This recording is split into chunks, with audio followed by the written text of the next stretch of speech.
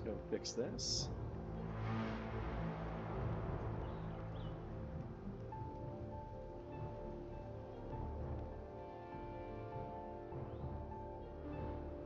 Do do do do.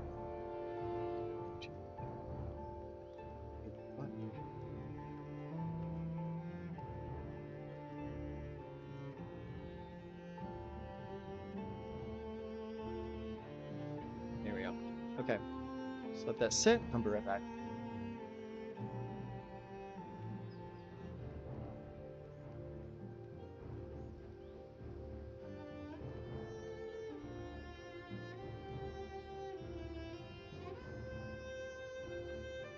Hey.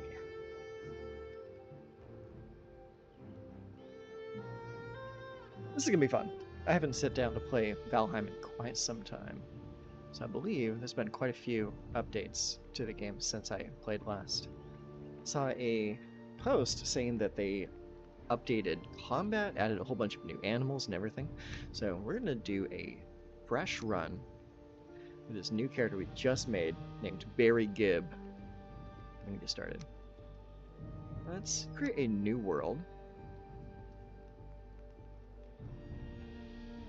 Oh, bears and things. Alright, let's see what happens.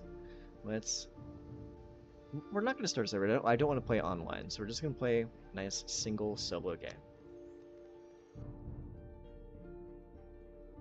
See if they updated the intro at all. I doubt it. I don't think they'll ever update the intro, honestly.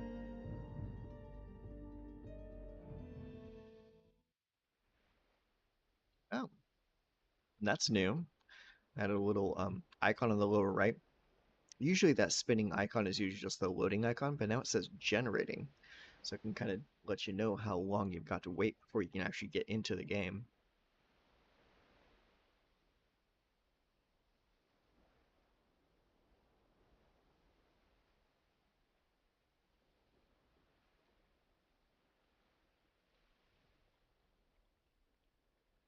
Yeah, Andrew, take it easy. 1 minute.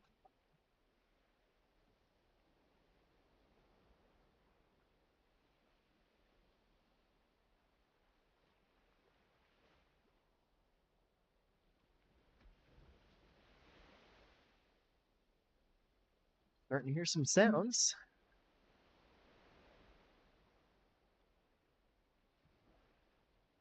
Sounds like the sounds of the ocean.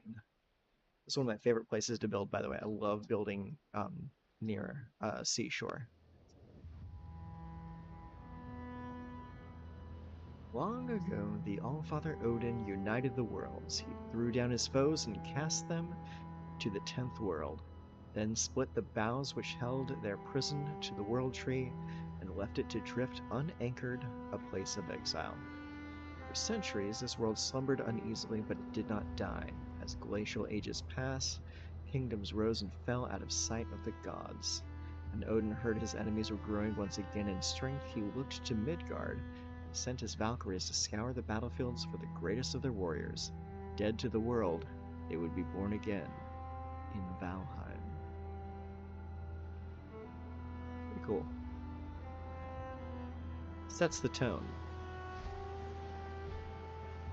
Hey, getting into it now.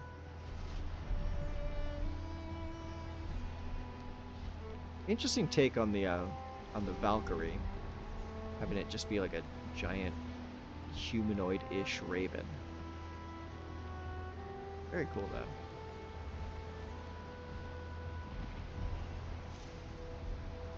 And I like that it's always raining when you start a fresh game.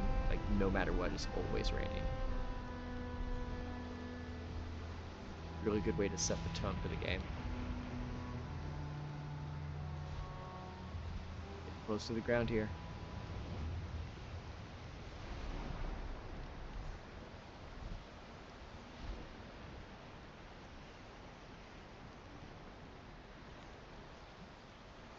We hitting a snag?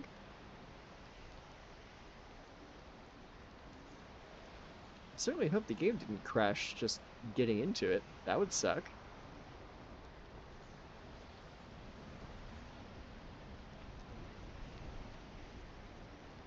I think the game just crashed. That's not good.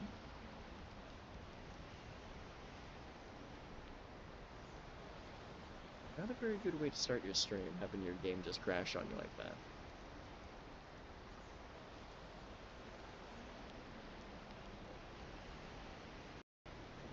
Yep, yeah, it crashed.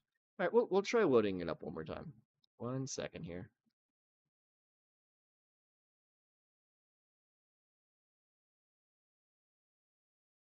Uno momento.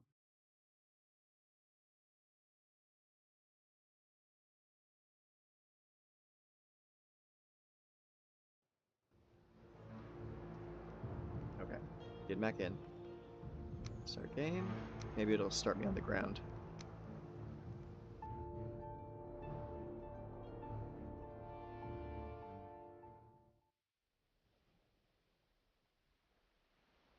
It is generally a bad idea to venture outside at night.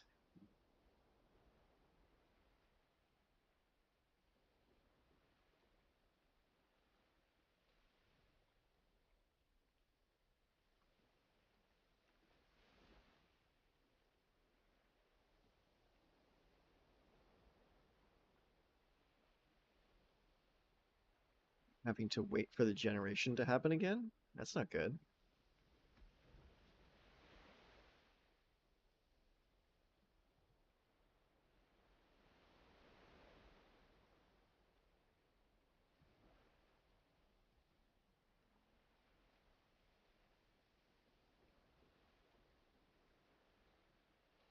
Anytime now.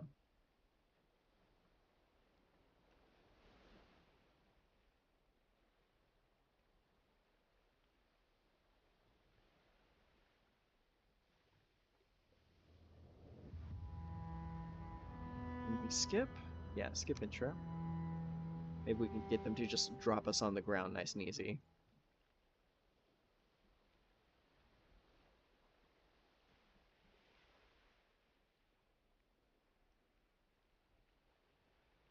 Still generating the world, too.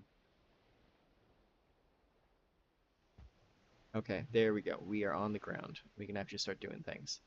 Alright, well, let's get our bearings here. So, this right here is showing us where our first boss is. There's right there. So, he's actually pretty close to where we are right now. So let's, first things first, start gathering some stuff. Looks like we already have our tunic, and we have a torch. So it's better than nothing. But we need to gather some items so we can start building a club and an axe. So let's look for some sticks and stones.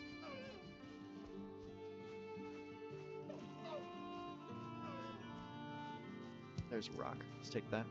That's just flint. We don't actually need flint. We need sticks. So let's punch this tree to death. There we go. That's something.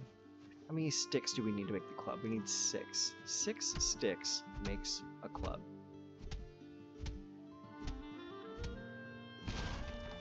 There we go. There's 3 more. How many do we have? We need 1 more.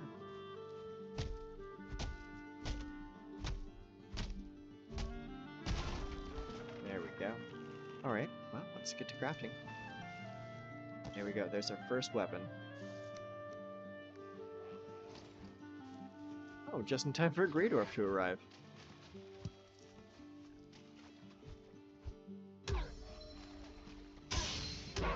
Got him. Come here, little guy. Gotcha.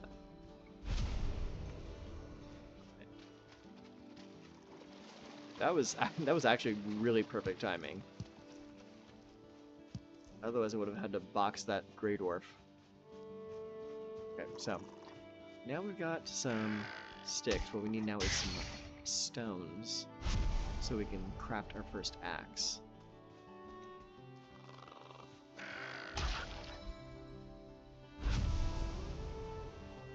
Let's find our way.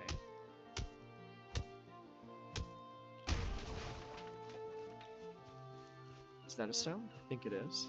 There we go. Perfect. Let's grab these. How many do we have? We can make the hammer now. Let's make the hammer. Perfect. Okay. Stone axe is going to need 5 wood and 4 stones. So let's get some more wood. I'll pick up some stones too.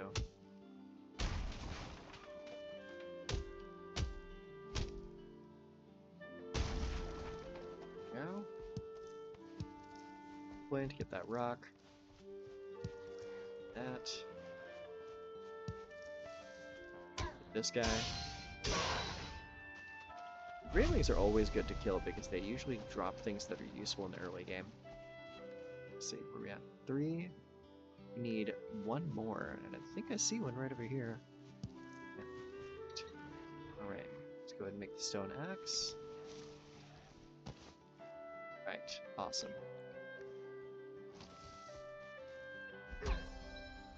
Hey, come over here. Come here, little guy. Where are you running off to, huh? Come here. Gotcha. You don't get to just run up on me and then run away. That's not how this works. That's not how any of this works. Okay, so now that we've got our primary stuff. Hey buddy, how you doing? So we got our primary stuff. So we got our axe, we got a torch, we got a hammer, and we got our club. So what we need to do is find a nice place to build. Now, I want to build close to Eikthyre's summoning stone.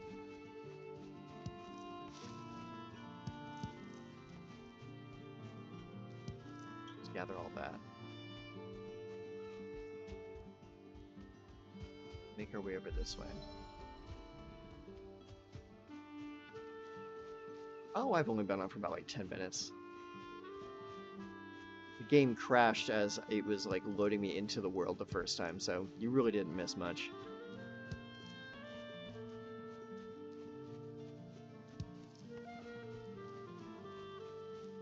We just made our new character, gathering some items, and we're going to find a nice place to build. Oh, look at this. Nice open field.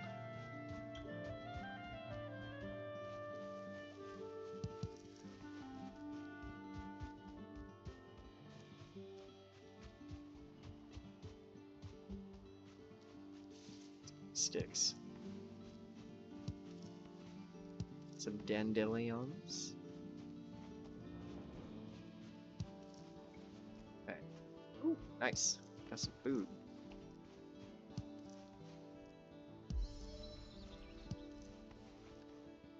Go and munch on that. Get some extra stamina. Okay, so here we are. This is summoning stone for the first boss. So what I want to do is set our first base relatively close to here, but not so close that it gets trounced when we fight the boss. I just did a haircut and it's shaving. You are a barber now. And I'm sure Mr. Allen greatly appreciates it. Oh, this looks like a perfect spot right over here, right next to all these trees. Oh, and we got some berries. Okay, so I think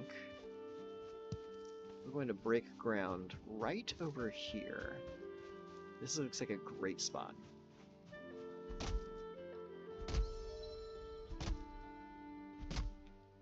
Okay, let's go and build our first workshop right here. There we go. Okay, now we need to build some stuff around it. We need to get some walls up so we can actually use it. Okay.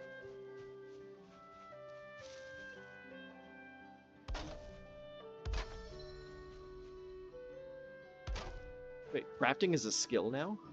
That's new. We need to get some more wood. My crafting skill just went up. That's wild.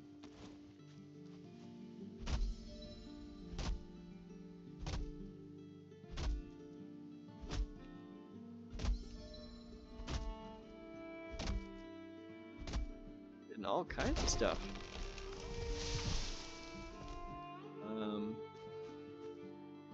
Are you gonna fall?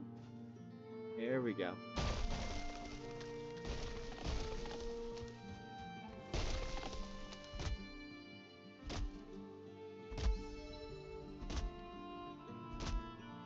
I never really get tired of this game. This game's so much fun to come back to every now and then.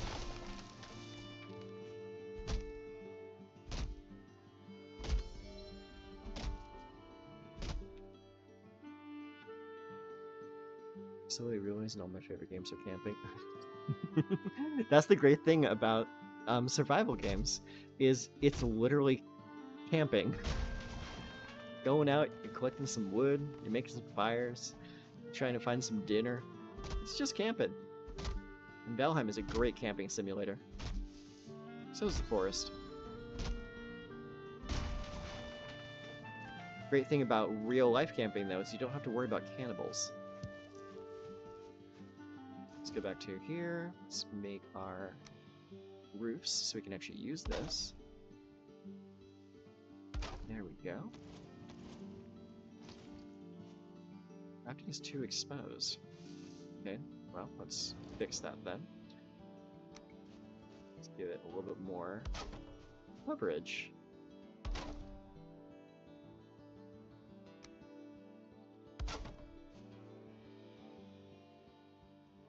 There we go.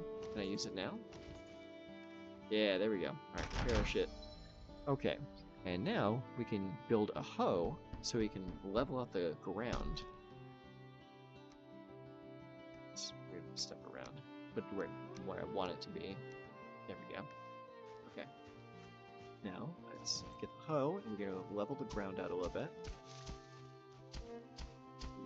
Build a nice, solid place to live.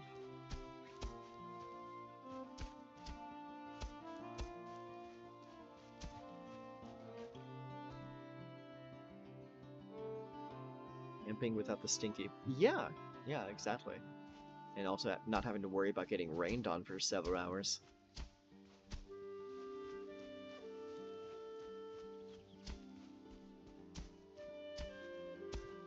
Interesting. Using the hoe now actually just kind of like almost perfectly levels out the ground around you. I'm not really having to worry about bringing the ground up, bringing the ground down a little bit. So that's not too bad.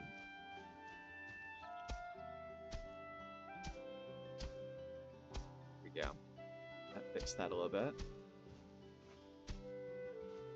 There we go. Looking good. Okay, now they got that down. Let's go back to our hammer, and we'll start building out the rest of our base here.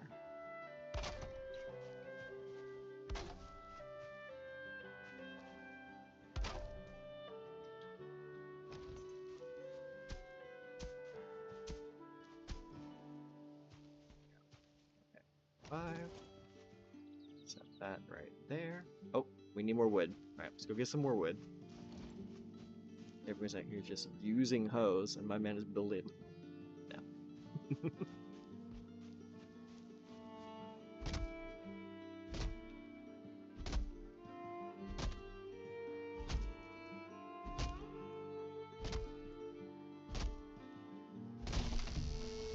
Timber!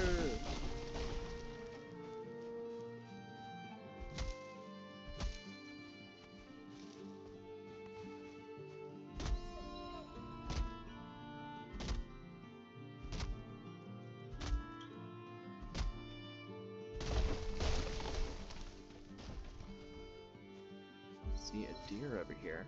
Do I think I can sneak up on him this early? Let's find out.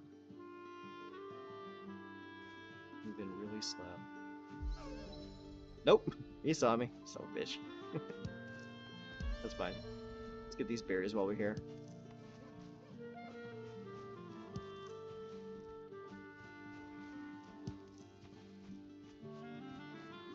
Need to be more worried about getting our house up before nightfall.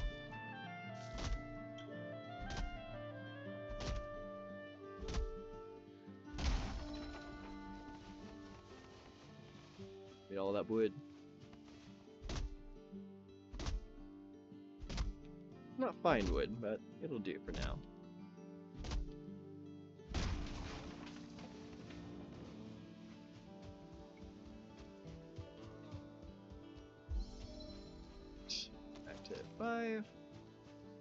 building this out.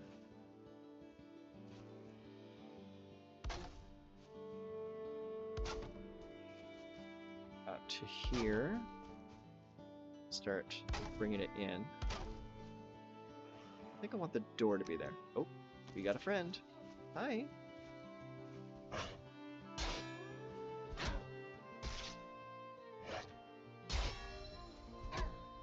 Walking skill, huh? Oh, got the stun lock. Got him. Alright, back to building. I want a door right here. Pop that there. Alright, back to the walls.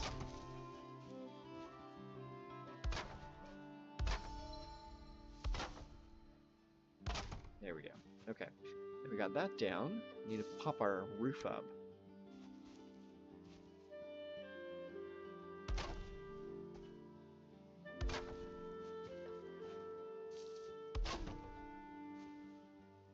There. Oh, we're out of wood again. Ever-present struggle. Never enough wood.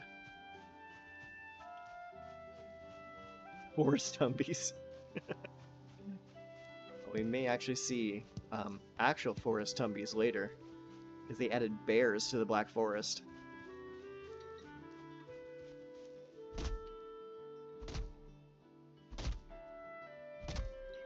Apparently the bears are supposed to be just as much of a trouble as the trolls.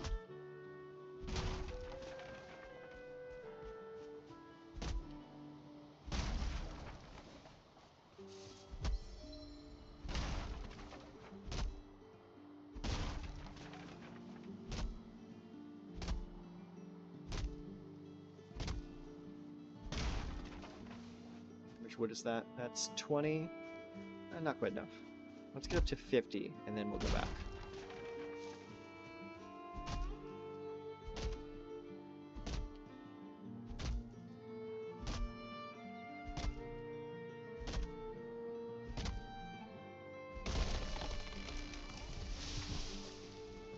Need another berry. Whoa! It's just flying.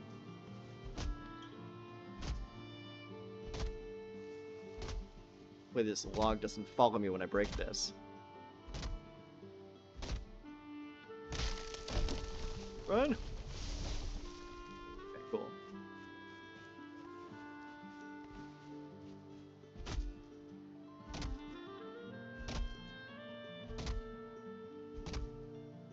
Yeah, that was a little scary.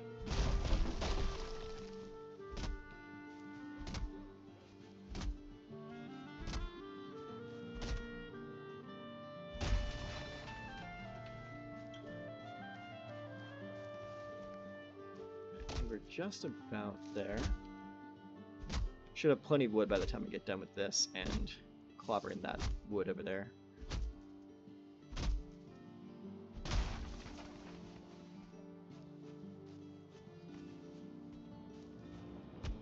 Oh, never mind.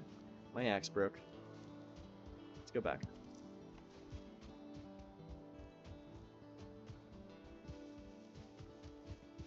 Yep. Is that the first time I jumped? Okay. Let's get this roof up before we get to sunfall.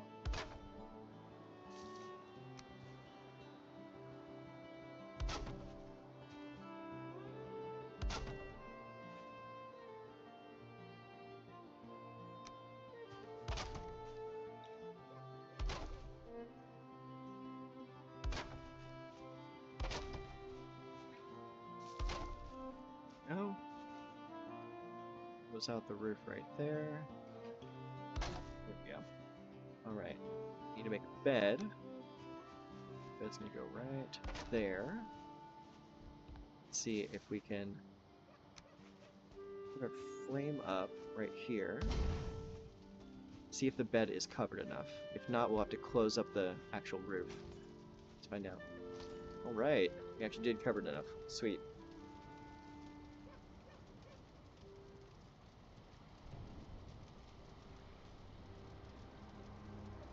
We'll close up the roof in the morning.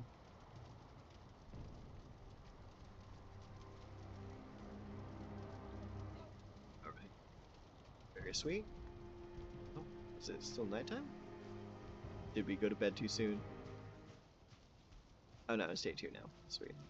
Okay, go back here. Let's make a little ladder so we can climb up to the roof here. There we go.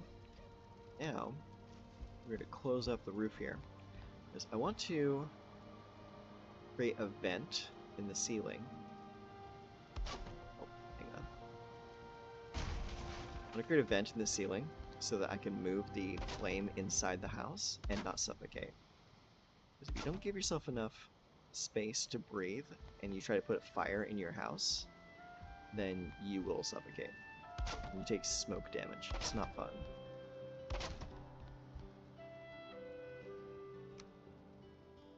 So by doing this style of a roof, we can create 2 holes where the fire smoke will come out of. It's very handy.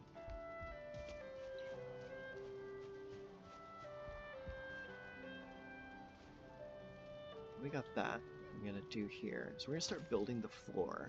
Oh, no, not yet. We need to get some more wood. Once we get the wood, yeah, I got a cold Beppy right here. It's very good. We need to get some more wood. That way we can do the floor and be done with our house.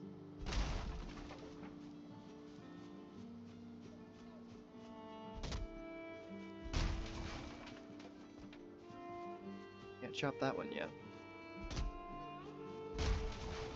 Not until we get metal axes can we chop that down.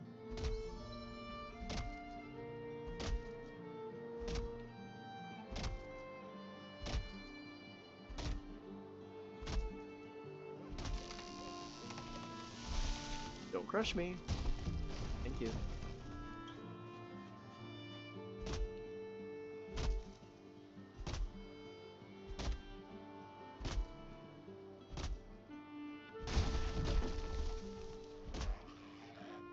Oh, hello. Fight. Where are you?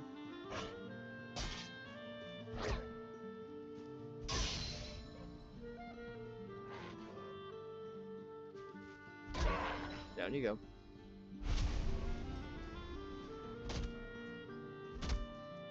Back to chopping.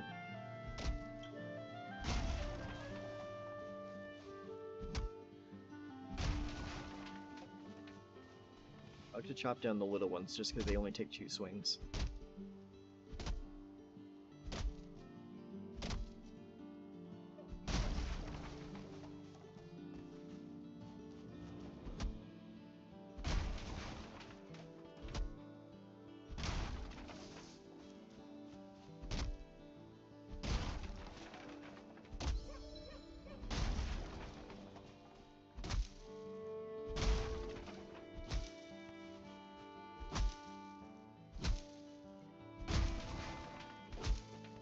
There we go.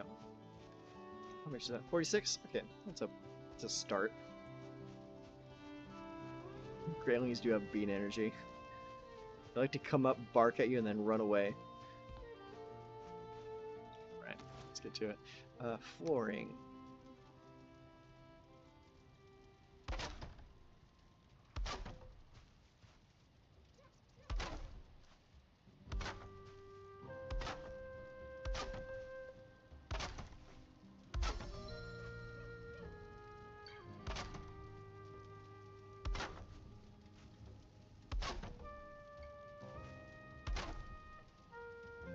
I like to always make sure my houses have floors to them. Is it necessary? No, but I like it.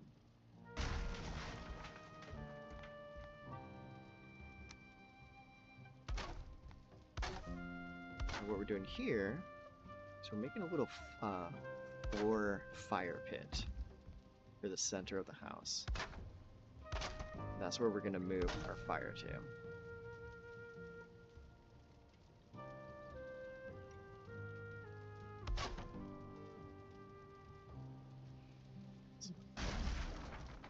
Such a perfectionist with the things I do in this stupid game. If something looks off by even a little bit, it makes me not like it.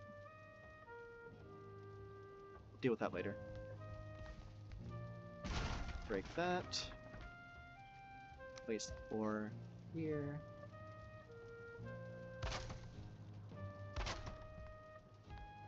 Break that.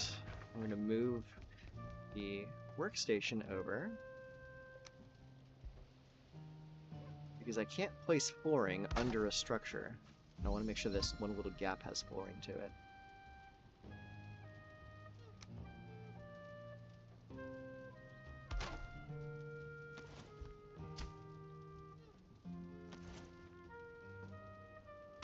There we go. Perfect. Now we can place the workstation back where it was. Break this one. Good thing about breaking structures in this game is it gives you back the full resource count. So you're not losing anything by breaking stuff. It's very nice.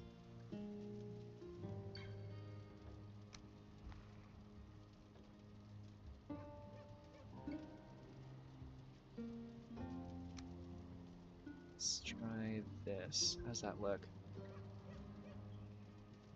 Yeah, that'll work. Yeah, put those like that. That way the wood's not like sticking out one way or the other.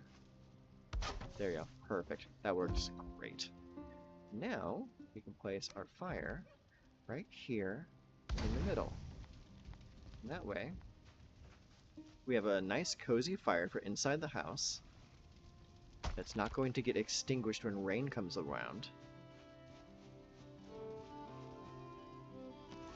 And we have the vents up top that are going to prevent us from getting smoked out. It's very nice. Okay, we need to get some more wood because we need to replace our bed.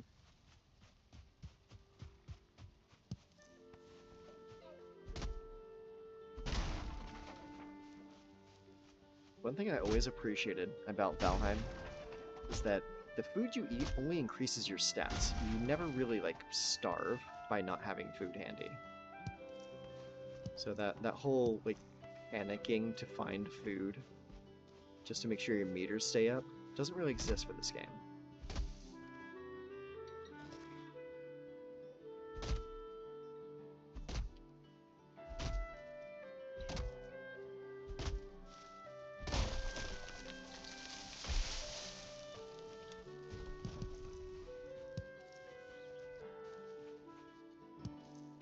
Hey, Bori. Thanks for coming to visit. I'll take that.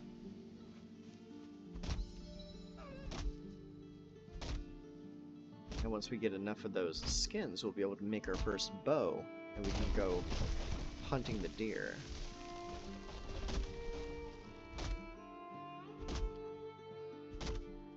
Yeah, walling off is very nice too. I like doing that.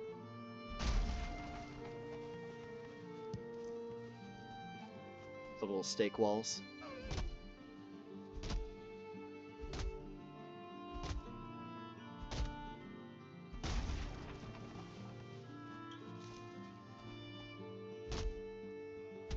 Ah, damn it. Broke my axe again.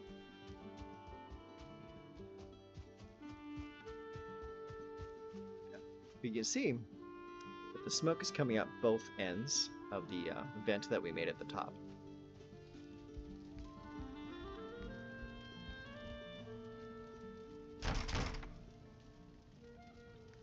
Let's make our bed.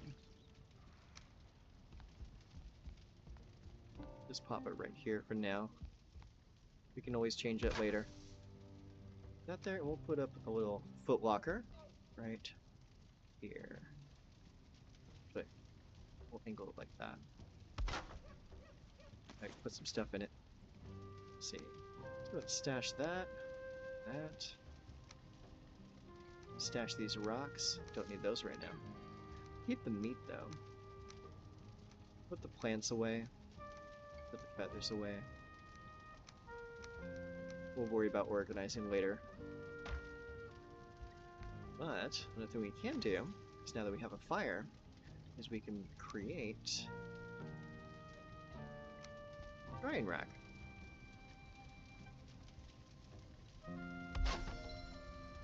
Now we can start crafting food.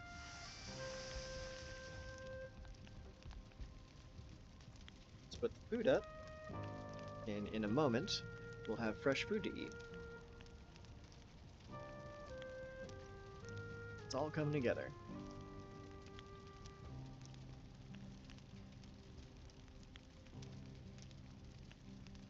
And you know the food is done once it sizzles like that. It'll sizzle and change color, give you a new item. Let's munch those up. Now that we have plenty of food, our health bar is going to go up a bit.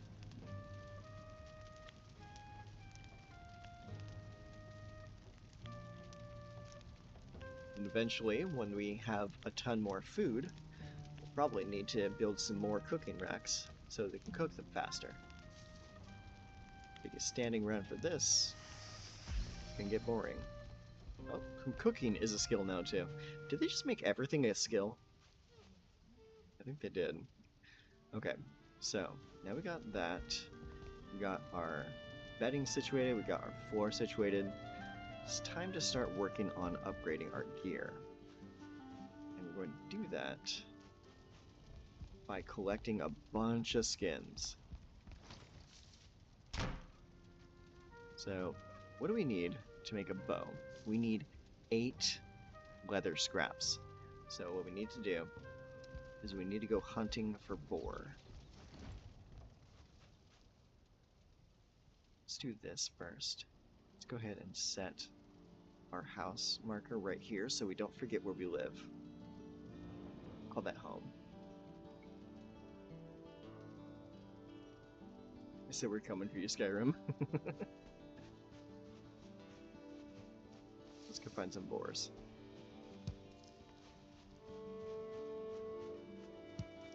This is where the fun part of the game for me comes in. Is like actually exploring the land and finding where everything is. That's why I like that this game is procedurally generated.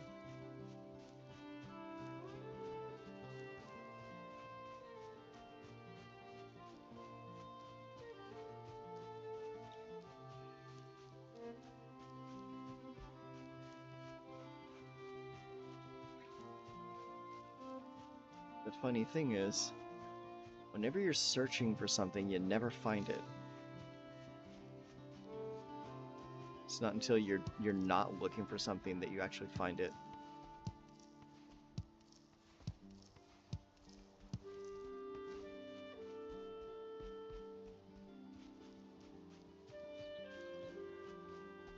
Looks like we found some water. That's good. So this will be where we come to farm up our flint. Speaking of,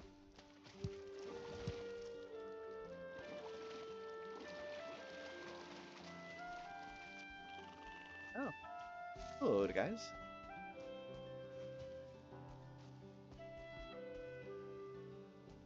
Looks like they don't want to play right now.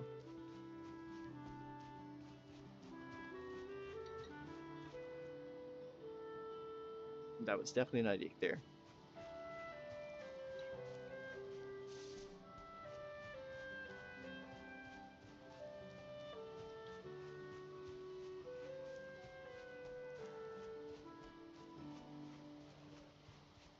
Where my boars at?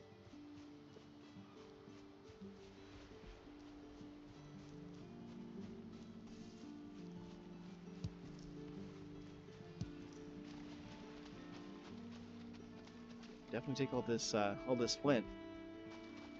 That will definitely come in handy later.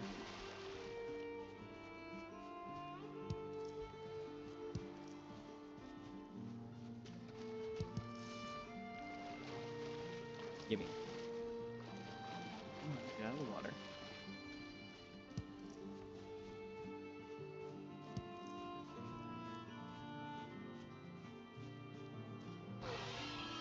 Oh, there you are. That's exactly what I'm saying. Whenever you're not looking, that's when they just come out of nowhere. Got him.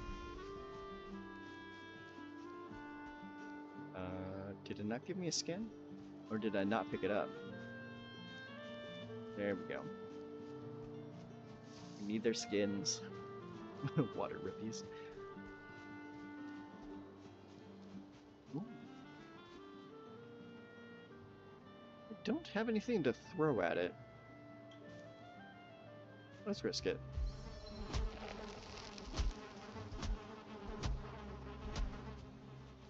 Just hitting walls over there.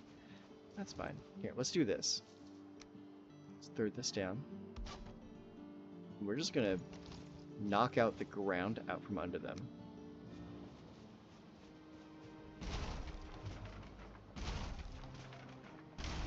If you place down a workbench and you come across a structure like this, you can just knock this stuff out.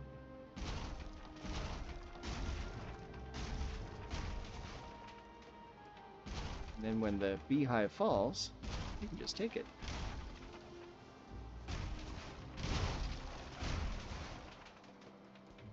Okay, now the beehive is detached. Now you just get all the stuff. You like that. A little workaround.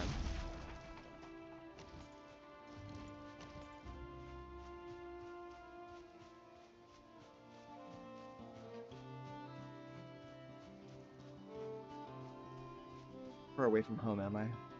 Not very. I can just run back if it gets too dark.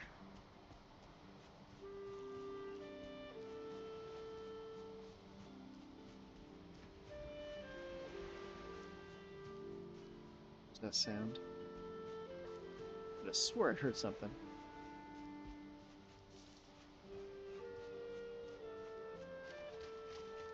Maybe it's these necks.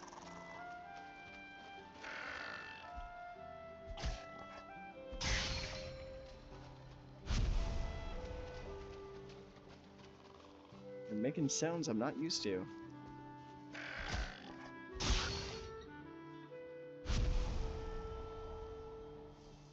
Well, house already get a bug. Yeah, exactly. If you see a spider in your house, the play is to burn down your entire house.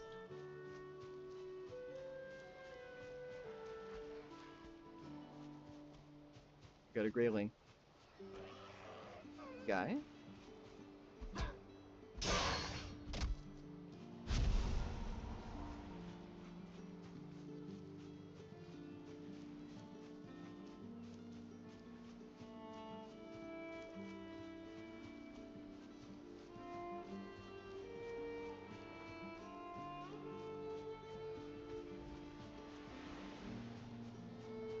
Maybe that's like the sound of the waves crashing in. Get that flint. Stone. Don't need that. Just need the flint.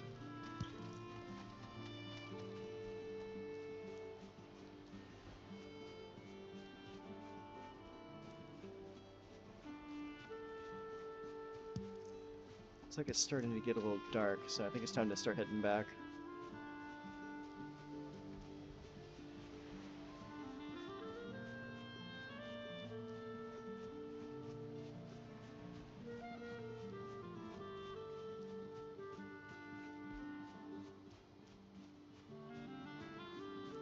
Yeah, starting to get a little dark. Let's eat a berry.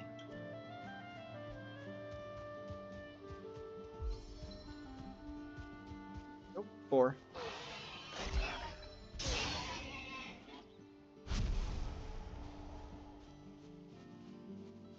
Need like 5 more of those. They're always the most difficult to find, like, when you're first picking the game up. Later on, they're much easier to come by.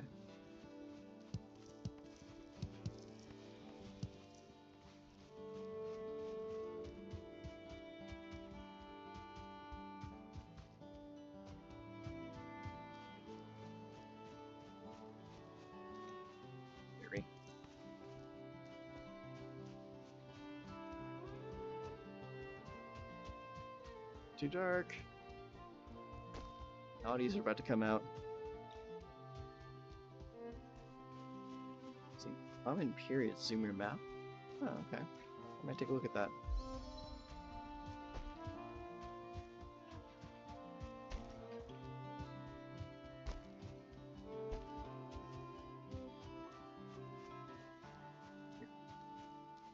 You're right.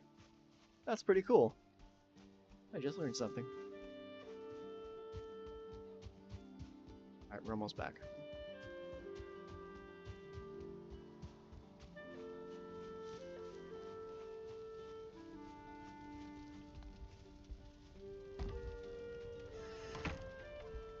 Close the door, make sure no one gets you while you're sleeping.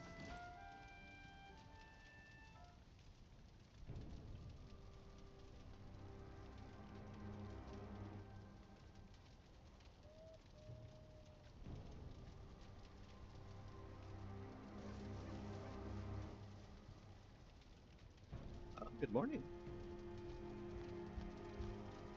Let's go ahead and refresh our items while we're here. Put our stuff away. Keep the meats. Those are actually useful. Put the head away. Put the skins away. Actually, we're going to take the skins with me just so I can monitor how many skins I have.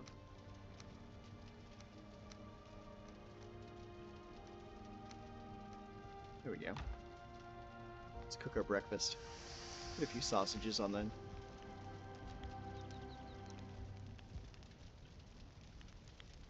It's the people in which... Because I hate maps. Well, maps are not people. So I think you're safe.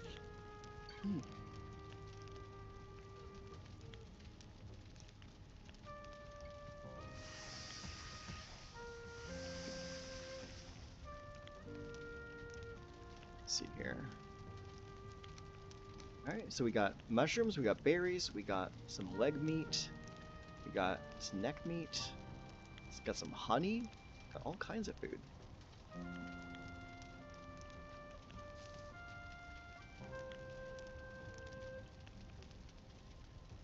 So we should have no issues with food while we're out. There we go. Alright, so we need to go find some more boars. Okay, so we went down that way last time, so let's go up this way this time. So we'll go north. Northwest. Maybe we'll have better luck finding some boar out there.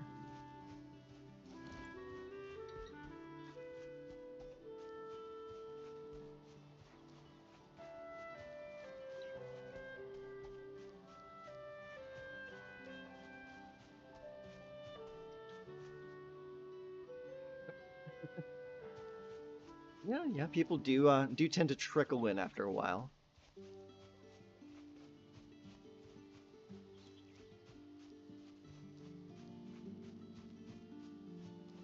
In which case, hello, how y'all doing? Playing a little bit of Valheim right now.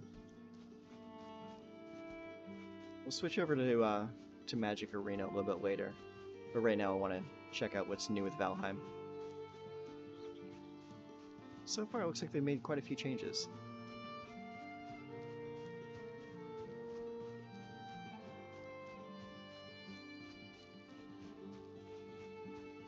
Also, this game just happens to be very soothing.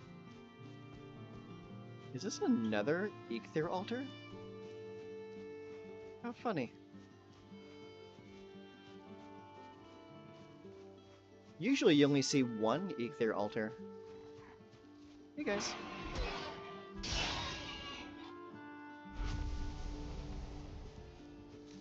Hey you. Got him.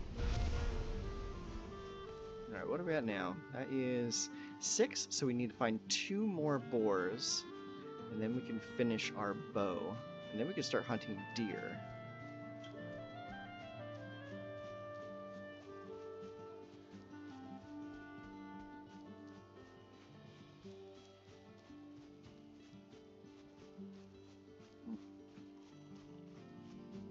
Got some more flint over here.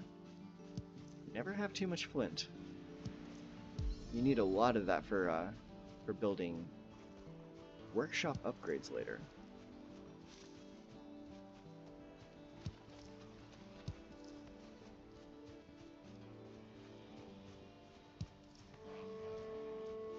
Oh, hello.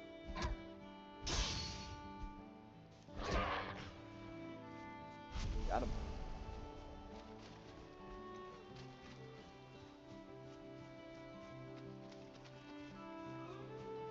It's not a little house out here? Got here.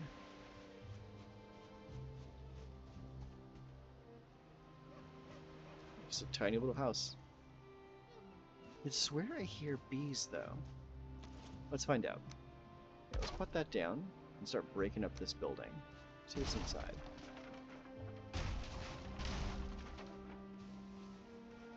Nope, nothing. It's just my ears playing tricks on me.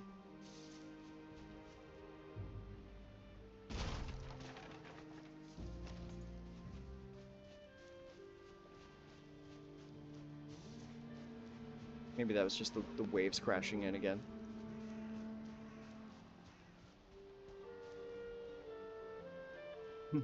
Valheim, I just think they're neat. Yes, they are very neat.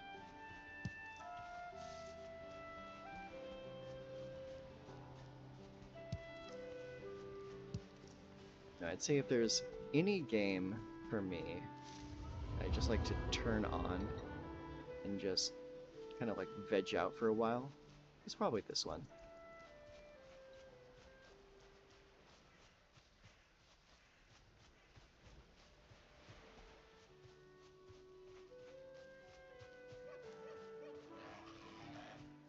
Oh, hello.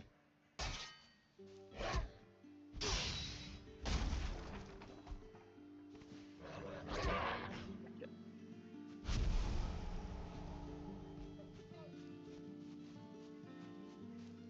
I think we're on the edge of the Black Forest right now. Be very careful.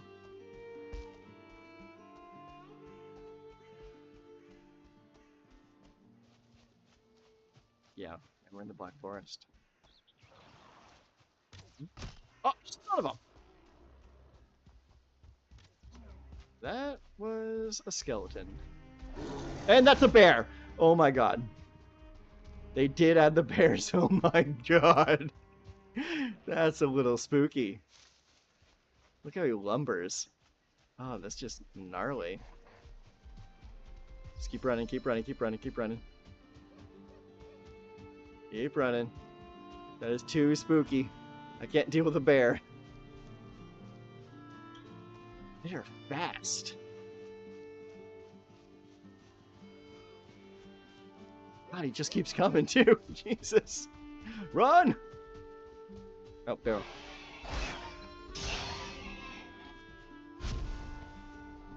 He's still coming. How long is he gonna chase? Can I hide? Does he know where I am? Okay, I think he's going back. Yep, off he goes. Oh man, that was scary. I knew they added bears, but I didn't know how persistent they were gonna be. Oh my god. This is Valheim. It's one of my favorite games to play when I'm not playing other games. It's one of those like survival crafting style games set in a Viking afterlife. The story is you have died in battle, and a Valkyrie has brought you to this purgatory to prove yourself before you were allowed into Valhalla.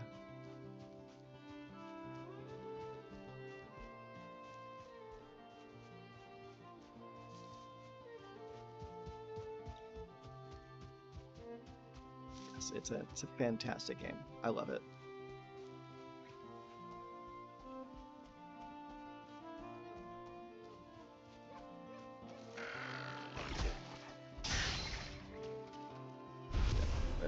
Now that we're away from the bear, let's check our inventory. We are at 7 boar skins. We still need 1 more boar skin. So let's hunt a boar.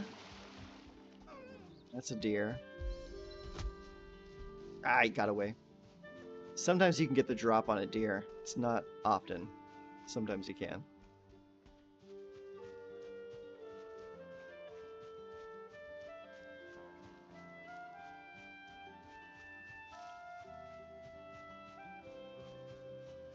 Go up this way. See if we can find one.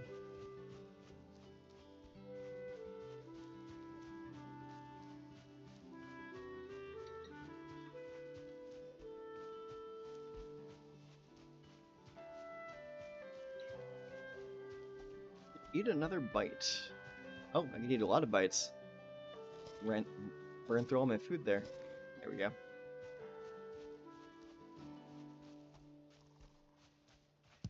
Burn through all my food running away from a friggin' bear. I wonder if you can tame the bears and ride them like you can with the locks. That would actually be really cool.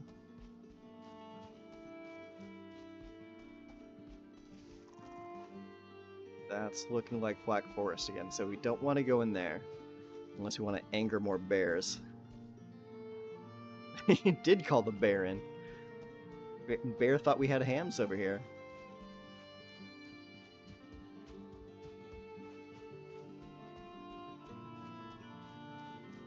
Got over here. Let's take a peek.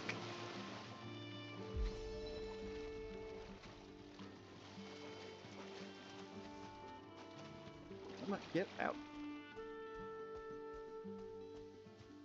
Ground is looking a little plainsy. I hope this isn't the plains. There should never be plains on the starter island though. So I think this should just be more meadows. Yeah, this is just more meadows, good. Wouldn't that be crazy if they added plains onto the starter island just so you can get killed by a mosquito? Oh, there's a boar. Hey, little fella.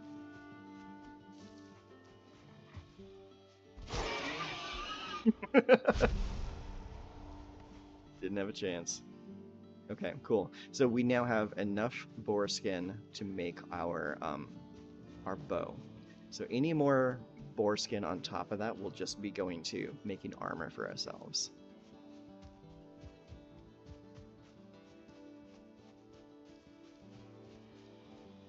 Trying to reach peak Russian? Not sure what you mean by that, honey.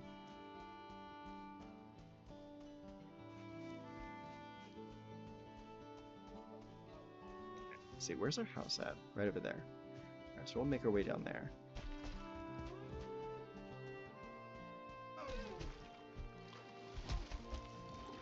Ah, shoot. Water now.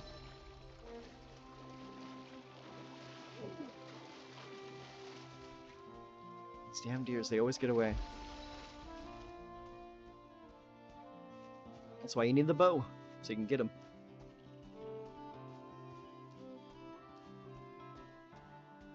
What's this say?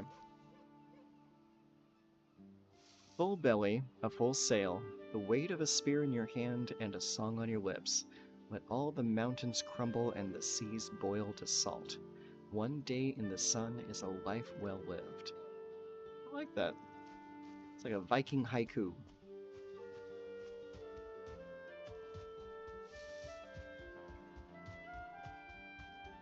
It's our house.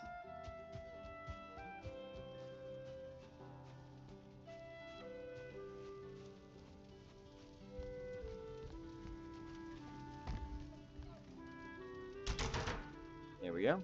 Okay, now we can make a bow. Here we go.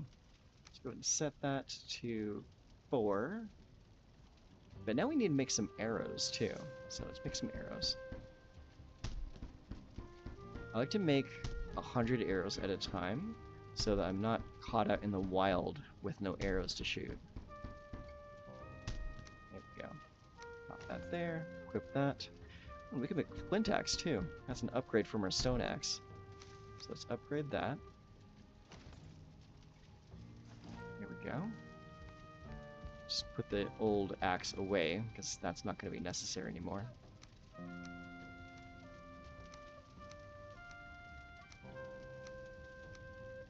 I think we're good. Now, we're starting to get to a point where we need more fires to facilitate all this food we're getting. So let's get some wood. We'll make some more fires. Make another couple drying racks. Or not drying racks, but cooking racks. Oh, there's one before. Yes, that's just what happens. Oh, hi. You just want to run into me? That's fine. I'm totally okay with that.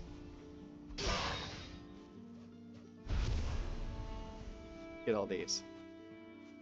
Sweet.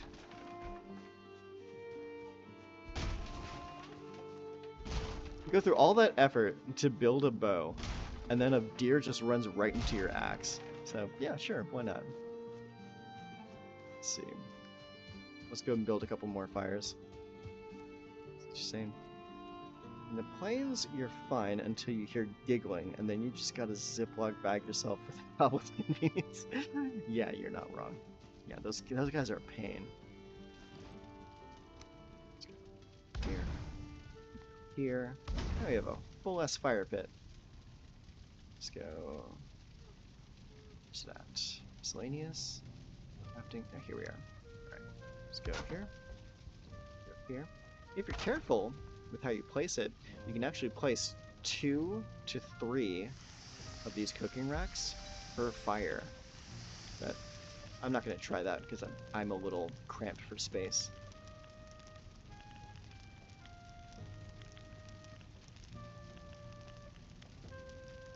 Now, instead of just cooking 2 at a time, we can cook 6 at a time.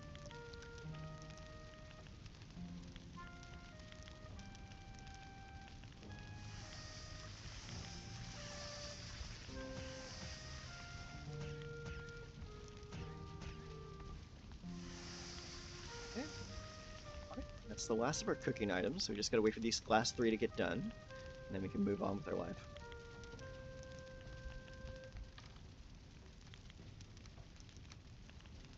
I'll keep the wood. Come in handy. Keep the skins.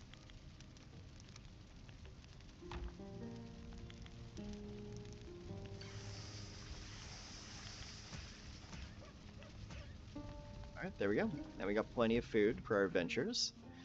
And now, the plan is to go out and find more boars and find more deer and just farm up a ton of skins so we can build some armor and upgrade our equipment before we go fight the first boss. And also, while we're doing that, we need to collect deer heads. Because a deer head is what we need to sacrifice to the altar in order to summon the first boss.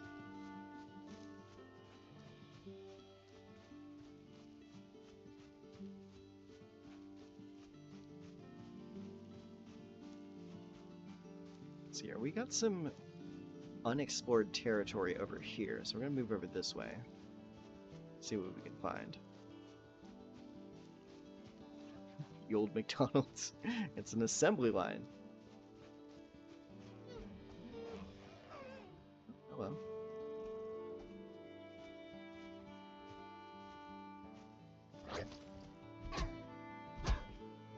Trying not to scare off that deer that's over there. Still there?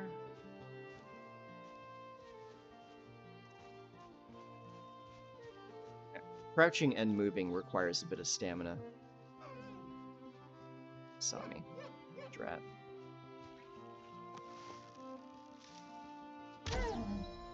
Didn't matter.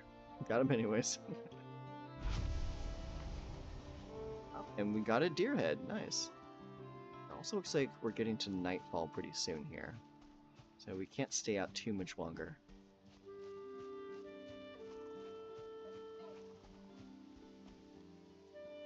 Hear another deer? I think I did.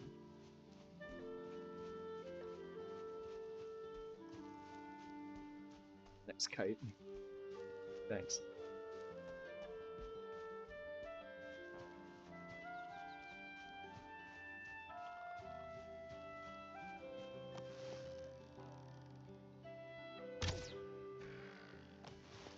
Are you gonna come to get me? We're going out.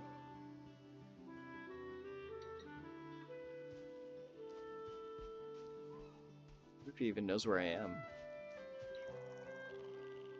He's on the land now. Yeah, he's trying to come get me.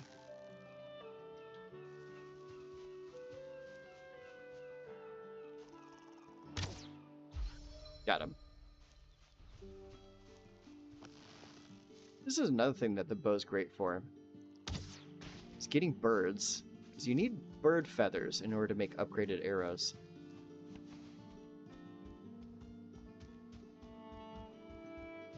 It's getting a little too dark. We need to head back.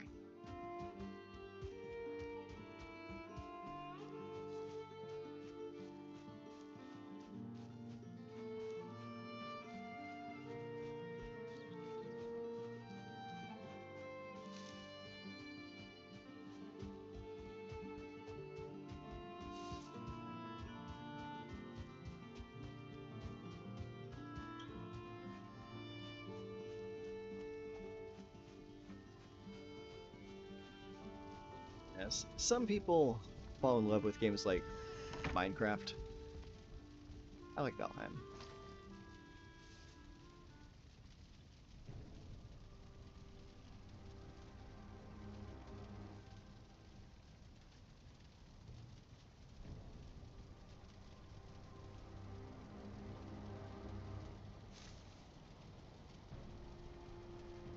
I also like having the ability to sleep through the night.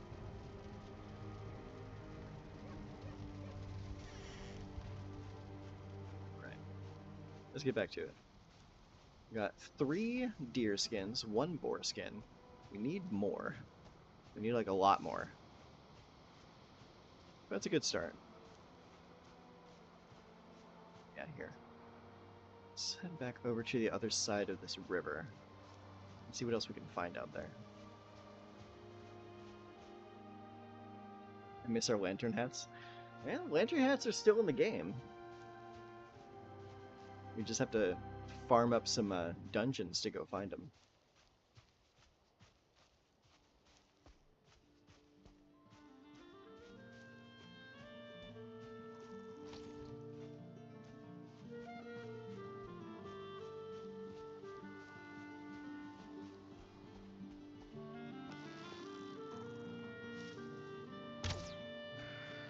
Ah, it moved.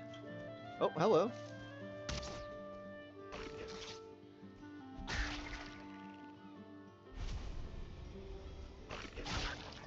Get him. Get that guy. There we go. I want to use my bow to hunt as much as possible to get my bow skill up.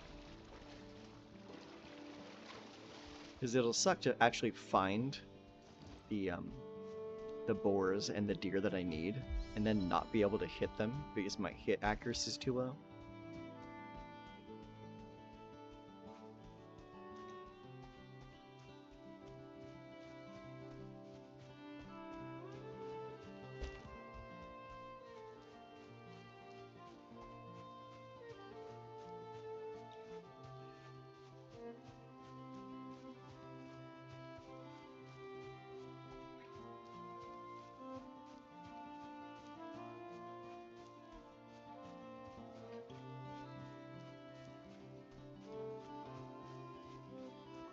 The game is surprisingly beautiful for such like a low poly game.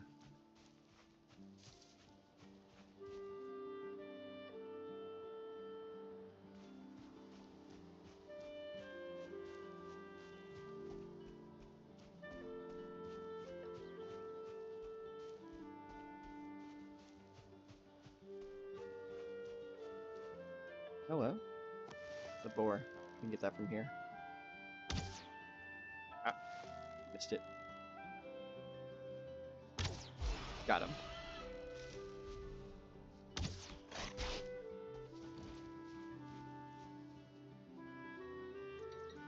Come on up.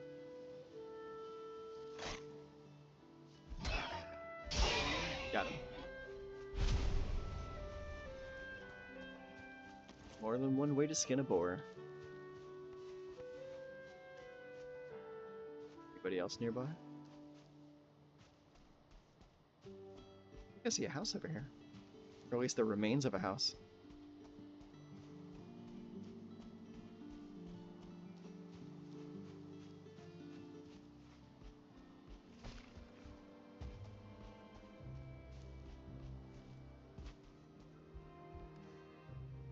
Yeah, I'll take those.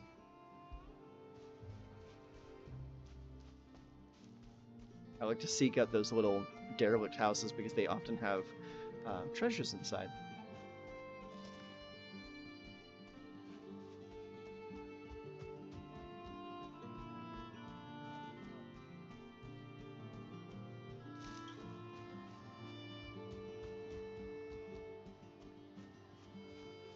There's another one. Nice location for it, too.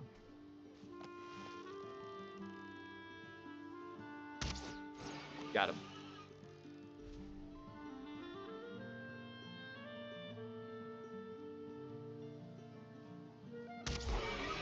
Got you, too.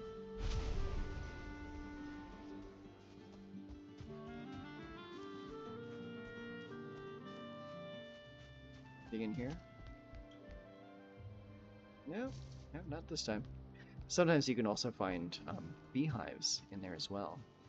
If you knock down the beehive, you get a bee that you can take back to your home and make your own beehive out of. And you can play beekeeper.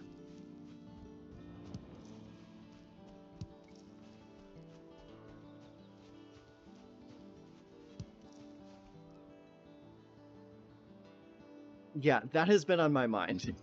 As I've been checking out all these random houses, I'm like, please don't let there be a Draugr village on the starter island.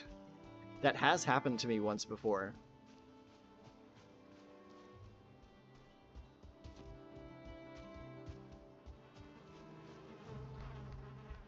Oh, aha! Yep, we got a beehive. Let's knock it down. Got him. You gotta wait a moment for the bees to disperse, then you can go get your prizes. A queen bee and 2 honeys. I really like hunting the beehives, so you can make your own. After a while, you get so much stuff being produced at your base that it becomes like a farming sim. It's kind of funny.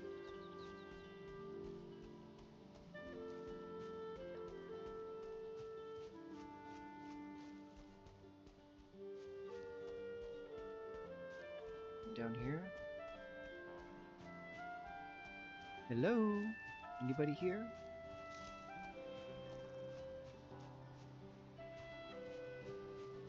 Bird.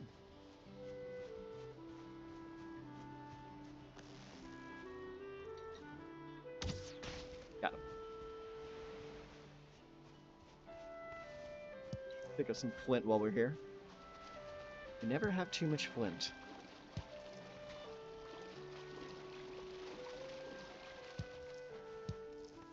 There we go.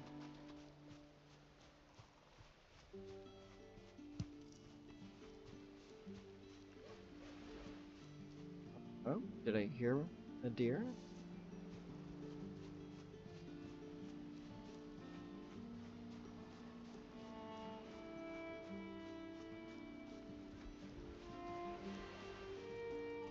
I swear I heard one.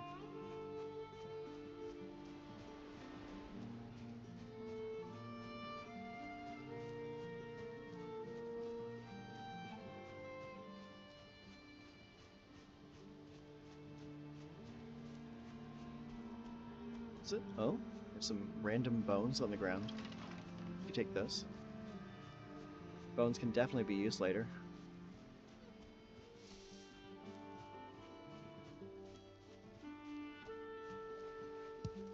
This area is pretty empty.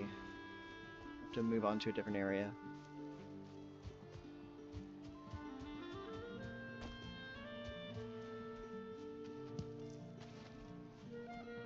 I think I see another house over here. One thing you can do with these houses that are just like out here is you can repair them and just take them over as your own. If that's something you want to do.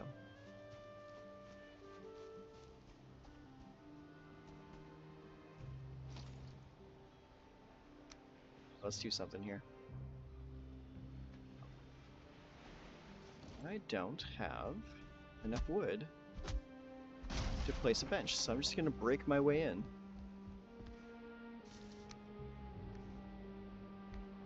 Oh? Did I just get disconnected? Test 1 2. Okay, cool. I'm still here. Vacation home. Yes. It could be a vacation home if we repair it up real nice. So, how far away from our normal base are we?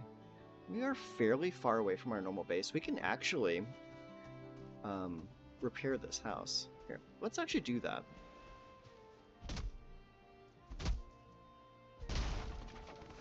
That way we don't have to run all the way back to base just to have a save point. So let's go ahead and place this right here. Now start repairing the place. Now, typically these buildings have been out here so long that the wood is like rotted and deteriorated, so you can use your hammer to fix it up. Then, once it's all fixed up, you can start adding to it, put your own furniture in here, and basically claim it as your own.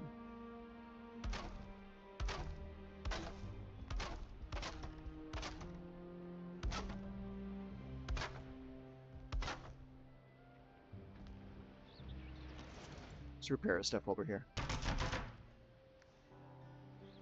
Another good thing is the building here is in not too bad shape, so it doesn't require a whole lot of work just to get it up and running again. Let's put another piece of roof right there. If we can reach it from here. Can we reach it? If we can. There we go. Perfect. Okay. Now, let's place a bed. Okay, so we need some wood. So, let's actually break that. Get that wood. Okay, we still need more wood. So, that's fine. We'll chop a tree. It won't take long. Uh-oh. I don't feel rested anymore.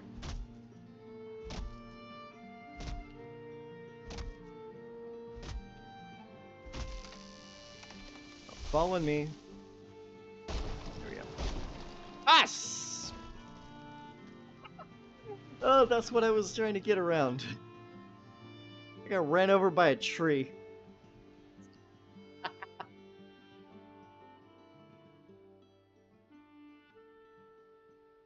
Ah, it just barely ran my foot over, and it just nuked me. Now I gotta run all the way back out there. Alright, where am I? Where's they? Quite a ways out. Alright, let's go. Jeez. It always happens at the most inopportune time, too. Let's eat that, get some stamina.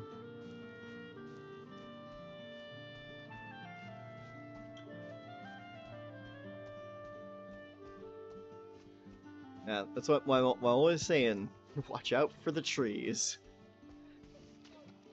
One of the most common ways to just die in this game. Get ran over.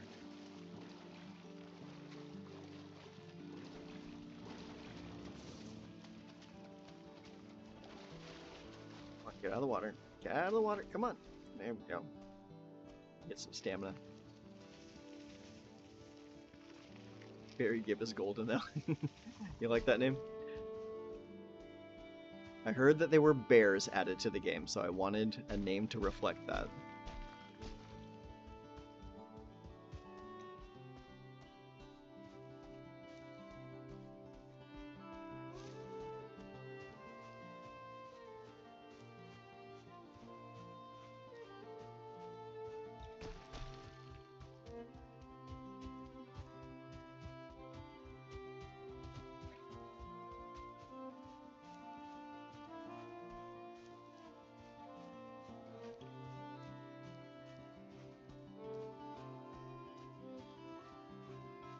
Thankfully, it's not too far away.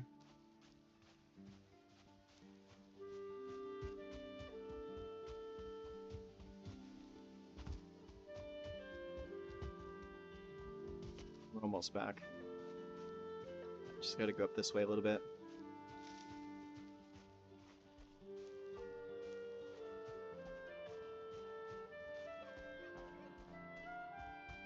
Thankfully, when you die, they leave a little marker on the map where you died, so you can find your way back fairly easily.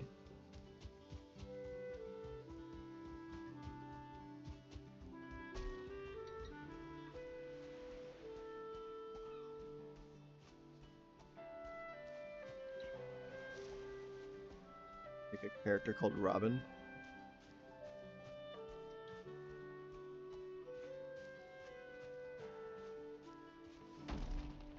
There we go. Alright, let's put our equipment back on.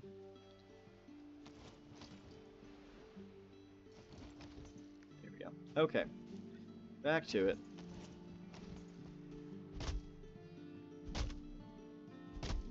Don't you kill me again, you stupid log.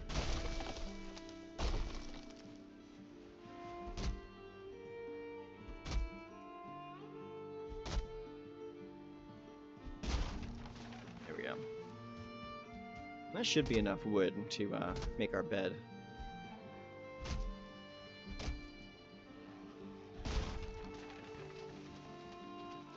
Oh, hello.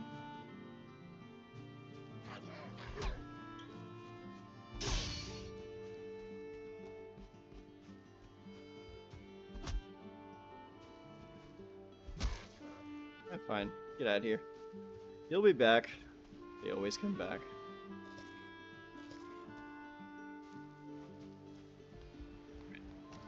Let's go ahead, build our bed right here. Now we need to build a fire nearby so we can actually sleep. Okay, we need some stones. So let's look for some rocks. We need to find 5 small rocks. Here's 1. 2. Oh, am I full? I'm full. Alright, let's drop something. I'm gonna drop that tree sap. That, grab that, grab that. Need 1 more rock. There we are. Perfect.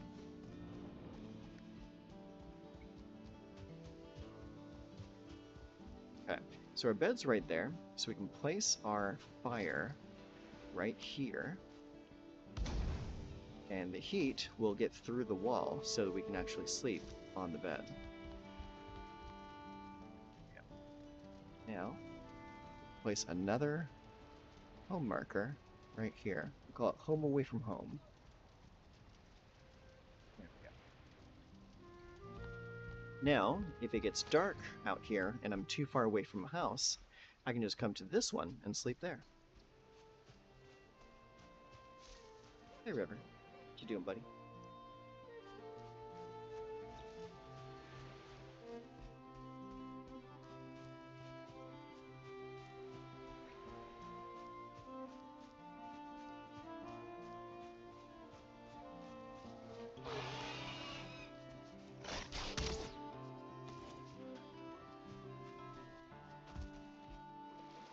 Get out of the water.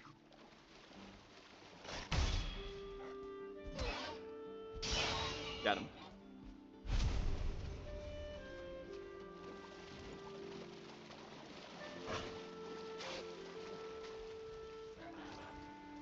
Come on. Can't fight you in the water. Got him. Let's try and find... Well, that's exactly what I wanted. Bam. Got him right in the ass.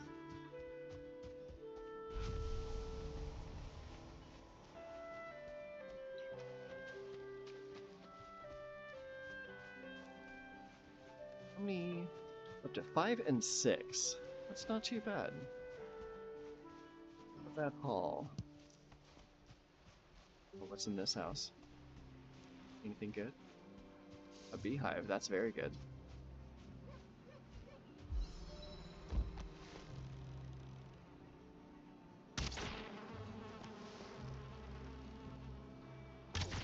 Got it. I just gotta wait a moment for the bees to disperse. Take the queen. That's like 3 beehives we can make once we get back. It is actually starting to get dark again, so glad that we set up that house over here.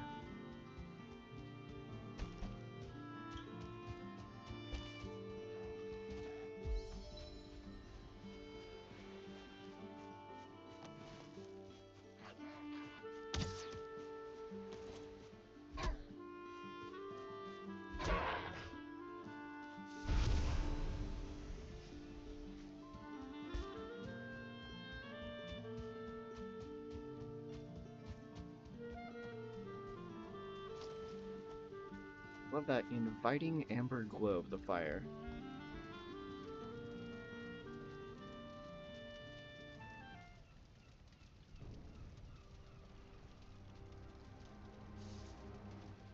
Not too bad, not too bad.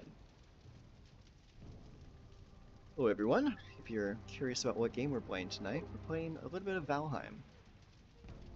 I added some new stuff to the game, so I just wanted to check it out. If you're here for my usual magic content, that'll come later. Hi.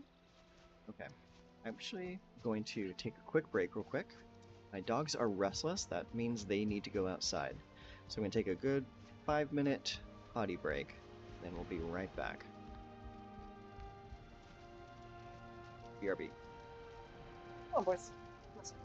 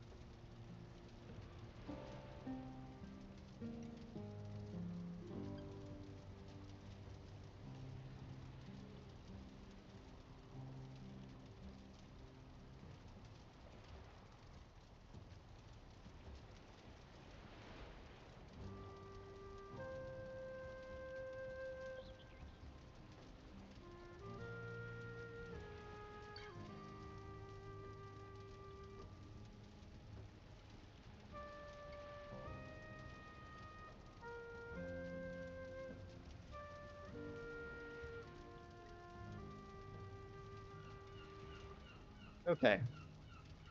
Thank you for waiting. I'm back. Boys appreciate being able to go outside. I think it's gonna come in and reduce your butt to shards of. You know, I was totally expecting to come back to a corpse because I don't have a door on this house. Thankfully, the Greylings left me alone. I'm very thankful for that. Okay, so where were we? Let's eat a berry. Let's eat a Matt berry. Go to New York City.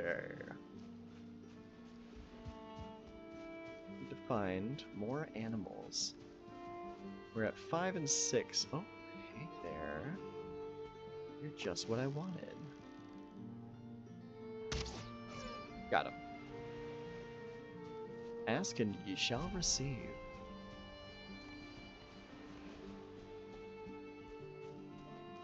Let's go inland a little bit. See if we can find more deer inside the forest. Oh, there's a boar. It's perfect. Gotcha. Oh shit!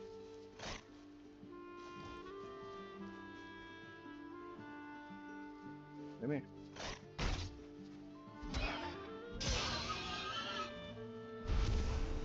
I think they made the perfect parry a little bit harder to pull off. In which case, good. Because honestly, the parry window was pretty wide. Oh, come here. Gotcha.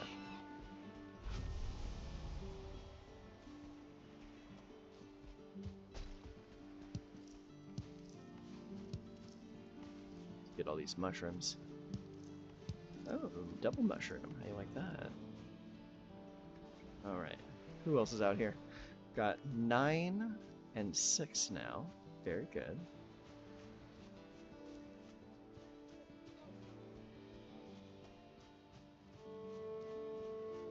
Let's see what's it. Oh, I think we're getting a little close to the Black Forest again. Yep. That's a great orb.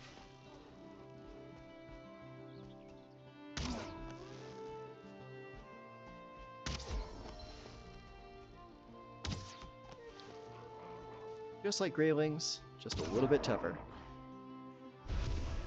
Got him. Need that. Let's see here. What can we drop for that? Let's drop that plant to the Great Orb Eye. Are you coming at me too? Alright.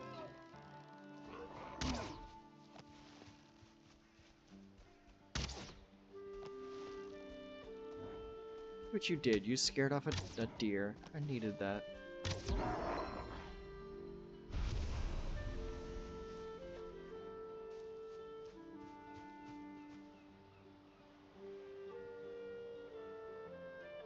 Single-handedly decimating the ebb and flow of this island's ecosystem. You know what? That is one of my favorite things to do in this game. Is to just come in and rebuild the entire island in my image.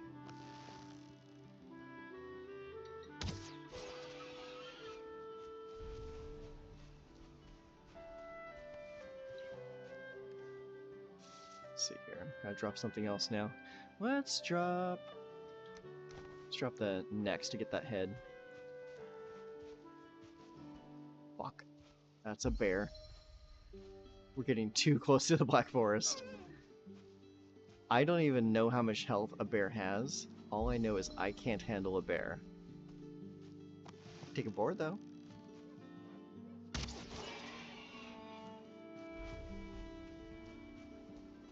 That is the second bear we've seen so far. That is telling me that bears are pretty prevalent. So I think it is in our best interest to just avoid the Black Forest right now.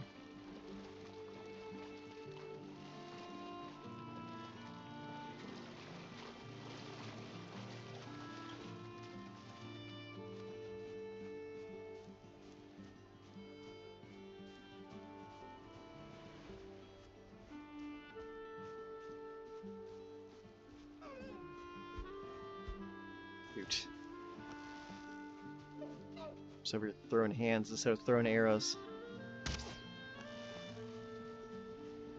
Come on.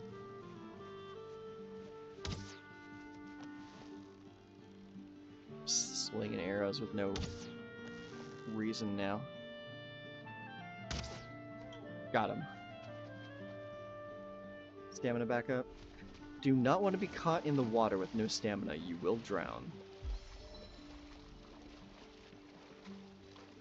Tiny Island House. Yeah, I remember the last time we did that.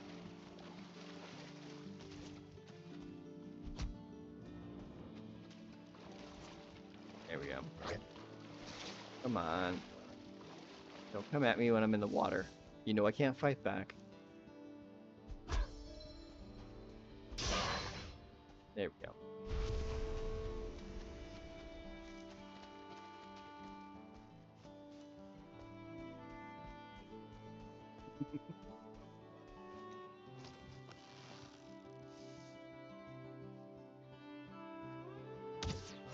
Gotcha. And of course alerted the deer.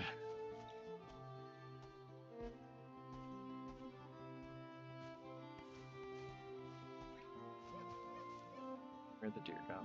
There it is.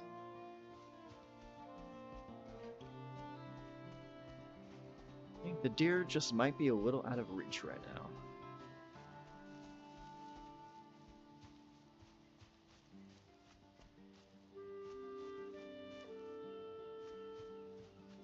Especially with the Black Forest being right there.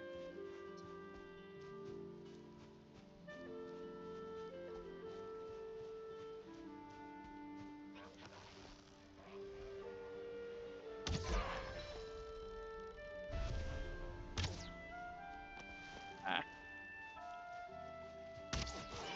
Got him.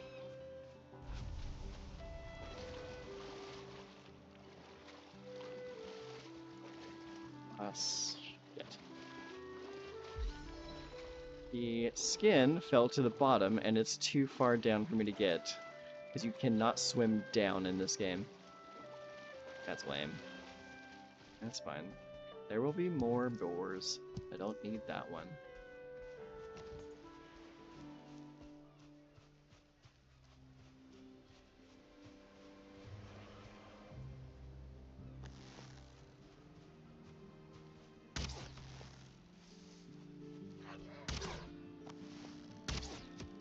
Oh, come on. There we go. Okay, what are we sitting at? We're at 12 and 7. I think we're getting close to what we need. So I think I'm going to start heading back to our main base and see what we can craft. That's gonna be a walk. We'll probably end up picking up even more skins as we make our way back home.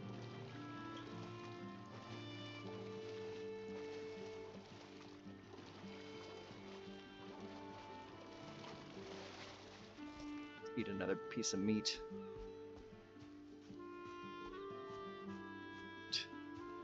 Do our best to avoid the Black Forest on our way back around, so we don't get chased down by a bear.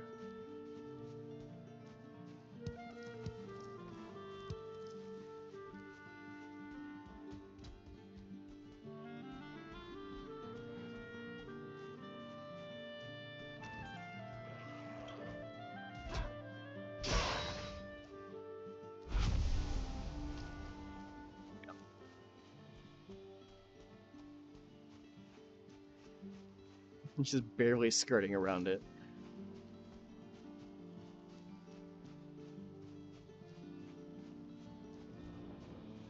The good thing is you can always tell where the Black Forest is because the trees start turning into pines.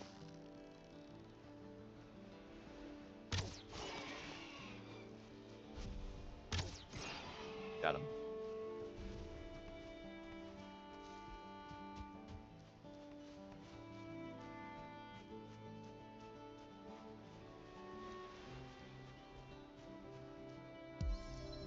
You want to see something cool? Is you see all of this map that I've been going around? This is just like the starter island. This is all the world that I know of right now. Here's what's really cool. That's the entire world map right there. This map is huge. We aren't even cracking the surface on what this world contains. Oh no. The Black Forest reaches all the way out to the edge of the sea right here. Ah, shoot. We're gonna have to run through the Black Forest to get to the other side. We're gonna have to go right down through here. Alright. Wish me luck. Pray for no bears.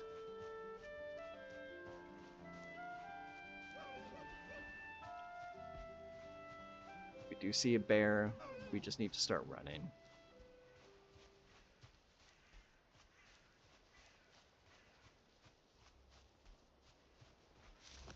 It's a deer, though.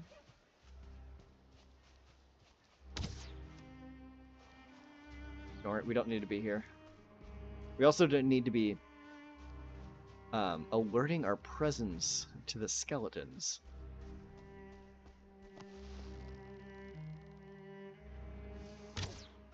Gotcha. That was a 1-star. That means we get more loot from him. If you kill a monster or a deer or anything like that that has a star attached to it, that means they're more rare and they will drop more goodies for you if you kill them.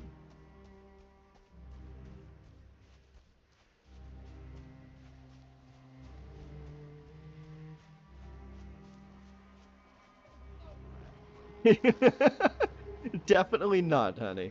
Oh shoot, there's a shaman there with him. We just need to run through.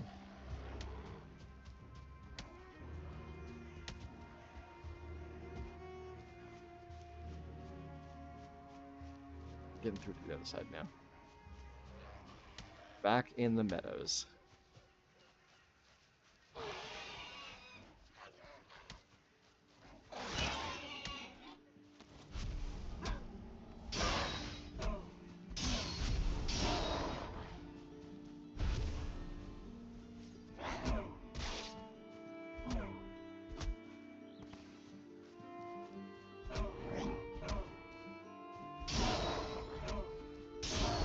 Got him.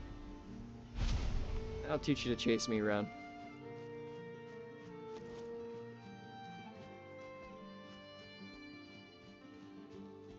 It's starting to get dark, so we need to get back to home quickly. So let's start running.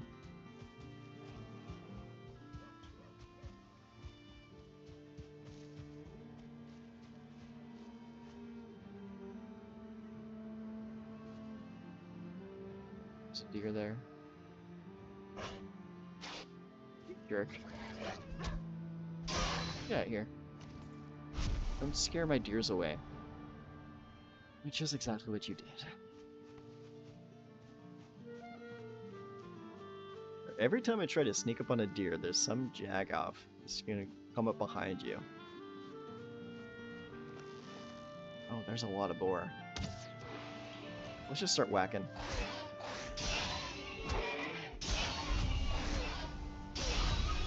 Here we go.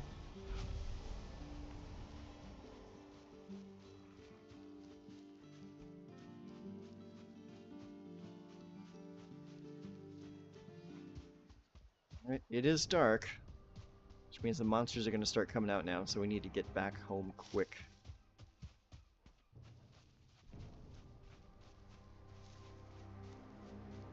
We are still quite a ways away from the house, too.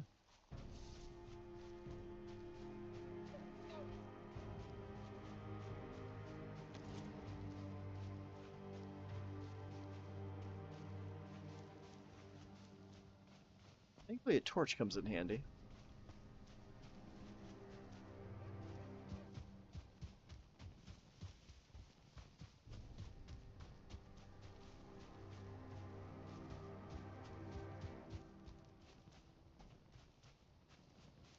Oh, I think I see the glow of my fireplace. So we're almost there.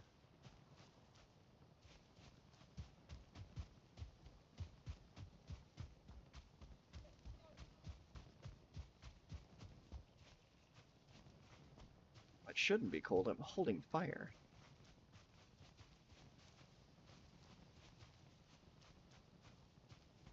There we are.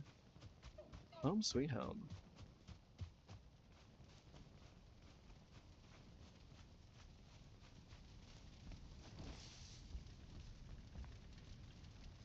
Bedtime.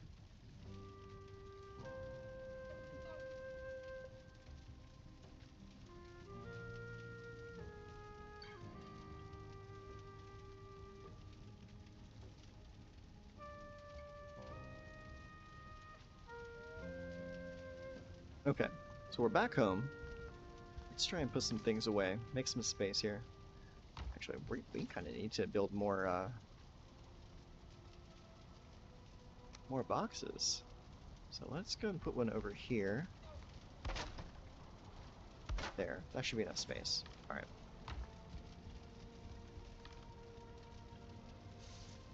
Let's see. Put that there.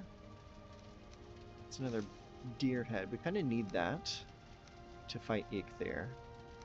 Just put that away. Put the feathers away. Got some gold there. Let's see.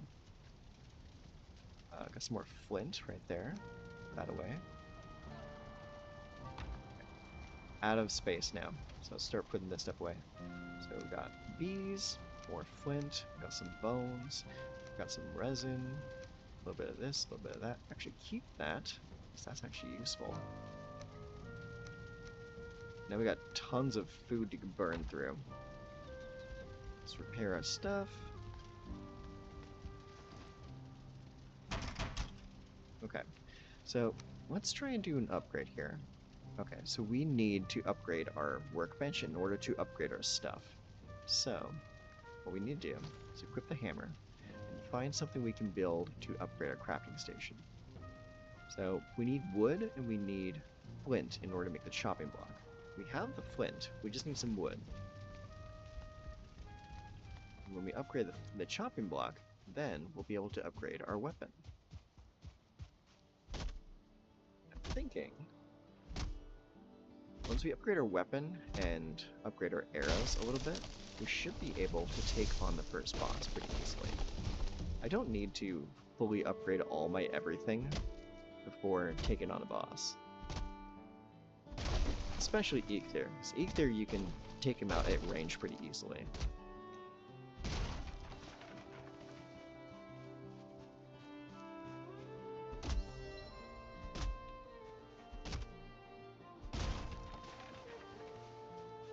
Let's make some more wood.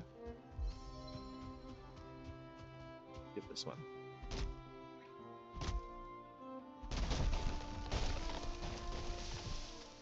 Oh, more trees falling.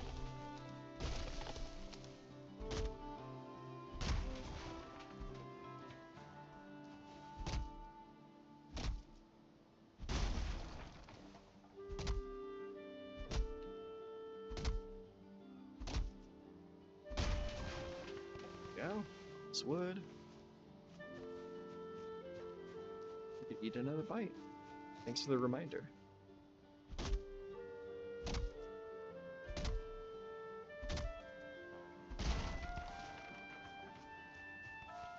Okay. That should be enough wood for now. Let's take that. Take some flint. There we go. We'll build this right here as an attachment. There we go. Now, upgrade our crude bow so it can do some more damage. Excellent. And then, I think we can make some flint arrows, can't we? Let's see. We can make fire arrows. Fire arrows are cool. I think I want flinthead arrows. There we go. Yeah, let's make some of these. Now, need more feathers.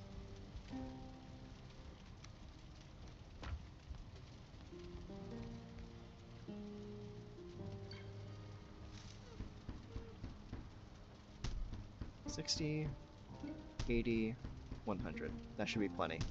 Okay, let's go and do that. Put that there. Put that there. Put that there. Put the flint away. Put the feathers away. Okay. Alright. Let's go try to beat up Eikthyr.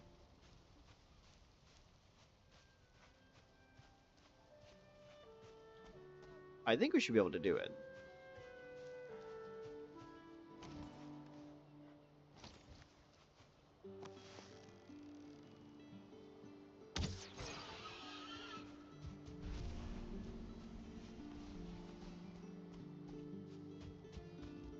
Alright, here we go. So, in order to beat or summon a boss, you need to place an offering. So we're going to go here and place an offering of a deer's head.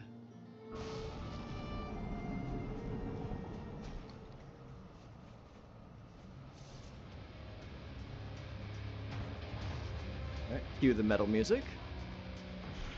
Here he is.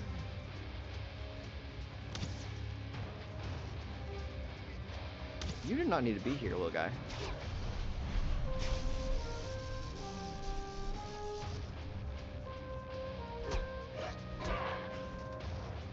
Get away. There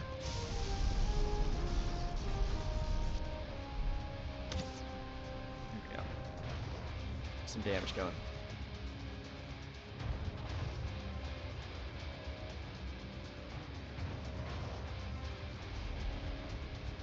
Move, move, move, move. Got him. Just gotta shoot him a whole bunch.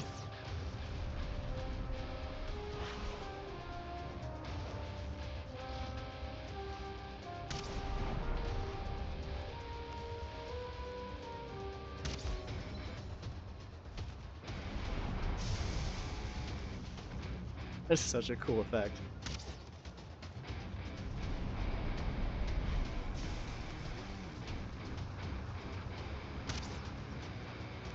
It's a good thing you got such a big ass. It's a great target.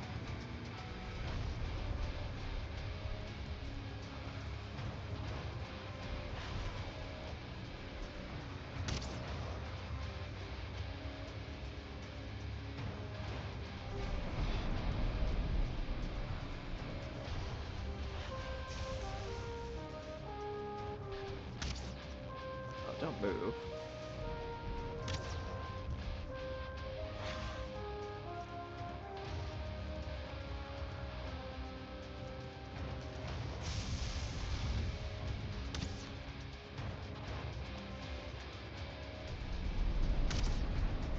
Whoa!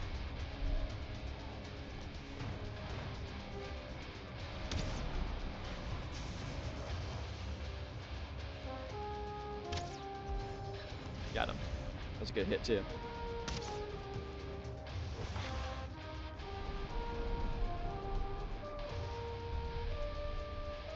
Okay, don't go after my house, please.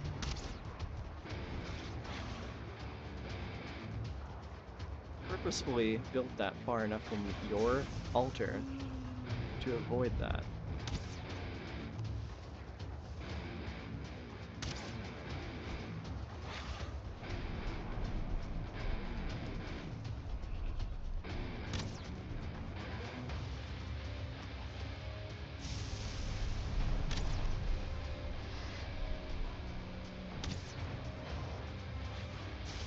Whoa!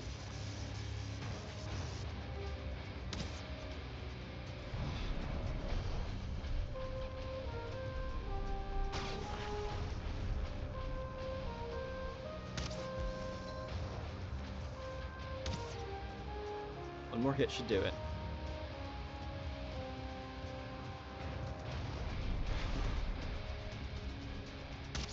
Got him. Whew.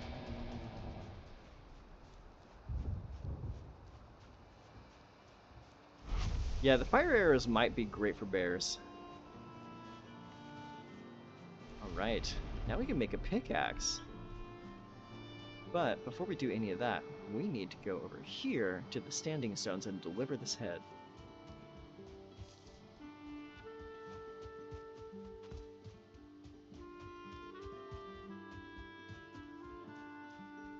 Honestly, going after the first boss before having your stuff upgraded made it a lot more fun.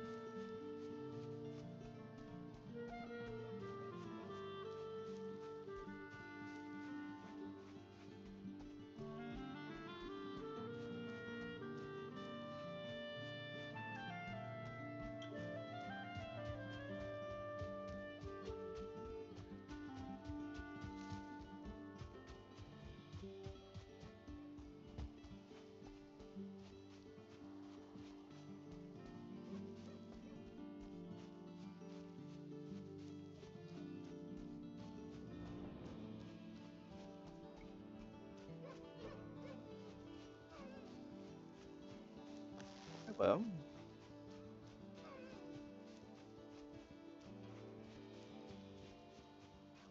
Never mind. He's ducking and weaving a little too much.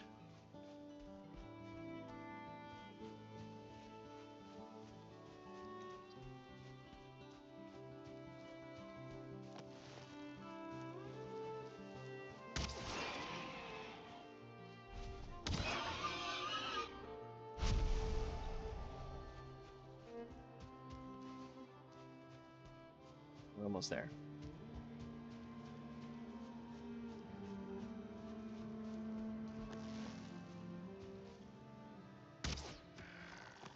Missed.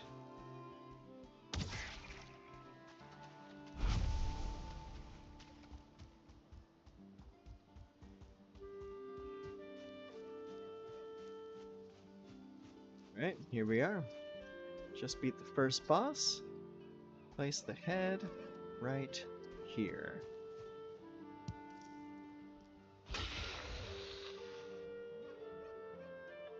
There we go. There's our first boss done.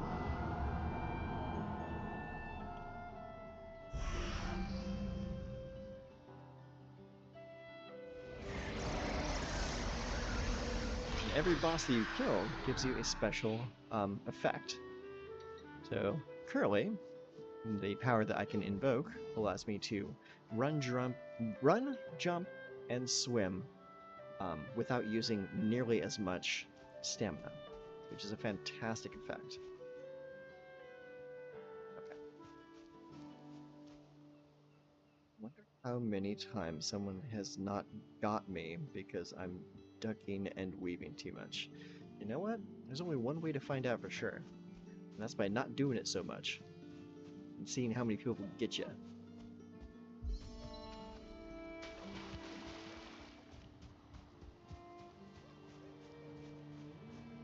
Well, you know what? Now would be a great time to use our ability to showcase how good it is, because we need to run back to our house.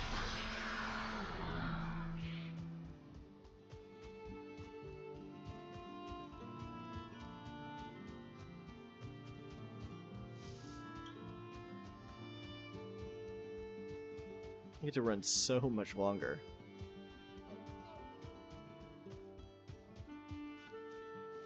Oh, we need some food. Have a berry.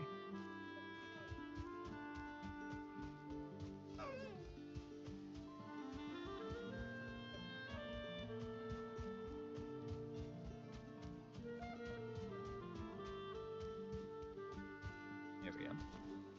Okay, oh, need to turn up this way. We're almost back.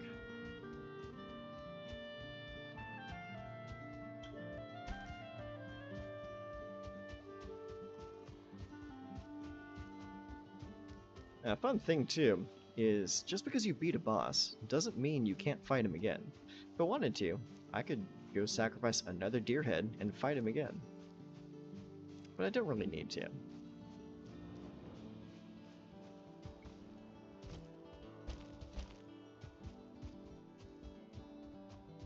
especially because now I can go back to my home and craft a pickaxe, which is going to allow me to start gathering metals. We can actually start moving into the next tier of crafting.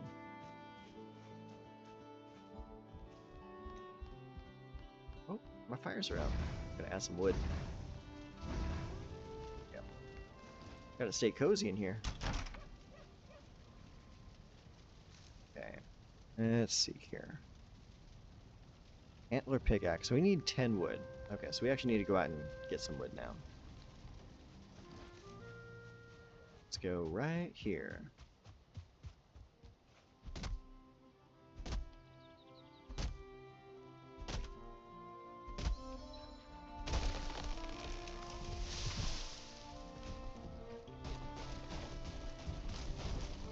Oh, it's coming down.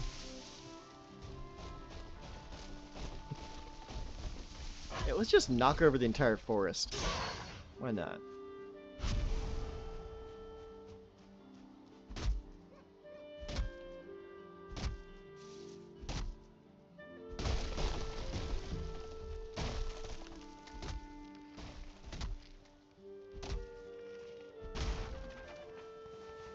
Gather all these.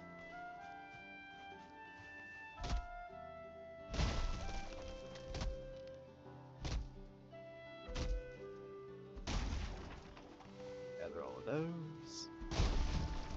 Some of these. Uh-oh, it's raining now. Which I normally don't mind. I actually really like it when a game has weather effects, where it'll go from sunny to rainy. I think that's very nice.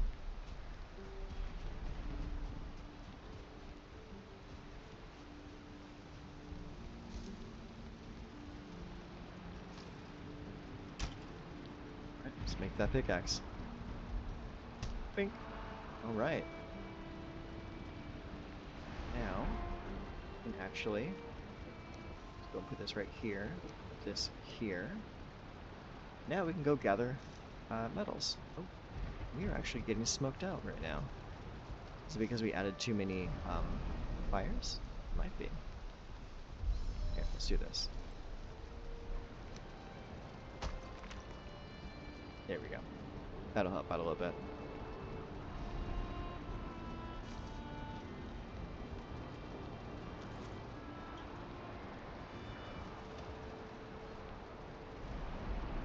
Okay, let's go put some of this stuff away. We can pick up that stone. Okay, cool. Well, now that we have our pickaxe, we can start doing other more important things. But for now, I think here is where we're going to leave it for Valheim. I'll probably pick this up again later. So I just had a big rainy camp. Yeah, we did just have big rainy camp, and it was fun. And I initially thought that going camping in the rain would be kind of bad, but I kind of enjoyed it a little bit more because it was camping, or because it was raining. It was very fun. Yeah. But I am going to take a short break, and we're going to close out Valheim for now, and after our break we're going to come back in. We're going to play some Magic Arena.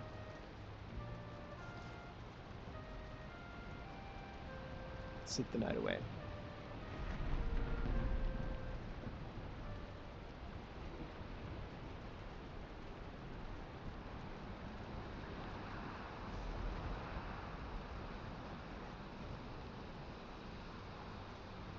Okay.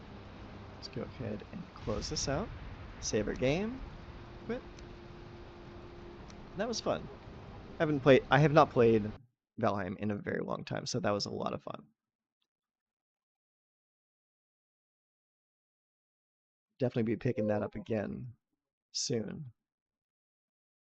Mostly because I want to see just how tough those bears are. What are you yelling about, dude? Attention.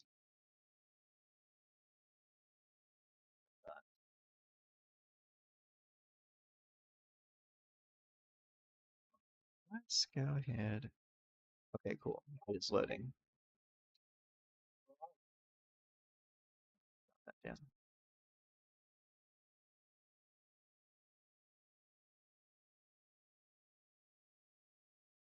Thanks, bud. Why are you crying? Come here. I had no reason to cry, buddy.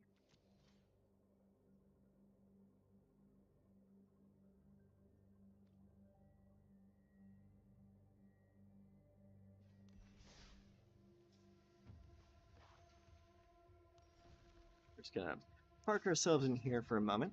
I'm going to take a hot minute to go grab myself another drink, and then we are going to play some games of this deck right here. This is our zoo deck that we've been working on for the last like week or so. This is the current iteration of it. So there it is. Familiarize yourself with it, and we will play some games in just a moment.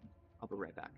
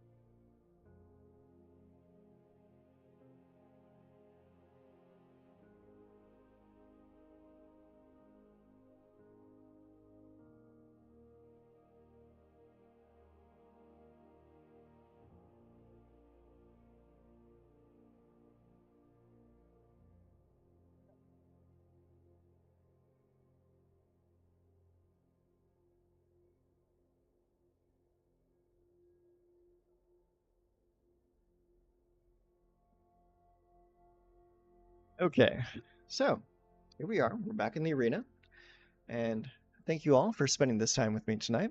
I'm having quite a bit of fun. So I myself a little snack and got myself a drink. We're going to play and try to play through as many games as possible so we can get up to a full 100 games played. So let's take a quick look at what we're working with tonight. So we start with Burst Lightning. We got 3 of those. We got 4 Paw Patch Recruit. We got 2 Snakeskin Veil, 4 Valley Might Caller, 3 Lightning Strike, 4 Frenzied Baloth, 4 Keen-Eyed Curator, 3 Screaming Nemesis, 3 Surrock, 3 Scrap Shooter, and 3 Ouroboros. Really, really tight curve of 1 into 2 into 3 with the top end of the Ouroboros. The deck does not need Ouroboros to win at all. Honestly, once the Ouroboros comes in, it tends to be a little bit of a win more kind of situation, but it is always welcome every time it hits the table. So that is what we're running tonight. Let's take a look at our profile and see how we're doing with the deck. I've not played the deck on the PC since since the last time we streamed, so we don't know exactly where we're at with it because we haven't played this in about a week. So let's take a look here. Let's log in.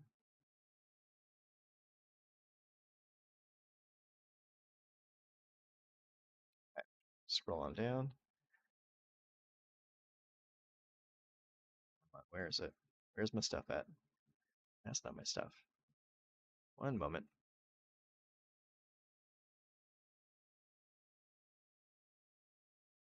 For some reason, the overlay app is not giving me what I need, like right off the bat, so I kind of have to like search for it a little bit. Here we go. All right, there we go. Okay, yeah, so we're currently at a 52% win rate. Not the hottest. We were doing a lot better before we made a few changes. Because like I remember we were up to like a 71-ish% win rate, but that was with a much lower sample size. Right now we are at looks like 61 total games played, 32 wins, 29 losses, with a win rate of 52%.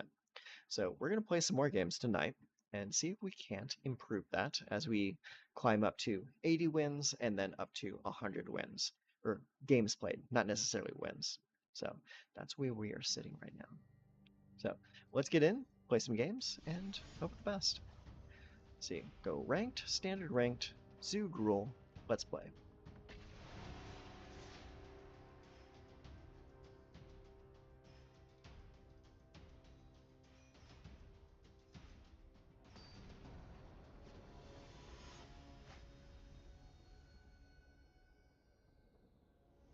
Okay, our first opponent is Barker Boy. Interesting name. These lands don't really fill me with joy. It's a lot of hoops running through these lands, so we're gonna mulligan this. Okay, that's a lot better. We got Starting Town, Stomping Ground, Nemesis, Paw Patch, Keen Curator, Baloth, and Surrock. We're gonna keep this. We'll keep everything except for. I think everything except for the Screaming Nemesis, actually. Screaming Nemesis is good, but I think I like the Surrock a little bit better.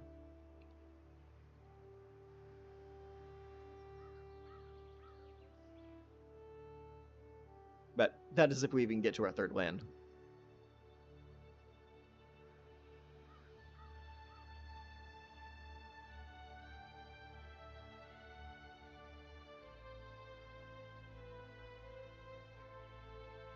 Alright.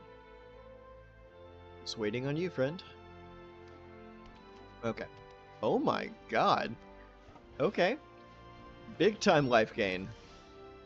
This might turn out really bad for me. Alright, let's go. Starting Town. Play Paw Patch. Autoplay. Yeah, if they have even one, what is it? Shelter by Ghosts, then this is probably over already. Yeah, it probably is already over right now. They're gonna gain 3 life. Just gain 3 more from the attack. What does this do exactly? Okay, yeah, if they gain 1 more life, then they double anthem themselves over there. This is disgusting. Okay. Well, I guess we kind of have to just swing it in.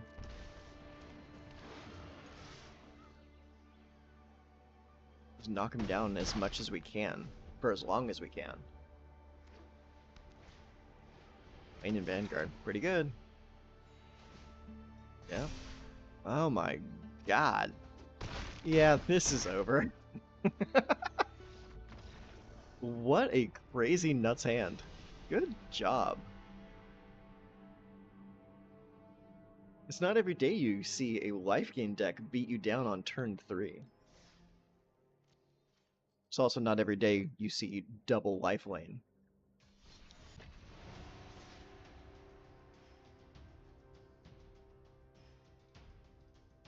Now, if something like that were actually consistent, that could be a real deck. Yeah, it was nuts. Double leyline, so if they get to 27 health, their entire team gets +4/+4. That's bananas.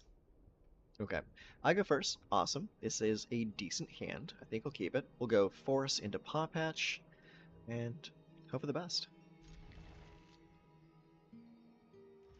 Alright, turn 1 Forest. Paw Patch Recruit. I really like Paw Patch Recruit. I think he's a really cool card.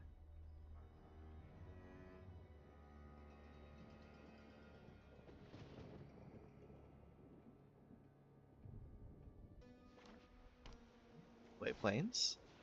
Into Sanctifier. Is this the same opponent? I really hope it isn't. Let's see. I don't have a turn 2 play, so now's a great time to play Restless Ridgeline. Attack for 2. Do they block? They do not block. Smart player. End turn.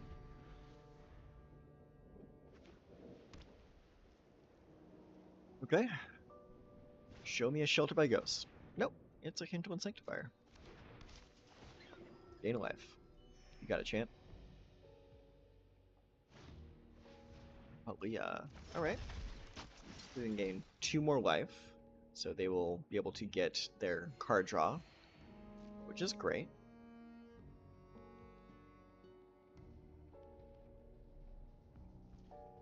Pass. Resolve. My turn.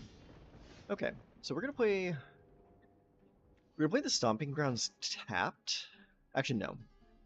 We're gonna play untapped. We'll pay the 2 life. We're not going to play the Screaming Nemesis yet, because I don't want them to be able to gobble it up with a Shelter by Ghosts on their turn. I want to be able to play it and have Snakeskin Veil backup. So we'll just keep that mana open for both the Snakeskin Veil this turn and the Lightning Strike if we need it. 3 mana, maybe play the Aaliyah again.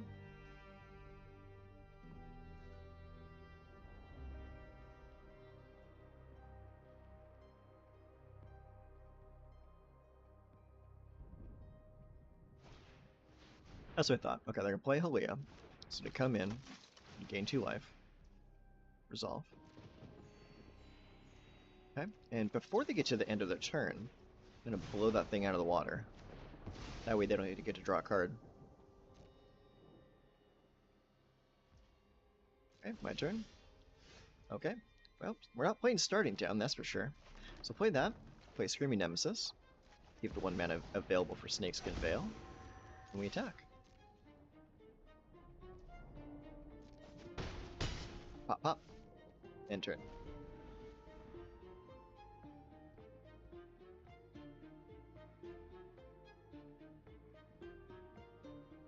And now is the turn where you try to play a Sheltered. Perfect. Alright, resolve that. Target my guy. Paw Patch gets a +1 counter. And so does the Nemesis. GG. They don't like seeing a Screaming Nemesis. Hey, rank up. How you like that?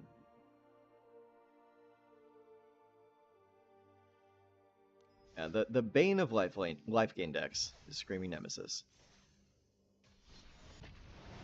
As long as you can play it with a little bit of protection, because all of those life gain decks, they all play some amount of Shelter by Ghosts.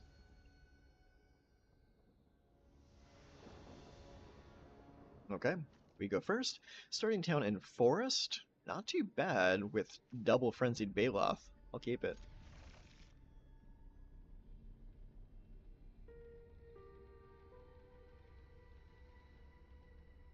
Yeah, you're not wrong.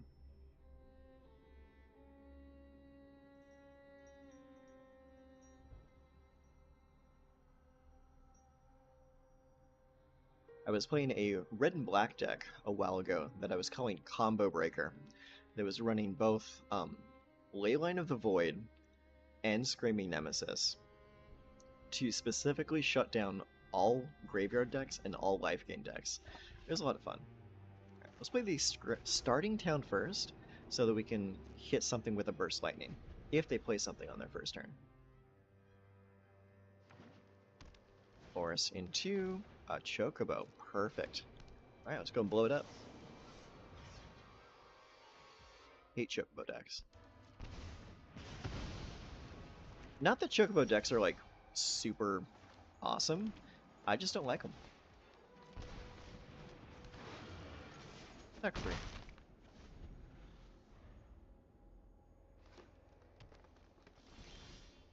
Right.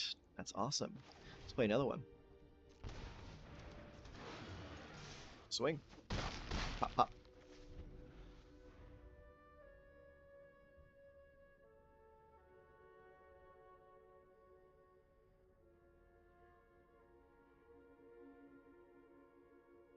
Yeah, an unchecked Screaming Nemesis can really hurt. It's like there's this saying, um, there are no wrong threats, only wrong answers. Grizzly Bill. Gotta land? He's gotta land, alright. Comes in, becomes a 3-3. Alright, give me land, please. That's not land. That really sucks. That's fine. We'll just keep swinging.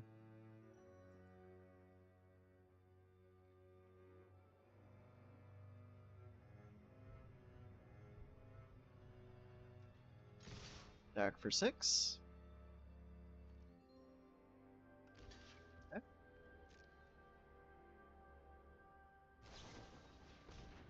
Alright, I had a feeling you had a Snakeskin Veil, so we'll do this now.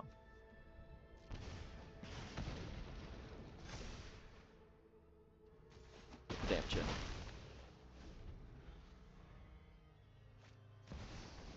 Raveling Chocobo. Alright. Play land. There's your land. Okay. Okay, it just does double triggers. It doesn't get crazy. Oh my god. This is insane. Alright, attack again. Alright, take it.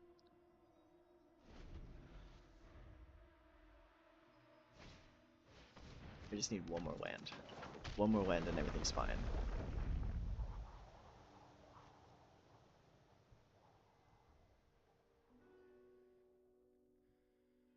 I mean, I'm looking at a full house over here. I just need one more land. Okay, sure. Not quite. That's fine. We'll attack anyways. See if they block.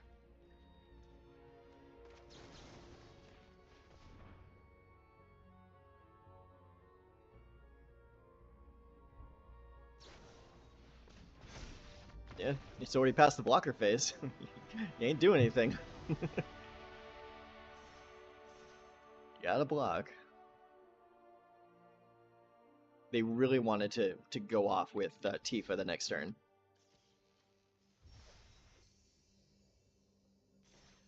I should not have won that game. I was on 2 lands the entire time.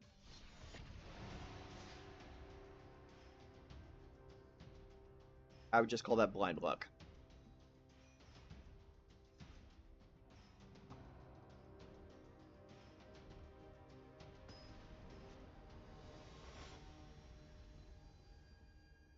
Alright, Falcon Dog, what you got?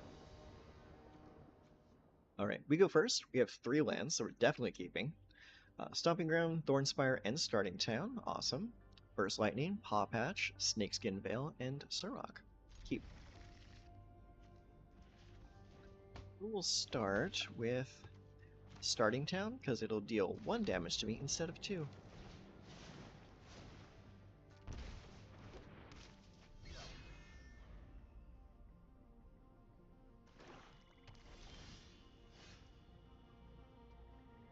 Yeah, and they also saw on the previous turn that I was playing Snakeskin Veil. So if it was me, I definitely would have blocked that. Okay. Storm. Let's go Stomping Ground. I'm going to pay the 2 life for it, simply because I have both Burst Lightning and Snakeskin Veil. I want to be able to cast both if necessary. And it's Talon, huh? A discard deck, you say? Alright, sure. Resolve that.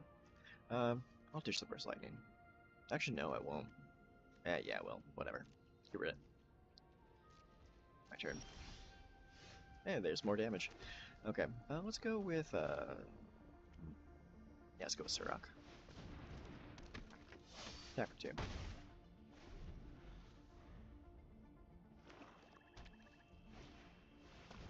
It's a slasher. Alright, cool. Alright, let's blast it.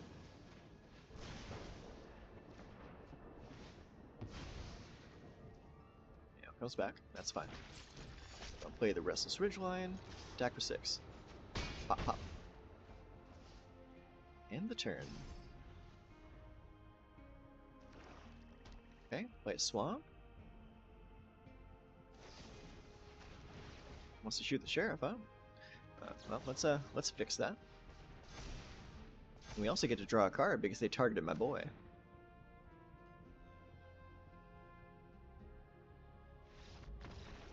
Yep, I kind of saw that coming.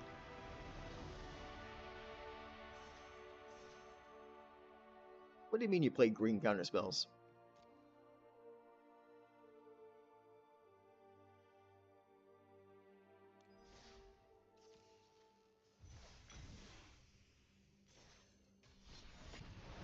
Let's go again.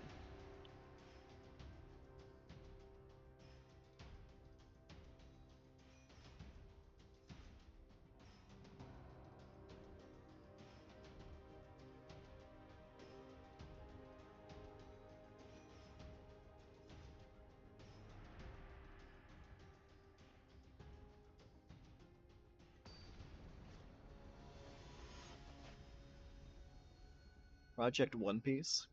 I wonder if he plays the One Piece card game. Okay, Kona goes first. 3 lands, both of our colors, awesome. We got Lightning Strike, Paw Patch, Keen-Eyed Curator, and Ouroboros. That's a pretty sweet curve. We'll keep it.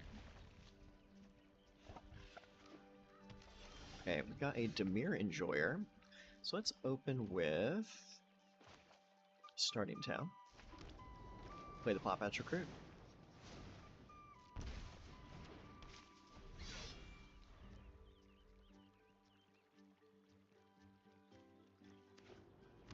Okay, play Gloomlake Verge. Now would be the best time to remove my creature. Oh, no, okay, that's fine. Alright, well, let's go ahead and play the Thornspire Verge. Actually, no. Let's play Stomping Ground. Pay the 2 life for it. And let's see here. What exactly does this do? This creature can be blocked by creatures with power 2 or greater. Whenever this creature attacks up to 1 target artifact, creature, or planeswalker, but opponent controls, loses all abilities until your next turn. If it's a creature, it also has base power and toughness 2 until your next turn. I kind of want them to target my stuff. So I'm going to play the Frenzy Baloth. We're going to attack. Oh, I just made a big mistake by attacking with the Paw Patch. I should not have hit press attack all. Ah, that was a bonehead move. Oh. Take 2 damage. Aw, duress. That gets rid of my lightning strike. That's fine. We're not out of this yet.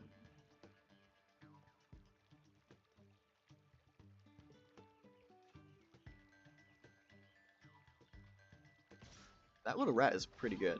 Especially because it has vigilance. Makes it a decent blocker too.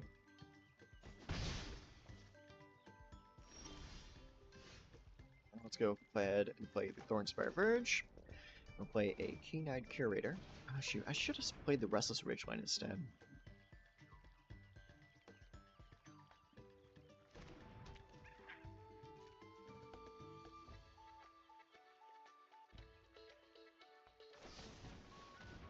I'm gonna shoot my sheriff. Alright, he's out of there. Alright, I'm gonna attack and see if they take a bluff. Okay. They saw my bluff. It can block. It just is unblockable by anything that has 2 or more power. Or 2 or less power, I think it is. Curiosity. That's not good. Yeah, I think that might be it for us. Alright, well, let's play the Restless Ridgeline. Play Keen-Eyed Curator. Now we're just kind of stuck here for a moment.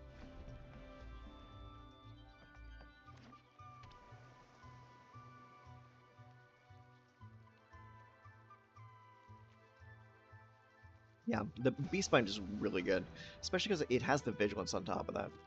Okay, yeah, they're just gonna remove all my guys. We're gonna go on to the next game. GG, friend. I probably could have like laid that out, but I just didn't want to.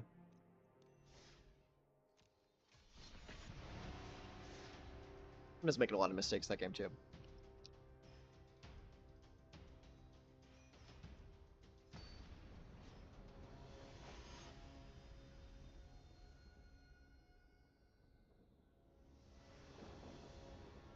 Okay. This one's a little shaky. It only has 2 lands, but it has 2 Screaming Nemesis, 2 Paw Patch, and if we're playing by poker rules, that's 2 of a kind. That's pretty good. I'll keep it and see what happens.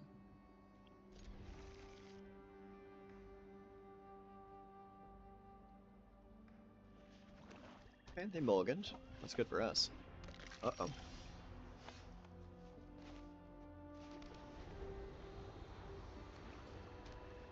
Okay. Okay, we got a black aggro deck. Not good. Not good.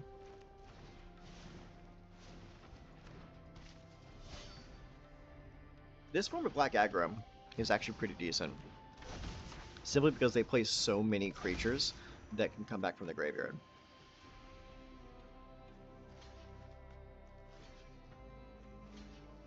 Like that. It's not a good feeling to be on the back foot against a deck like that. Play Sirach.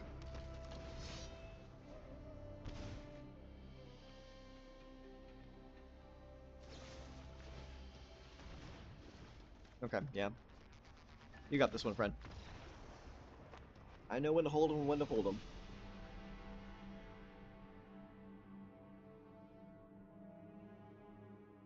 That was a brutal open from them too.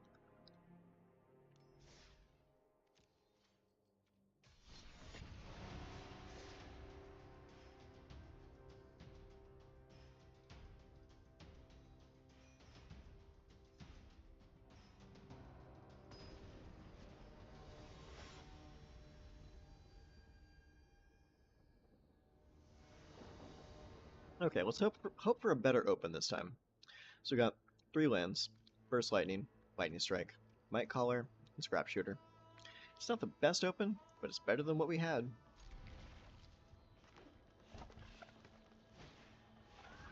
Chocobo. Alright. Well, let's go ahead. Open with that. Play Valley Might Caller.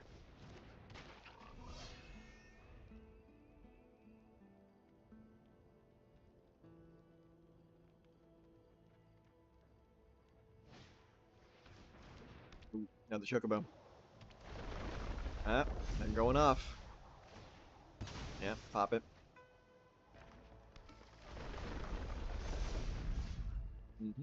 I had a feeling.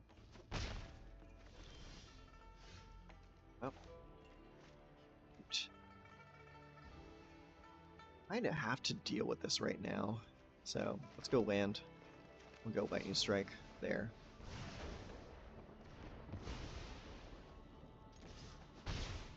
Really wish I could have just dropped the tap land so I could play my Nemesis next turn, but they're not really giving me much breathing room here.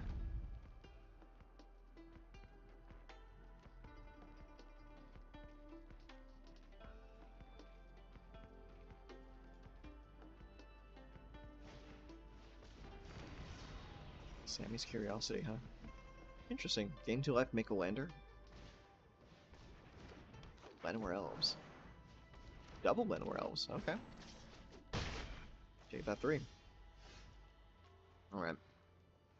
Let's go with the Soulstone Sanctuary. I'm gonna play a Screaming Nemesis. And I'm not gonna attack. Need to be able to deal with that Chocobo somehow.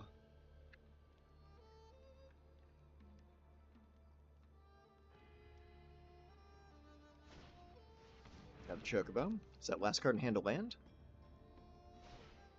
Nope, it's a Dragon Sniper. This is a very weird deck. Okay. Go get a land. Get your Chocobros. Come in. Yeah. I know you wanna. No? Okay, cool. Alright, that gives me some breathing room. So I'm gonna play... Oh gosh, I can't play the Keen-Eyed Curator into that. I can't really play the Scrap Shooter for any benefit at the moment. So... honestly, I think the only thing we can do at this moment is play the Keen-Eyed Curator. +1 there. Next. No attacks. We just wait.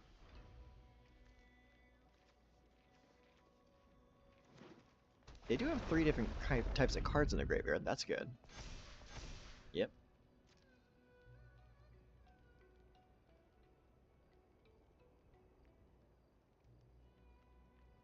Well, you're gonna have to do something because next turn I'm dropping the Ouroboros.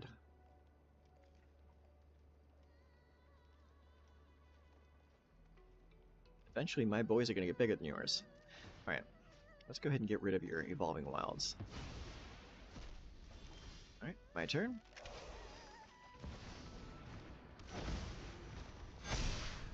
Big boys. No attacks. We're cool. We can chill. I can wait as long as you can. Provided you don't have any fight spells in your deck. If you have fight spells, then I'm kind of boned. Especially if you just top-decked one. Please don't top-deck one.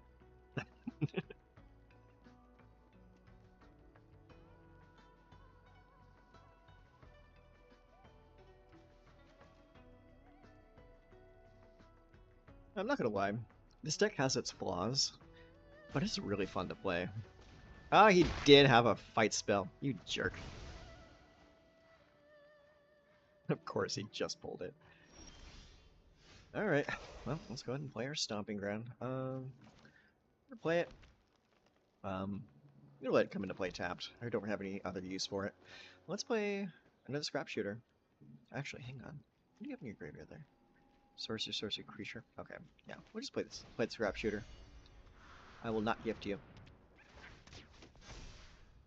Okay, then we end the turn. No attacks. Go for it. Can't really attack into that Dragon Sniper. Oh no, it's a Saz's Chocobo. Or get triggers, I mean.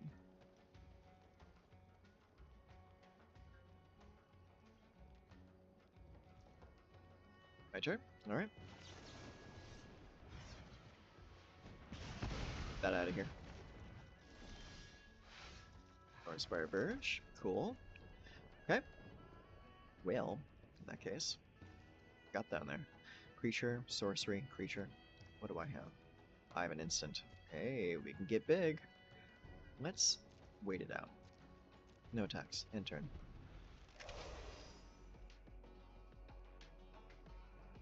This is a very weird stalemate we're in right now.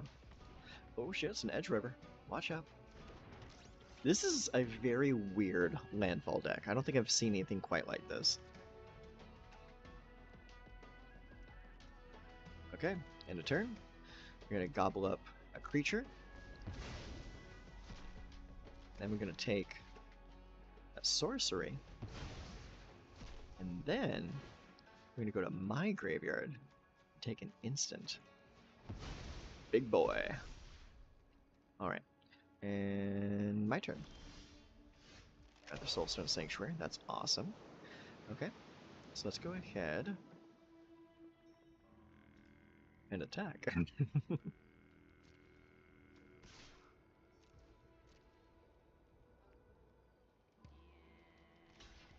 Alright.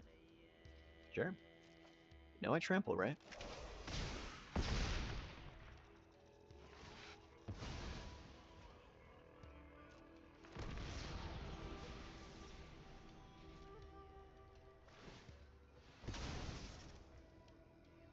Yeah, go get your land. Get your triggers. It's all good. You see, here's the thing is, so long as they don't give one of those Chocobos trample, they can swing in as much as they want to and deal all that damage to the Screaming Nemesis. Okay, let's go to blocks.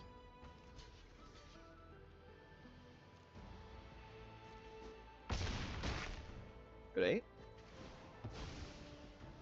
All that damage goes right there.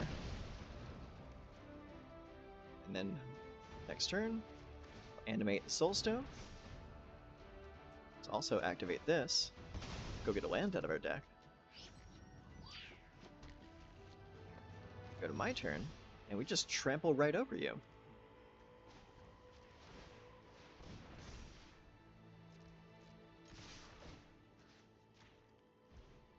GG.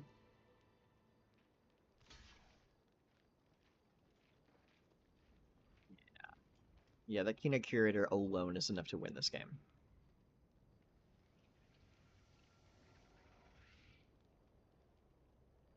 Having access to all these tramplers really makes this deck fun. Good game.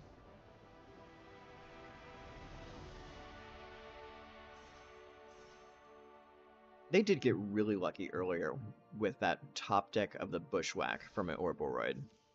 That kind of messed me up for a little bit. But so long as they were never drawing into anything pertinent with those two Chocobos on the table, there really wasn't too much they could do. They really needed a way to give the Chocobos trample.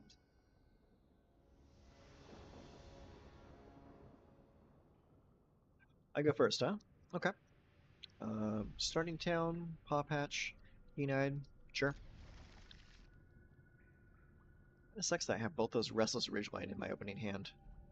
You know, I only run 2 of these in the deck, and they always seem to find the way to the top.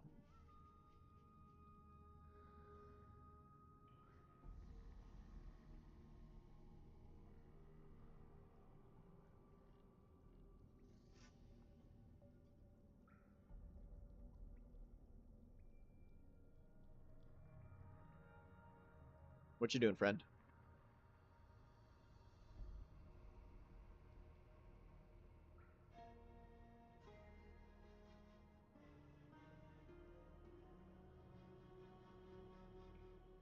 Anytime now. Okay, just tuck some away. So they take a mulligan down to 6. I'll play the starting town, play Paw Patch. It's your turn. Okay. Well, unfortunately did not draw an extra land this turn. So it does set off our curve a little bit, but it's okay. Oh, mono red, huh? Razorkin Needlehead. This creature has first strike during your turn. Whenever an opponent draws a card, this creature deals 1 damage to them. Oh, pretty good counter for... pretty good counter for control decks. Or those silly Izzet decks that are running around. Want to block? Yeah, I didn't think so. Play Curator.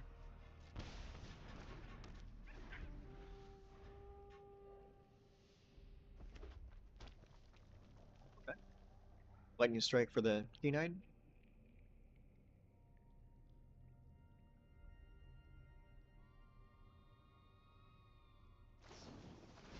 That's what I thought. Alright, +1 counter for the Paw Patch. Do you have another burn spell for the Paw Patch? They do not.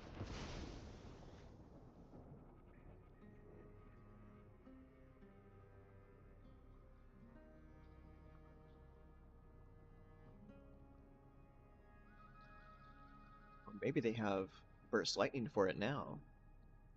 Now that there's nothing else for the Paw Patch to target. That would be pretty smart.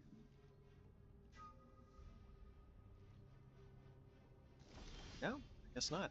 Okay, cool. Result. Let's see here. I'm going to attack and see what they do.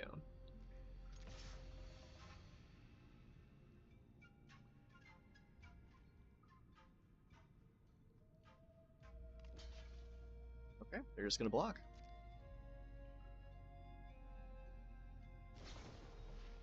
Full bore? Okay. That gets bursted. And now you take 3. Okay. I'm just going to play the Paw Patch without Offspring, so I can at least develop some board this turn. We'll play a Scrap Shooter next turn. Or an Aboride. Get the card draw. Uh-oh, SpaghettiOs.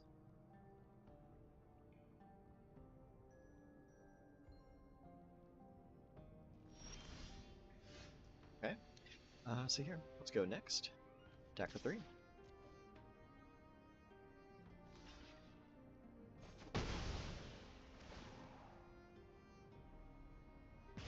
Deal damage there. Perfect. Let's go ahead and play the Scrap Shooter. You're up. Okay. And you deal 4 to a Scrap Shooter. No, but you got another Screaming Nemesis.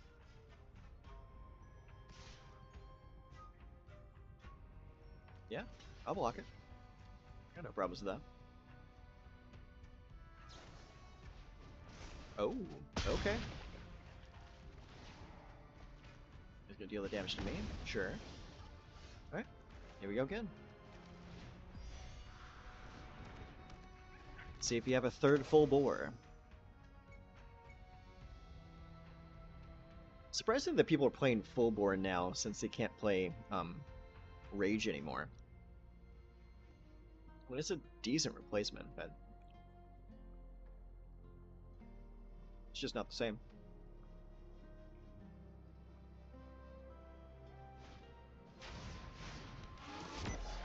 Okay.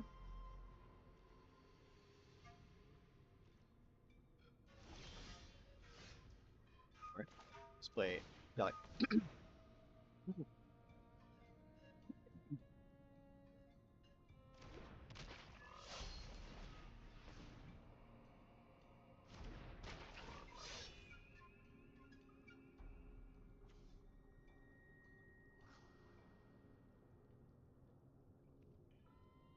Really need that 4th land.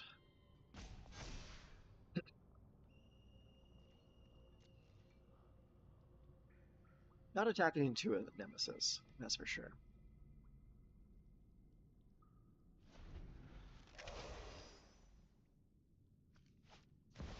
Oh, wow. Okay. Someone's getting lucky.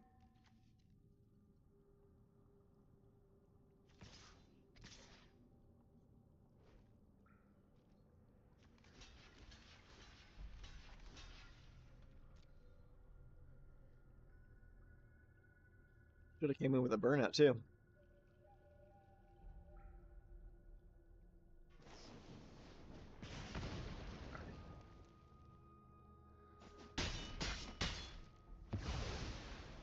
Right, clear the board.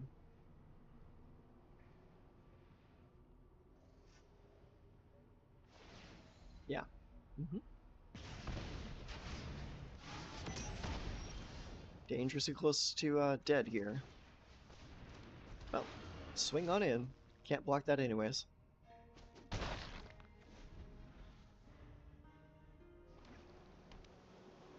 That's good for them. We're stuck at 3 lands. It's not good for us. Yep. All they need to draw is a lightning strike at this point. Or a burst lightning. Look at you. 5 turns too late. Yeah, see, here's the funny thing, is at this point, it doesn't matter, because they can animate that. But let's see if they recognize it.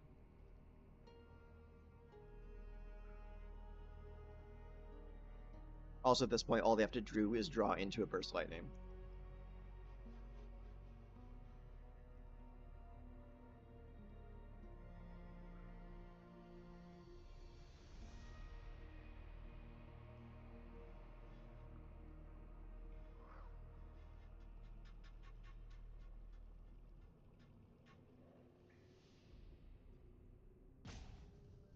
What's it gonna be?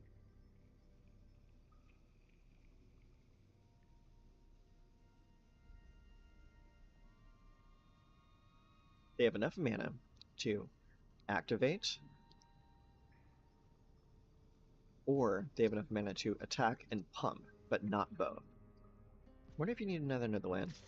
That's the thing, is like, I don't think I do, because I think I'm running 24. We can double check the mana slots after this game. Alright. Yep.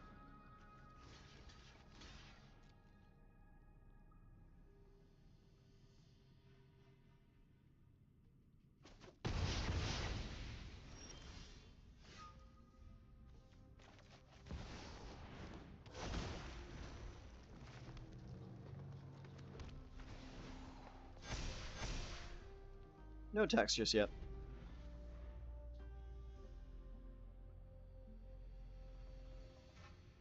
And you're right, I am having mana problems a lot. Oh. GG. Yeah, it was all a matter of time. Let's take a look.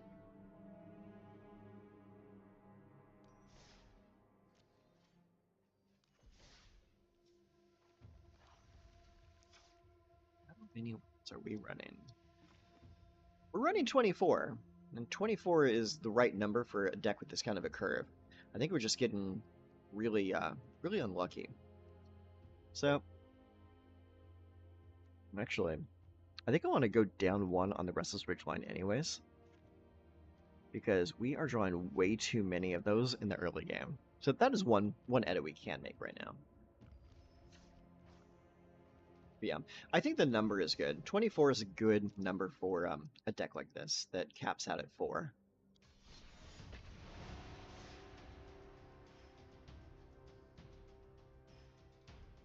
I mean, we're not playing like purely balls out aggro, so we don't need to go down to like 22 lands or anything. But we're also not playing like hyper big mana spells. The only thing in the entire deck that costs 4 is the Ouroboros.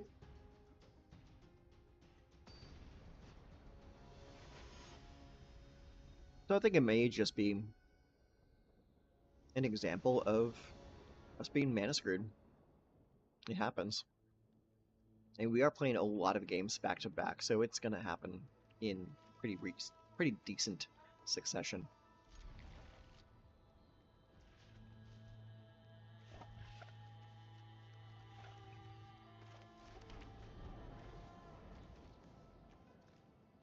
Yeah, I think you may be right on the tap lens. That's why I took one of those red lens out.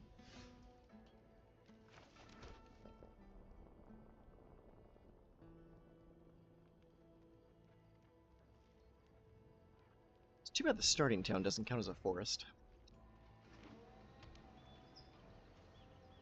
That did kind of screw up my first 2 turns.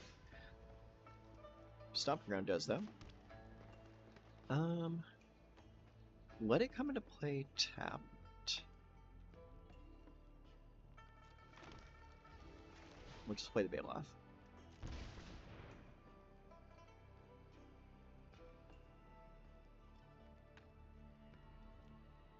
Would you like to counter? Or bolt? You can bolt this turn.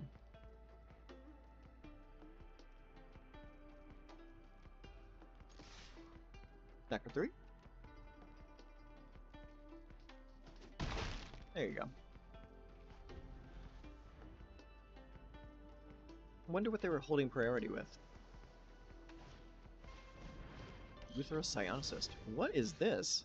Second spell you cast each turn costs 2 less to cast. Okay.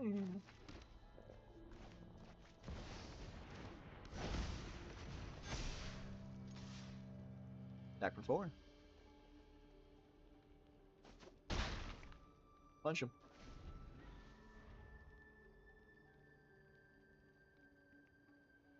I mean, you have my attention, but it's kind of a bad card to be playing in Standard.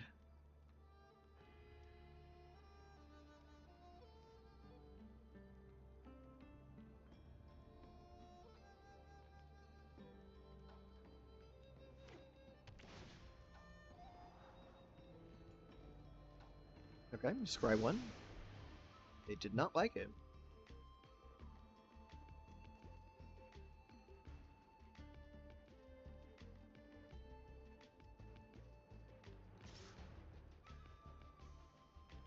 Yeah, I'll take the 2. I ain't blocking that.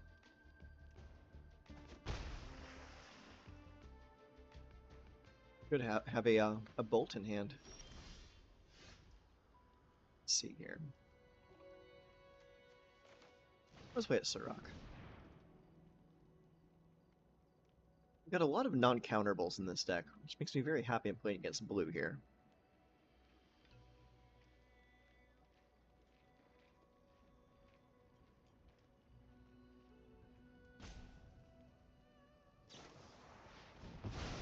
Oh, they're getting stitched. And they're back. That's one good way to handle all the +1 counters.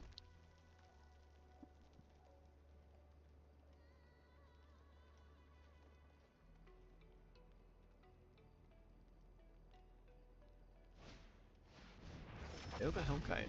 Okay. 1 damage, so I can draw a card. Awesome.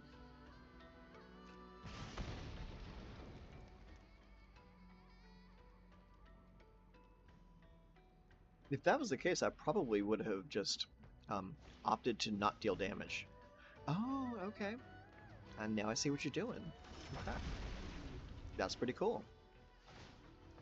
I'll draw a card. He's out of there. Then you beat my face in for 8. I forget that Warp is a casting cost and not an ability, so that actually works with the Uthros. That's pretty smart. I like that.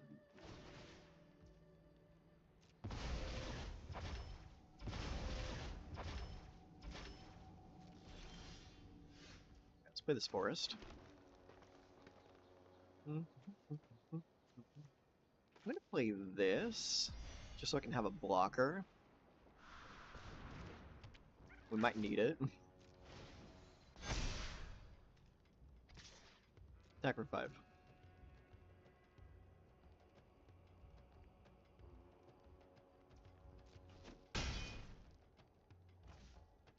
In turn.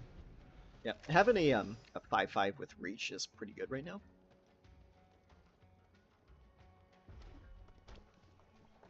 Okay. Mountain.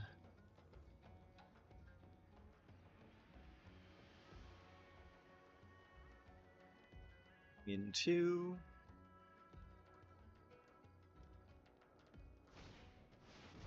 ill-timed explosion. Okay. Well, see what you discard.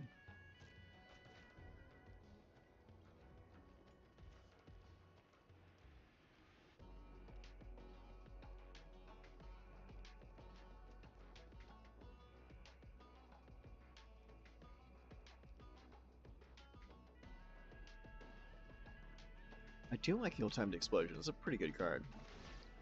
Oh, big damage. So it's gonna deal 6, huh? Yeah. Okay. Yeah. Can't do anything about that.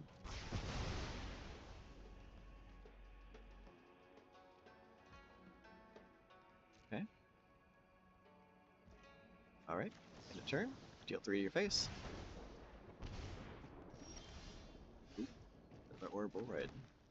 Let's go with the Surrock and the Scrap Shooter.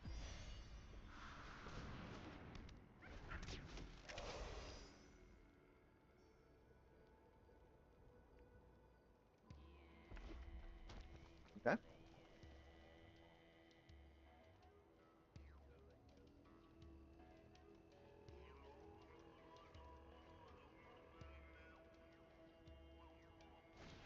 Oh no.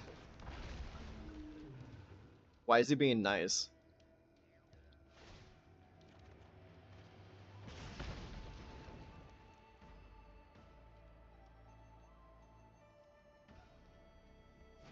Probably being nice because he has to.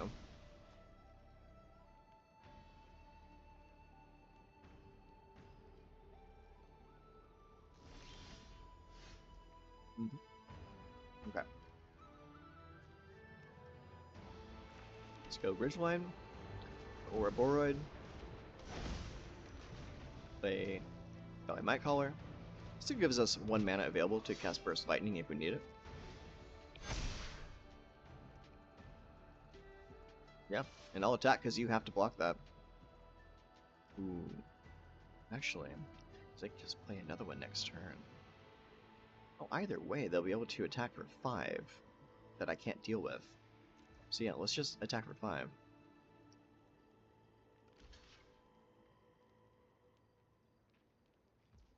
Yeah, crunch them. Let's see if they can deal 9 damage this turn.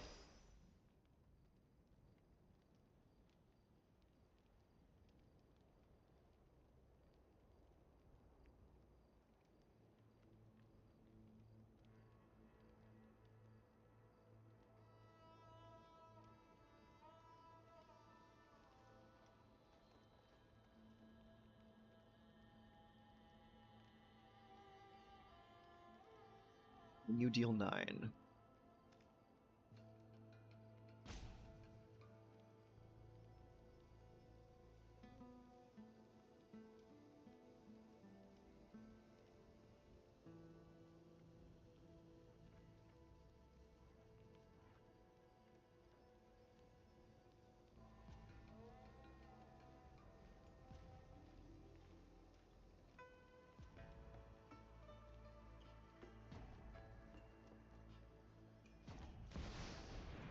Wind Flame Tyrant. The source you control would deal damage to an opponent or a permanent an opponent controls, it deals double that damage. Okay. So he plays it and then plays Pyroclasm to deal 4 to everything, I assume?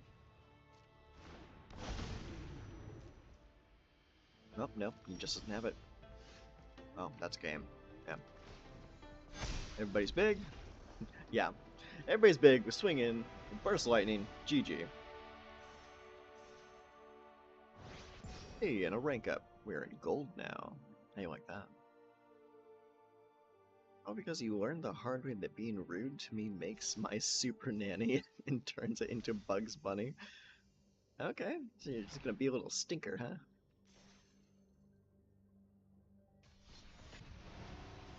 I can respect that.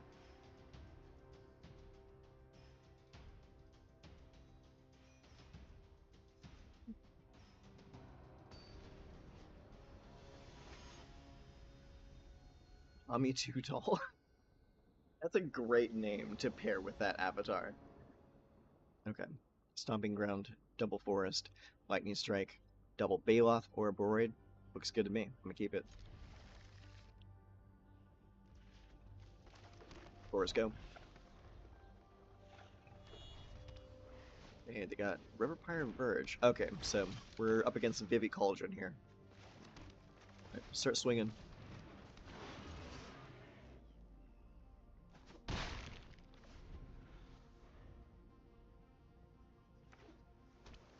Right, and Artist Talent. Oh, this is a different version. Okay. Ow. Yeah. Alright, let's go. Stomping Ground. We're gonna let it come into play tapped and swing in. We should 11.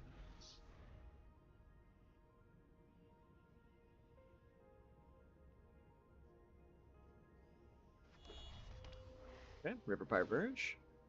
Storm Chaser's Talon, okay. Draw and discard. Okay. 1/1.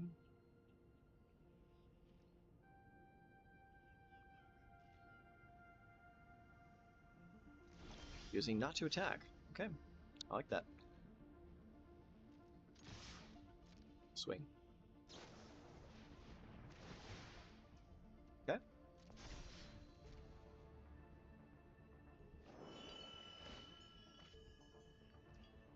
So. Okay.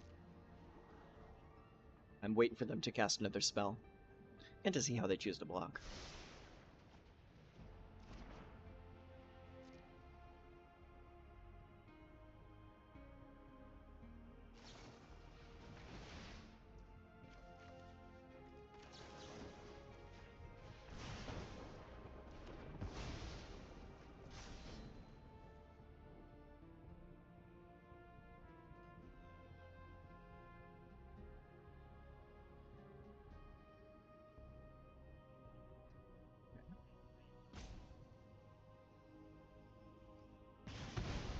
Just torched. Do you block? He blocks. What's that card? Winter Night Stories? Okay. Another draw spell.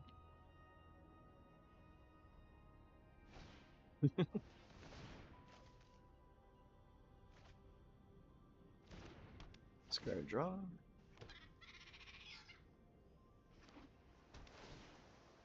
So we got one. Okay. Especially since I get one more draft. Yeah, I can feel that. You're drawing a lot of cards over there, bub. Alright. Let's go here. And then play Keen-Eyed. Get that +1 counter. Pass turn.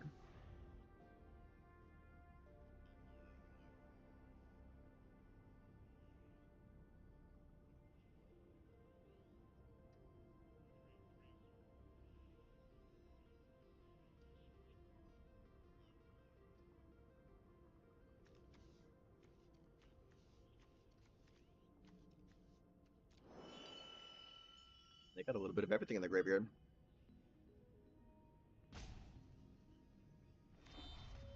Alright. Show me a cauldron.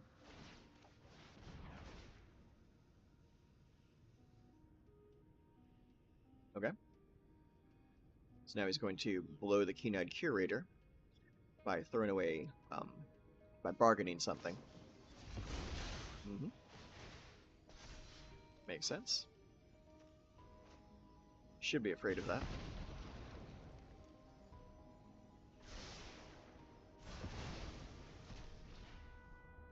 Anything else? I think so. Alright, let's go here. Go Surrock. Deck or two. Alright, they take it for a 9.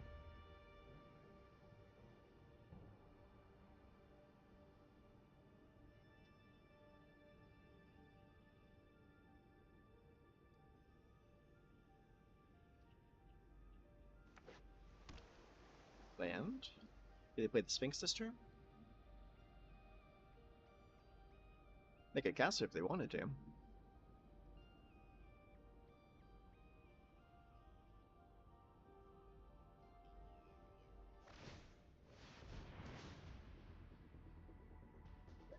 Two. Get that back again.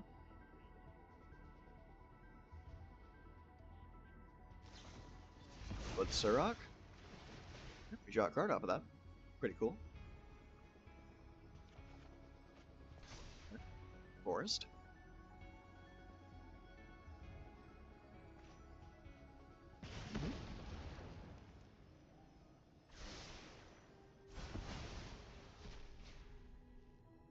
The clients will always be solidly cared for regardless, so I'll just do some extracurriculars if it shows me he wants that from me. Okay.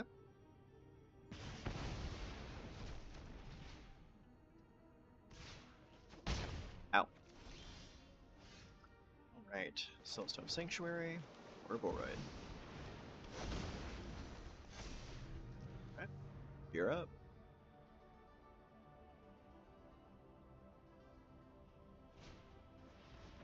Stormchaser's Talon, okay. Discard draw.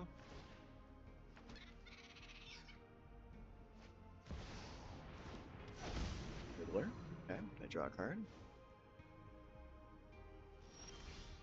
Do anything else? Alright. Let's see what's this do. Combination. X plus opposing counters on each creature you control where X is the creature's power. Okay, oh, that's perfect.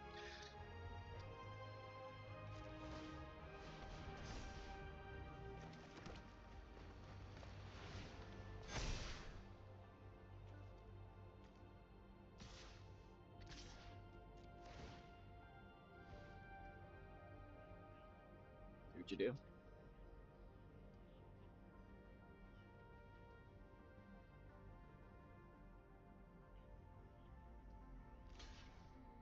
Okay. Block with 1. Block there. Okay. Ow. Karate Mako again, huh? Okay. Uh-oh, we got a profts. I'm gonna draw a bunch of cards.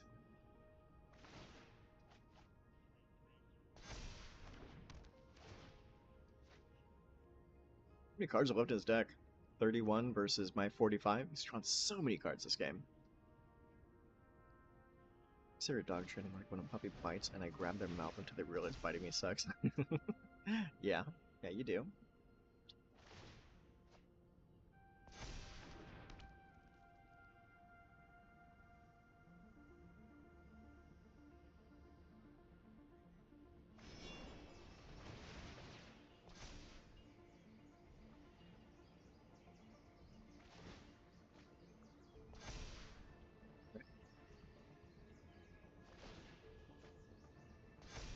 Okay. I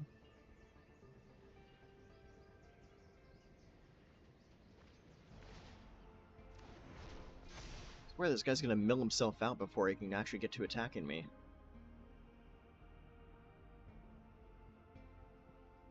You just draw 9 cards that turn? That's insane.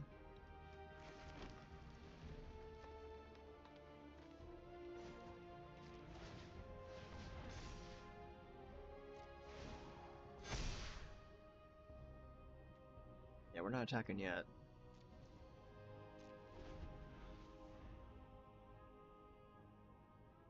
He's gonna mill himself out.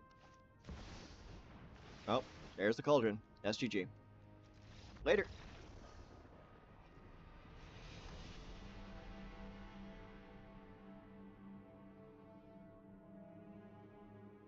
Yeah, that was a little stupid.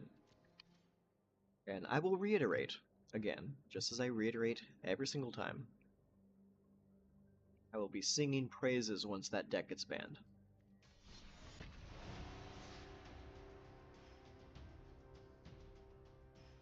Zoo is actually coming along pretty decently.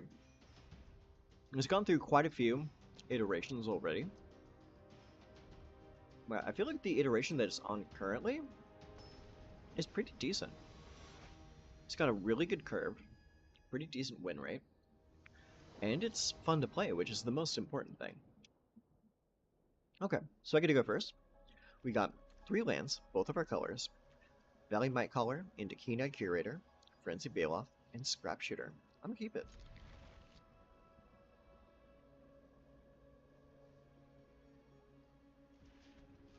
Okay, so we're gonna go Forest into Valley Might Caller. So we could go Keen-Eyed next turn just to get the +1 on the Caller, or we can go Frenzy Bailoff so we can attack for 4. They are playing Dimir, so that means we need to get as much damage in as possible, as quickly as possible. So we're going to come with a Frenzy Bailoff. Attack for 4.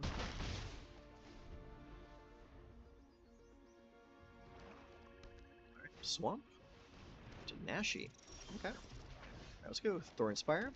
I'm going to play Valley Might Caller. Then we're going to Lightning Strike that. Now we're going to swing. Put him 11.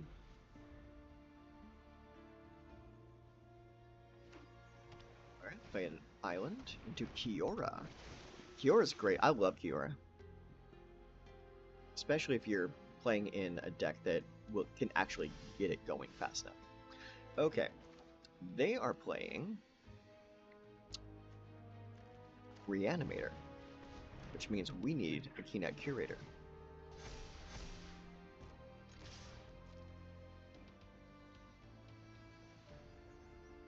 So, when they go to try and reanimate something next turn, we need to activate Keen-Eyed Curator in response to what they target.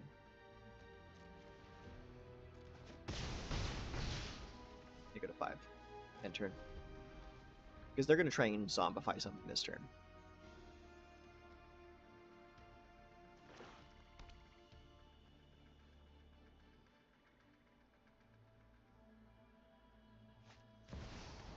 Oh no, they just play a Kaido. Okay. Whenever a creature you control deals calm damage to a player, put a will to counter. Put up to 1 target creature you control can't be blocked this turn. create a 2/1 ninja, or get an emblem that'll never happen. Okay. I've got all the intel you need. I think you're just dead.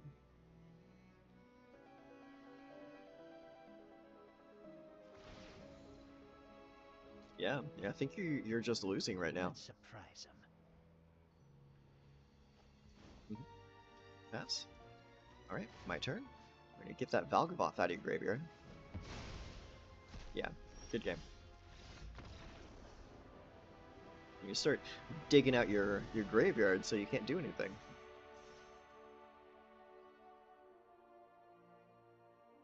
Good old trash pandas. Okay, well, let's see how we're doing currently. Let's take a look at our profile. See where our deck is doing right now. Okay, so we are at 38 wins and 34 losses so far, which has given us a win rate of 53%. So that's 38 and 34. That's 60, 70, 60, 72, I think. Yeah, let me do a quick double check, because my math is absolutely terrible. I cannot do math for the life of me anymore. Let's see. I just want to make sure my numbers are absolutely correct. 38 and 34. Yeah, that's what I thought. We're at 72 wins so far, or 72 games so far. So we need to play a few more games before we move on to the next bracket.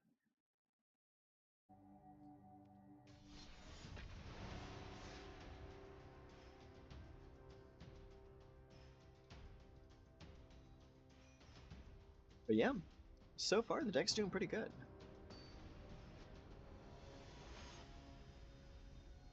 Stormcrow. Okay, we go first. Got 3 lands. Got our colors. We got a Scream Nemesis, a Paw Patch, and 2 Frenzy Bailoff. That's pretty decent. It does give me a little bit of worry, though, because Starting Town can give me green, but Thornspire Verge can't until we can get our hands into a forest. So, fingers crossed.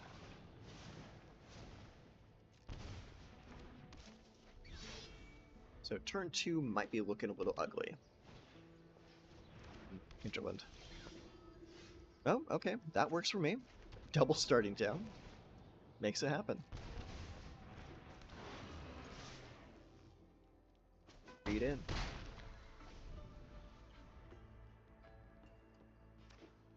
Fabulous news. Frank the Tank, the chubby dachshund, is looking so great skinny. Good job. Good job, Frank the Tank. Spire. Nemesis. Beat Face.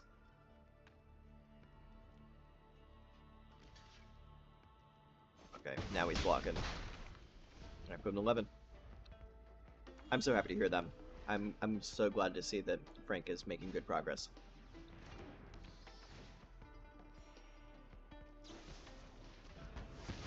Alright, he's out of there. Alright, huh? Okay. Let's play it.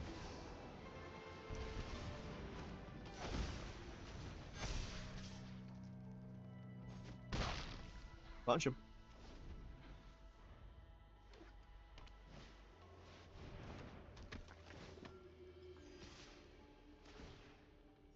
Yep.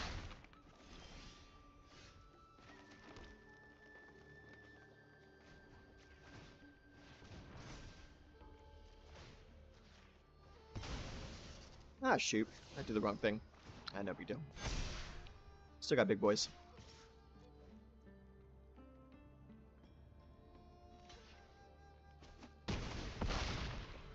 Put him to 5. Scam another. Yeah, it's gonna take a lot of work to get Frank down to a good weight, but just seeing those videos and seeing that he's getting there little by little every day makes me so happy.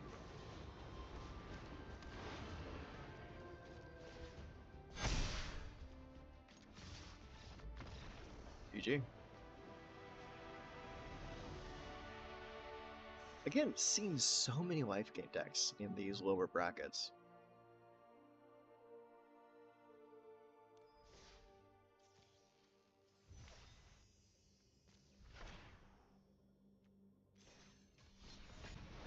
And happy to beat them up, too.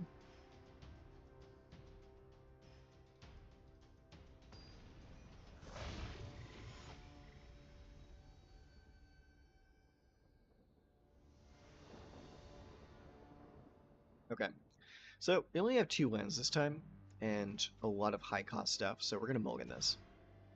Okay, 2 lands again, but the breakdown is a little bit better, so I'm going to keep it. I'm going to send back a Burst Lightning. Swamp. Alright, let's go Forest into Valley Might Caller, because they can get bigger when the Pop Hatches come in.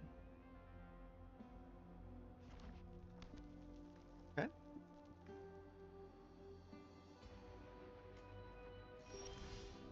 Chose not to do anything, so let's go here. And we're going to go Pop Hatch Recruit.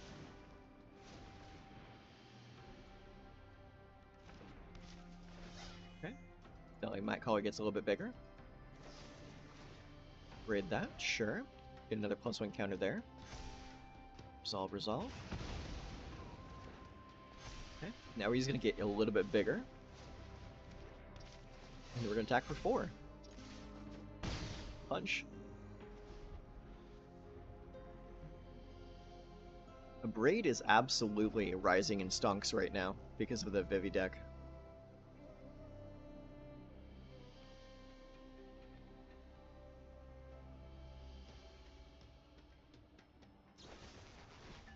Did that, huh? Alright, sure. My color gets even bigger. Alright, let's play Soulstone. We play Surrock. Attack for 5. Now, if you target my things, I get to draw cards. So, by all means. Enduring Courage, huh? Okay. Well, let's go ahead and bust out the Baloth. Get to swinging. Probably want to block Surrock.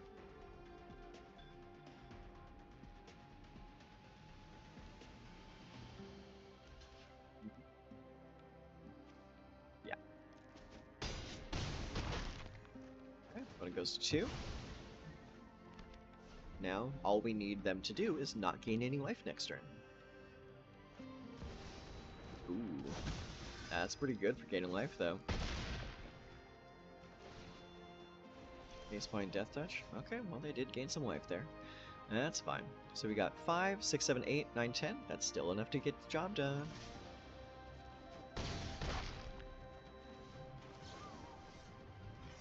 Pop them.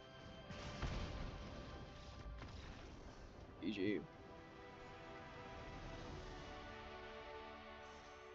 Sometimes all you need is a little bit of damage from hand.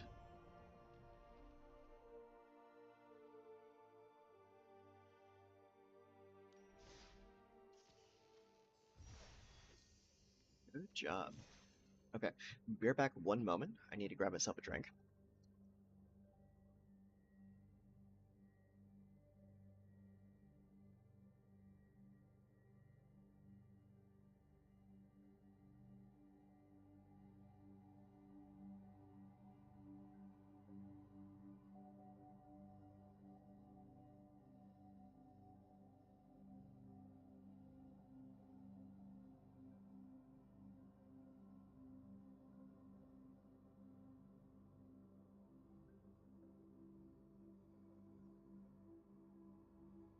Okay. Let's go again.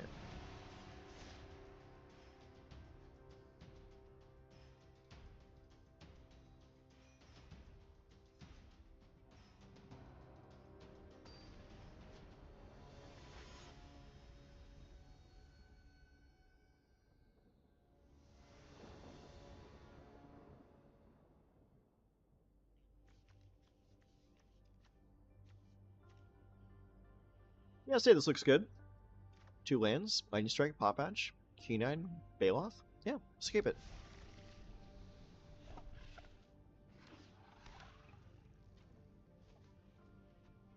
Botanical Sanctum. Llanowar Elves. Okay.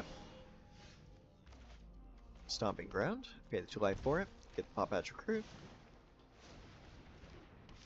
Pass the turn.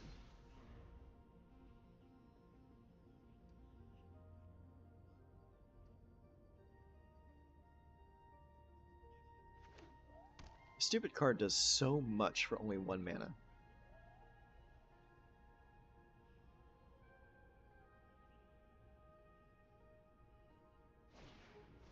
Oh, another Llanowar. Ramping into something. A Gene Pollinator. He's definitely ramping into something. Okay, let's go Stomping Ground again. We'll go Frenzied Baloth. And we'll go At Your Face.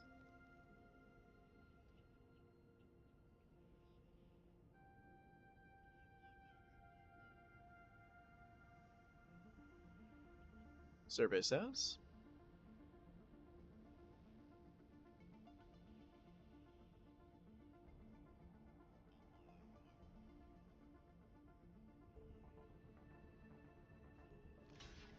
Okay, it's gonna block there. Okay, cool.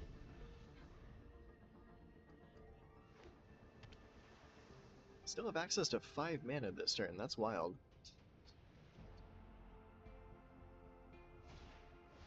Innkeeper's Talent, okay. And a Surrock, good. Okay. Well, let's go ahead. Play a Pop Patch. Just 1. Attack for 3.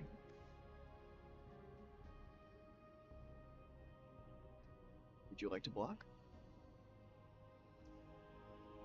Guess not. Not taking the bait. Alright, let's go play the Valheim Caller.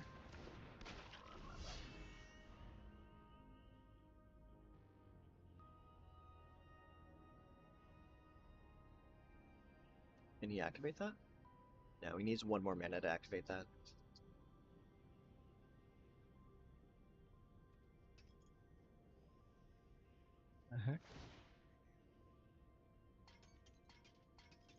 There's a Fibblethip floating in the background out there. That's funny.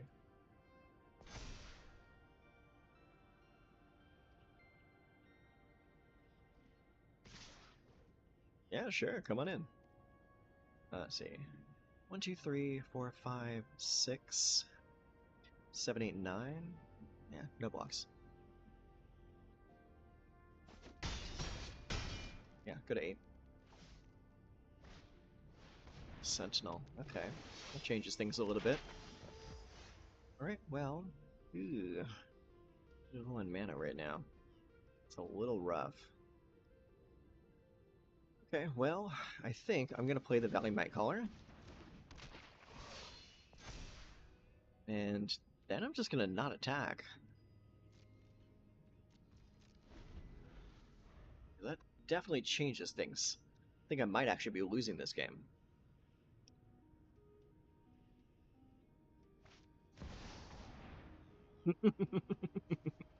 Mm-hmm. Mm-hmm. Good game, friend.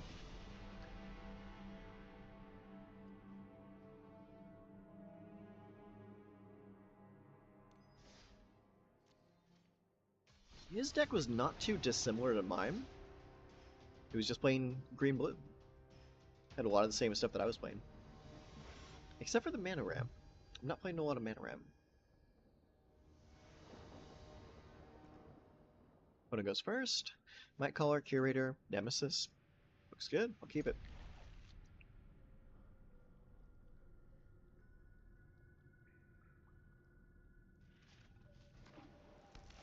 Hey, Tranquil Cove. Alright, let's go green into Valley My Caller. We can play the Keen-Eyed Curator on 2, then swing for 2. Oh.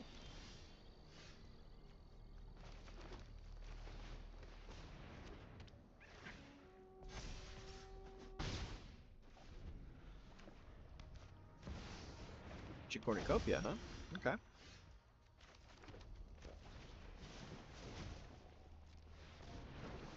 Alright, better have that board wipe.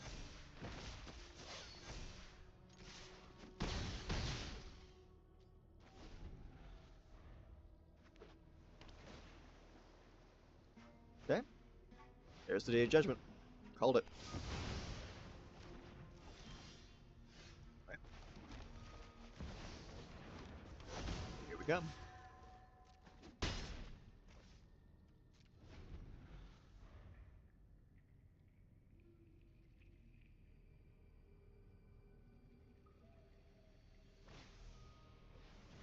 Where are the consoles? That's a little late.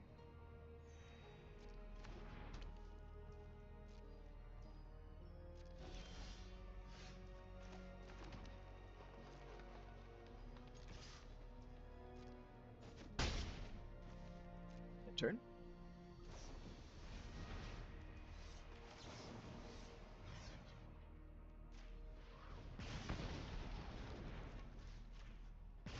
No more life gain.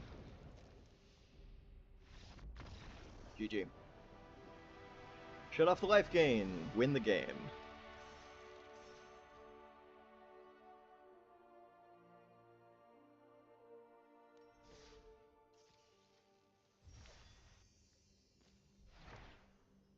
Sonic Shrieker. I wish this card was better. It is a really cool effect. Like, if they dropped the mana cost down to 4 rather than 5, I think you could actually see real play.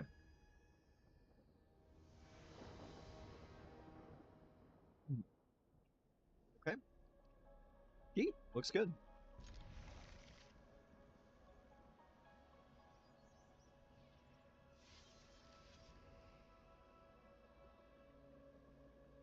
Okay. Got a mulligan.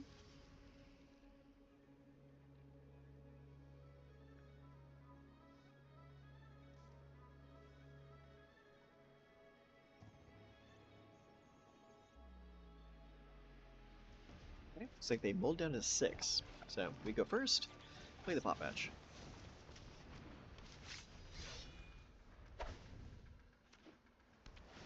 Okay, we got an Is It deck. Can't say I'm 100% surprised.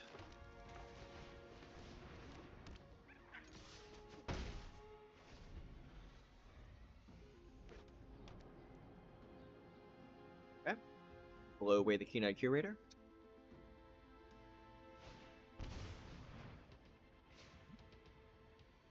Glacial Dragon Hunt, that's a new one. See this card being played a whole lot.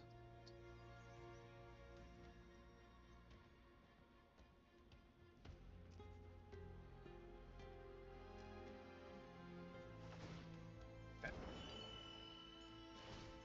Oh, okay. I'm honestly surprised there. I would have gotten rid of the Keen-Eyed Curator.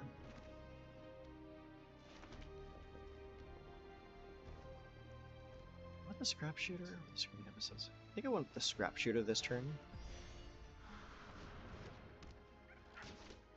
Pack 4. Because next turn, I want to be able to play the Scream Nemesis and have mana available for the Snakeskin Veil.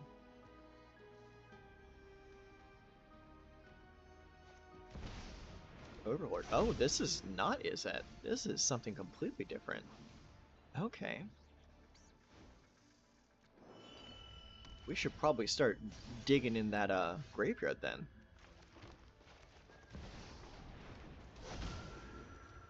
Start swinging. Boom to 1. Probably should have applied that, but I didn't count because math is for blockers. All right, let's see what you do.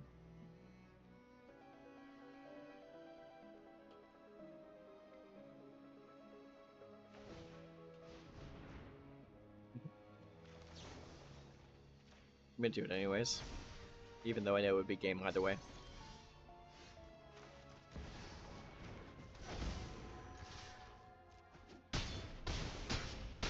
GG.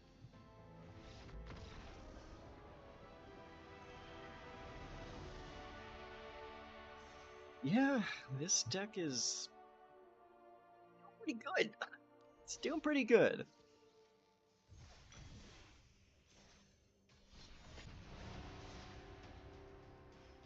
I am though very happy to be seeing a lot of interesting decks on the ladder. Not just seeing the same old, like, 3-tired decks over and over and over.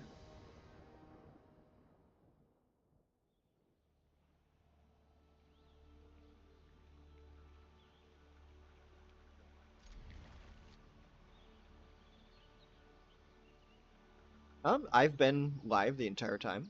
Um, you're the only person that has said there have been any issues, so I'm going to assume it might be your connection.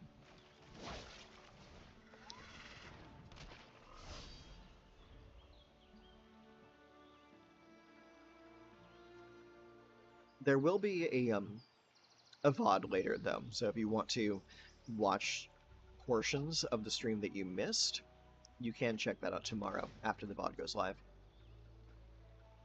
And thankfully, YouTube uploads the VOD automatically, so I don't have to do anything on my end.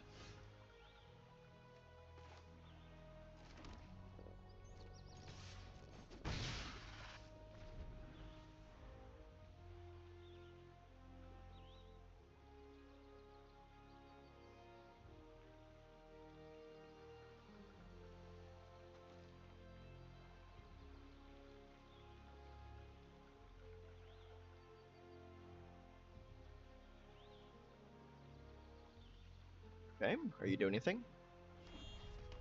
Alright, plays a land. Keep giving bats. Okay, we're gonna resolve that. We're gonna let it come in. And we're gonna blow it out of the sky.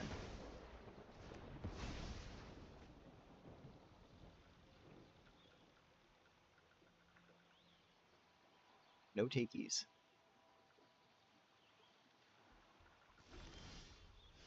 My turn. Play the Soulstone. Play Surrock. Swing for 1.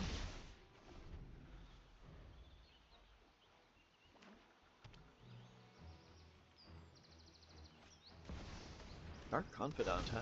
Okay. That's a good card. Starting town. Not great. I'll play Valley My Collar, though.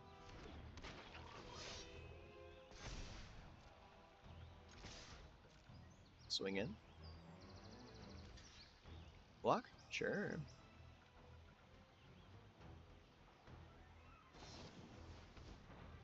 Target permanent you control gains hexproof and indestructible till end of turn. Okay, that's fine. So, here's what we're going to do. Is we're going to give the +1. And we're just going to trample right over you.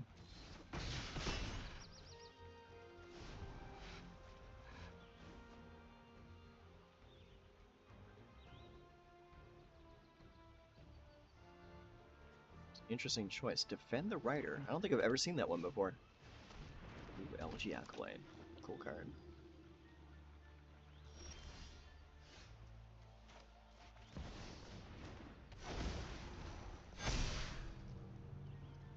Let's go here and here.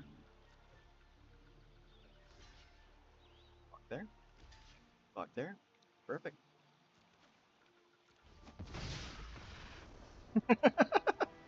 Alright. That works too.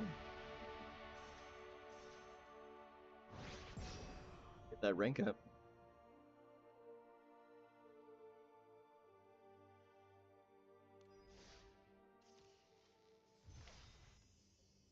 Okay. Formation Breaker. Cool card. Creature's power less than this creature's power can't block it. As long as you control a creature with a counter on it, this creature gets +1/+2. It's pretty decent, honestly, for like a limited card. Let's double check. Let's see here. Okay, so we are at 43 wins and 35 losses, which gives us a win rate of 55%. So let's double check the numbers on that. So I think that's like 78, but I'm not 100% certain. Let's see here. So that's 43 and 35. Yeah, 78. So we're at 78 games. So after 2 more games, we're going to reassess where we are and make any changes that we might need to make before diving into our last 20 games. And go.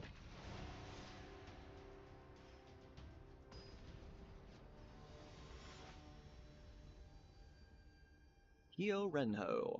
Alright, see what you got for me. Alright, I go first. We have a Stomping Ground and a Thornspire Verge. Very nice. We have a Lightning Strike, a Keen-Eyed Curator, 2 Baloths, and a Suruk. I think I'm going to keep it, regardless of the fact that I don't have a turn 1 play. And since we don't have a turn 1 play, we can play the Stomping Ground tapped.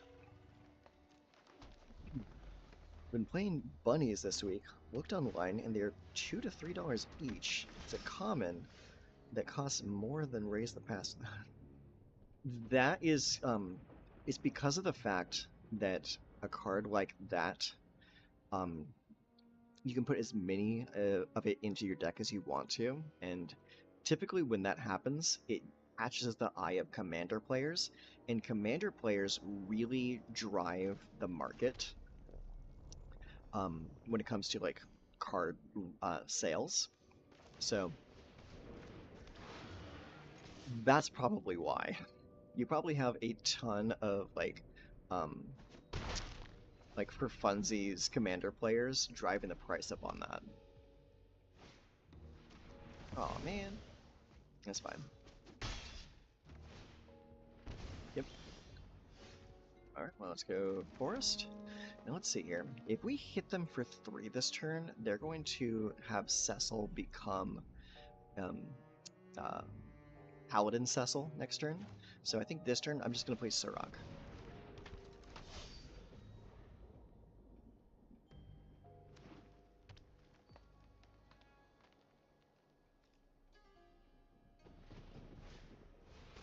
Lumbering World Wagon. Interesting choice. Okay, get a land. It's the crew is 4. Okay, cool. So I'm going to Lightning Strike that right now before you get a chance to crew up. And attack for 4.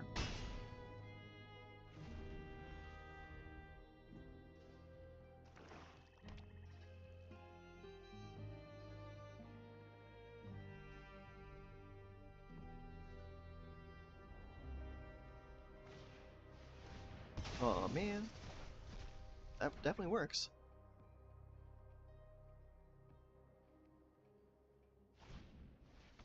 Makes sense though. Almost makes buying packs worth it if you were going to build it in paper. Yeah, the Wild Bunnies deck is pretty solid. I'm not gonna lie.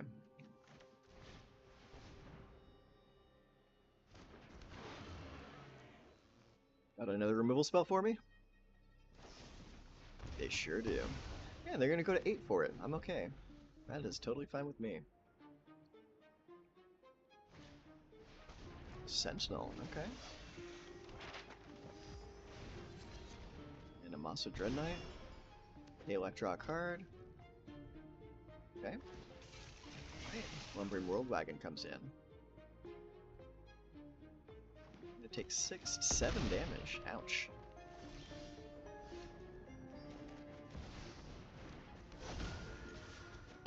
Punch him. Right. Let's see what they do this turn. Play a land. Master Dread Knight makes a dude.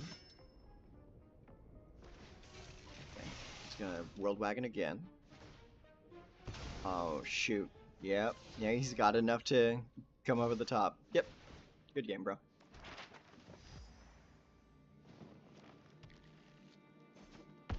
Yeah. Yeah, good game. I should have left the Screaming Nemesis back to block. But who's to say that they wouldn't have just drawn removal for it anyways?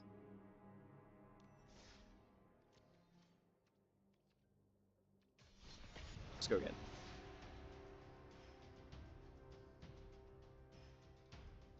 Yeah, I would say it would almost make it worth to buy packs, especially because what you're looking for is an uncommon, and in those packs you can potentially get a bunch of other things that you could want anyways.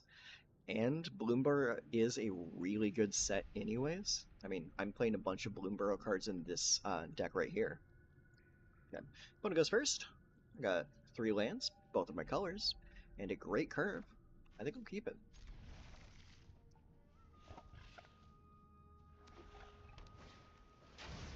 Nesting Bot. Okay. You have my attention, friend.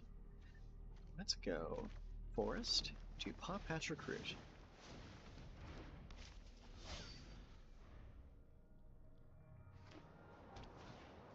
Snarling Goreham. I know what deck you are. Alright, let's go double down. Bailoff. Attack. Got it. Smack them both. Pop, pop, pop. So we really need a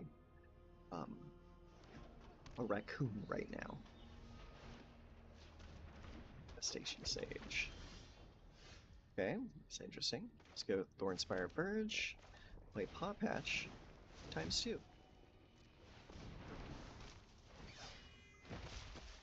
No attacks. Another Infestation Sage. Okay, let's go ahead. Go Stomping Ground. Let's do Stomping Ground into play tapped. We'll do Frenzied Bailoff.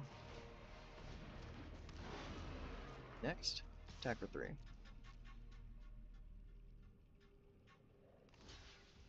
Okay. Let's go ahead and blast one of them. That way my creature still survives and gets through.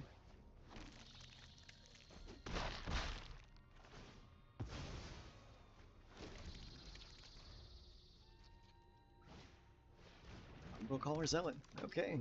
He's gonna start sacrificing a bunch of stuff, surveilling as much as possible. Same surprised. Alright. I'm very actively not targeting my stuff, which kind of sucks. Alright. Well, let's keep on coming. He's down to his tokens now, so it doesn't matter what he blocks with. Yep. Pop, pop, pop. Play Scrap Shooter.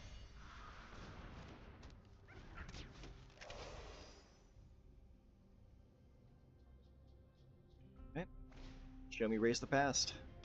That's not Raise the Past. I still have time.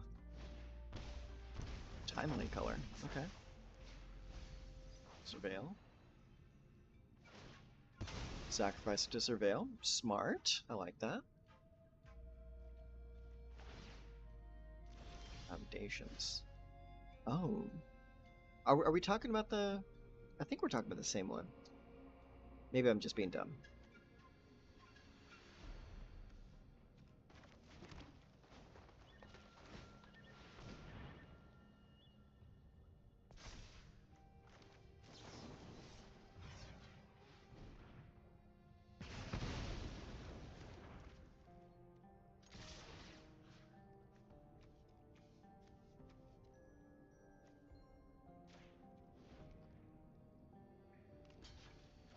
Tramples, doesn't matter. Go to 1. Moment of truth. Okay, Raise the Past. Okay, you're not gaining any life though, which is great.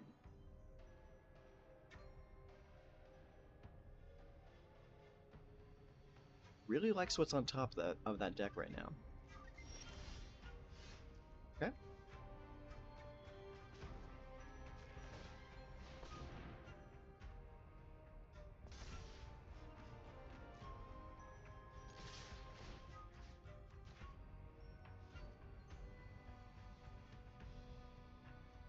See how you block.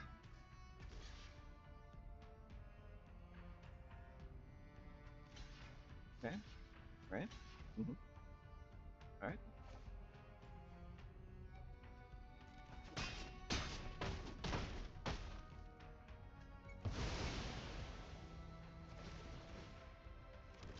Some dudes.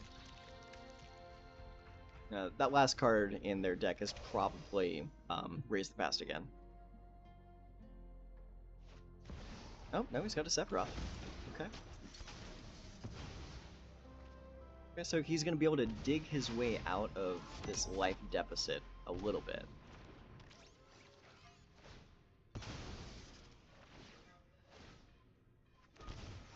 There you go.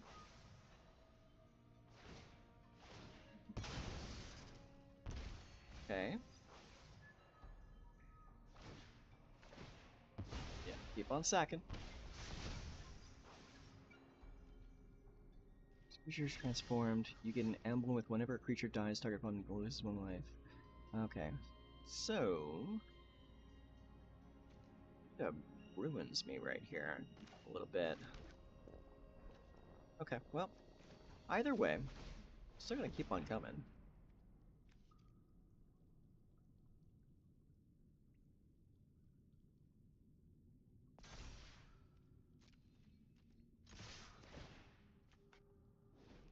This one there.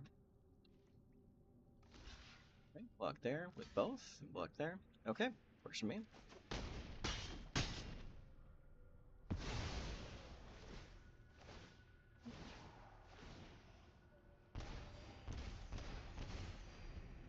That's, I believe, game. Yeah. Okay, yeah, he's got it. GG. Gotta really use a burst lightning there.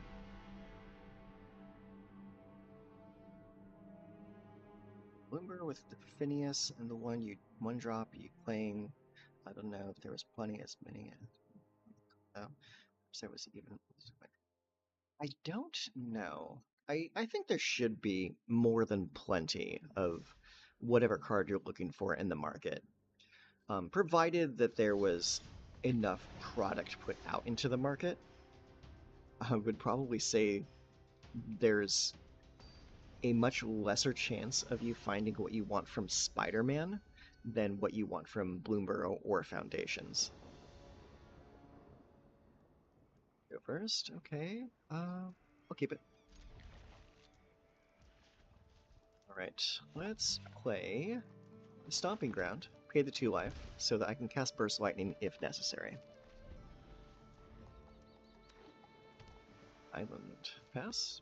My turn. Sweet. Let's go Forest and Frenzied Beloff. Attack for 3.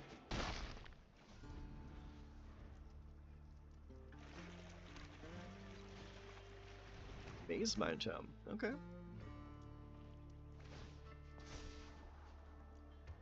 Interesting choice. Right, well, let's go here. Go Scrap Shooter. I'm going to let you draw a card below that land up. Or that artifact, I mean.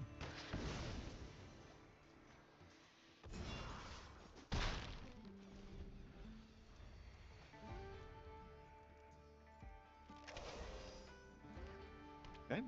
Flames. Authority of the Consoles. Alright. Let's go Forest. We'll go... Solid's in there.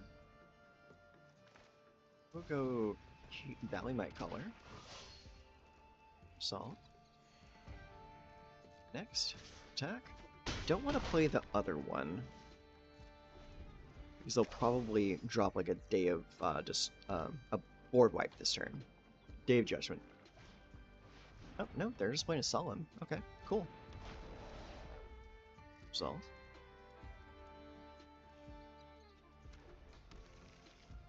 Pass. Alright, end of turn. We're gonna blow that guy up. And that's game. GG, friend.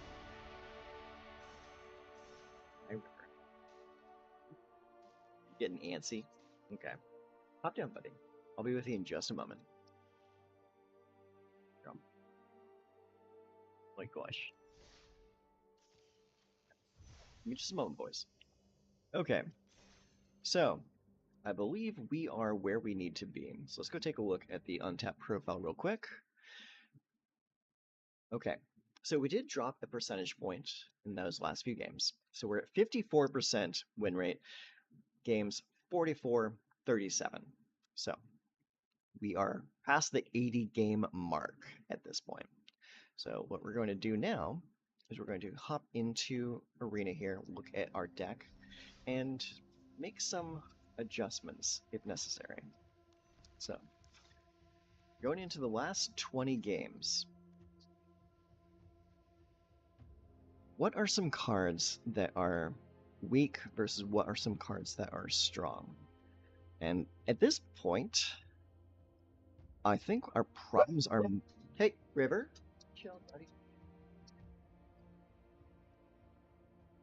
I think our problems are more in our mana base than they are in like the spells themselves, because the cards we're playing feel really good. Like I don't really feel like there's any really weak cards. I would say probably the weakest card is maybe Valley Mightcaller, simply because we're not playing like a full like Valley tribal kind of deck. So there are some creatures that I end up dropping, like Baloth or Surrock, that don't do anything for Valley Mightcaller. Um, but on the other hand, you got things like Paw Patch Recruit and Keen-Eyed Curator and Scrap Shooter, which really fuel him very well. So I would probably say the mana base is probably where we're having problems here. So we got forests, those are fine. Restless Ridgeline, I like having two of those just so I can have a manland to attack with. Same thing with the Soulstone Sanctuary. I think 2 and 2 is a good split on both of those. Then you have the 4 Stomping Grounds, which come into play untapped if you pay life for it. You got the Thornspire Verge and the Starting Town. I would say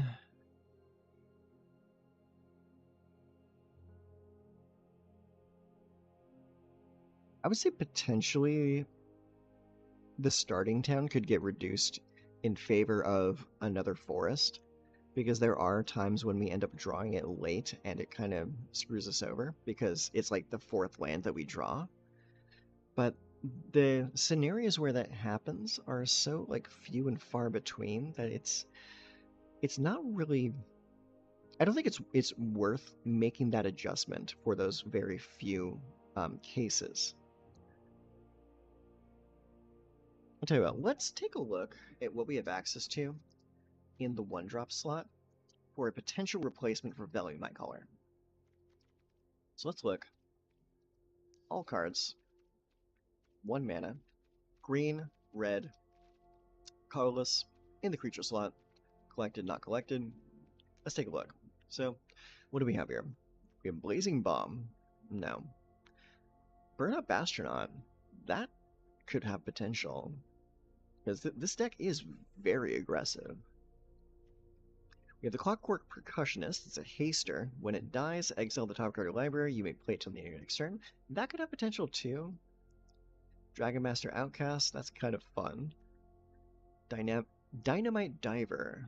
It cares about vehicles and mounts. Embereth Veteran. Fanatical Firebrand.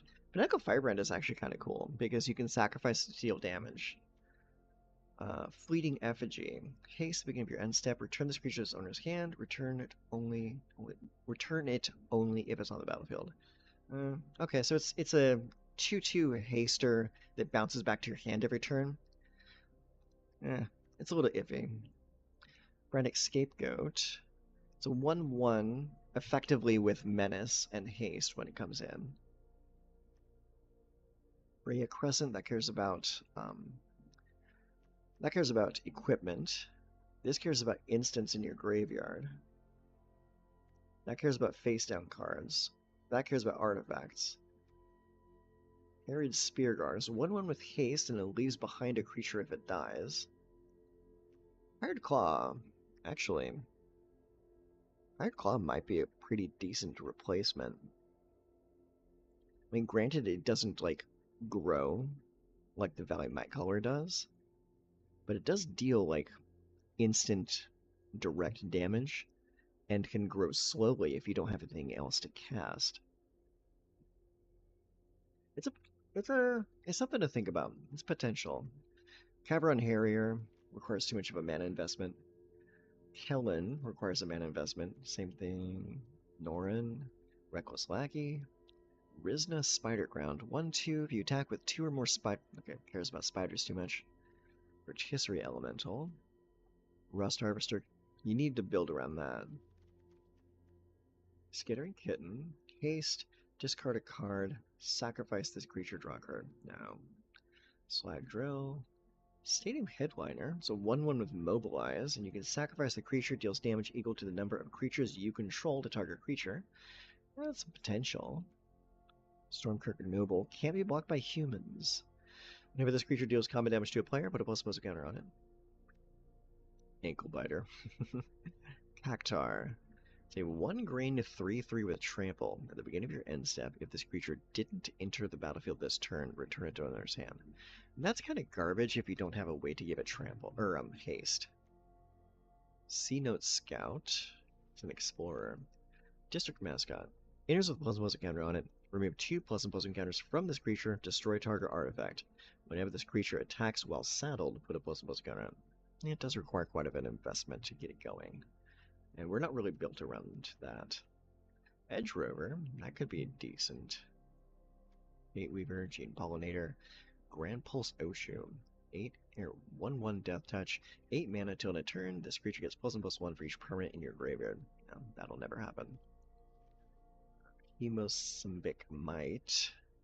Not really good enough. We don't have a whole lot of ways to pump it other than Ouroboros. Sidious Fungus. Sacrifice this creature, choose one, destroy target artifact, enchantment, draw a card. There's Llanowar Elves. Llanowar Elves can actually be pretty decent if we lean a little bit more into some mana ramp. What can Llanowar Elves do for us? Llanowar Elves, play it on 1. Turn 2, it can help us play a Screaming Nemesis on 2, or a Surok on 2, or a Scrap Shooter on 2, or an Ouroboros on 3. It's got potential to help us like ramp out. And we have been having mana issues with this deck. I'm willing to try it out. Let's try it. Yeah. Let's drop the Valley Mightcaller in favor of Llanowar Elves and see what happens. If this ends up being a better choice, then let's find out. White Styles. Alright. Okay, so we are moving into our last 20 games with this deck. I don't have all night, though, unfortunately. It's already 7:30, so I'm going to play 2 games with this change and see where we go from there. We'll see if it's a positive change or not.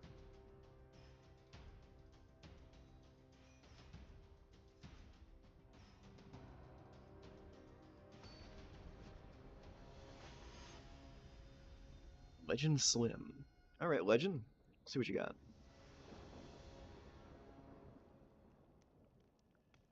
We got a mulligan that.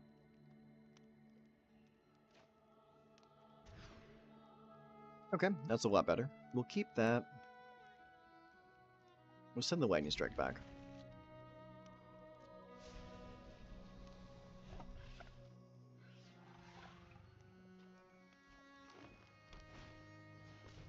Okay, Llanowar Elves. Right. Forest, Paw Patch.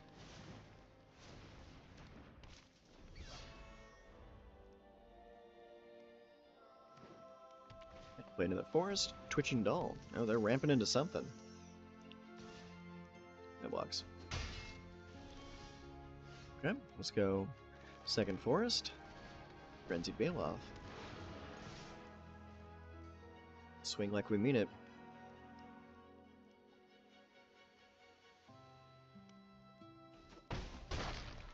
I was kind of expecting them to block the Paw Patch there.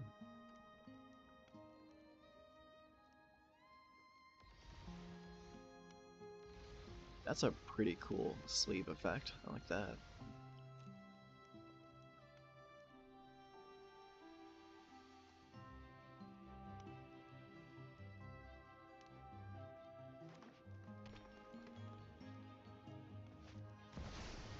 Oh my. Okay. That... I think that actually screws us. Wow. Okay.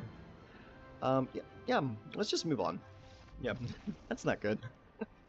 Jesus. Turn 3 Brawler. And no way to deal with it kinda sucks.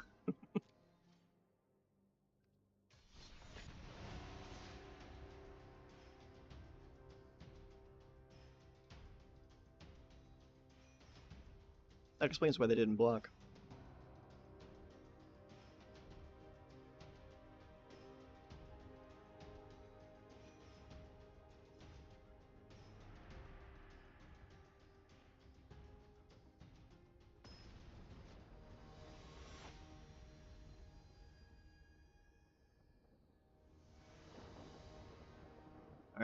So we get to go first. Awesome. We got 3 lands, both of our colors. Screaming Nemesis, Keen-Eyed, Suruk. It sucks that it doesn't have any turn 1 plays, but I can work with it.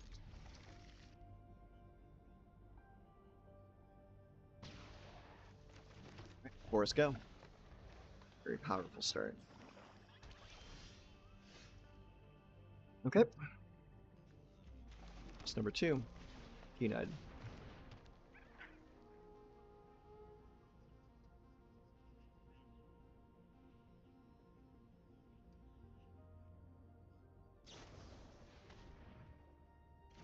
Okay, that'll work.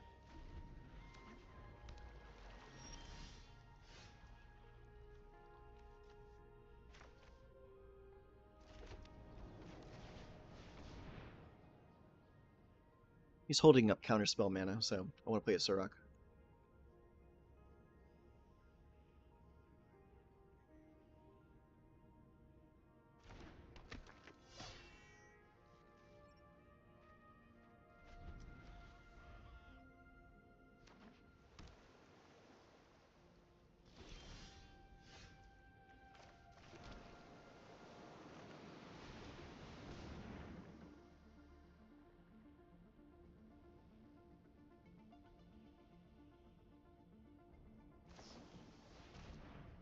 Okay.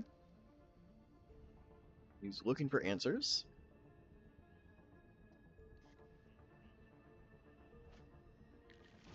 Okay. Back for 4.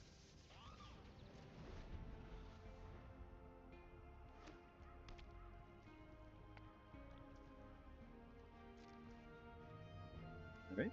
End turn. Blast you.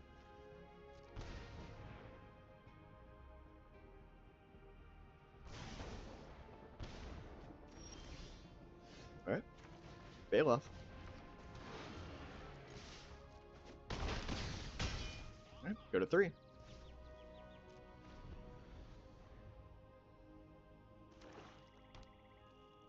Okay, he can Scavenger Regent for 3, which is going to leave him open for Screaming Nemesis next turn.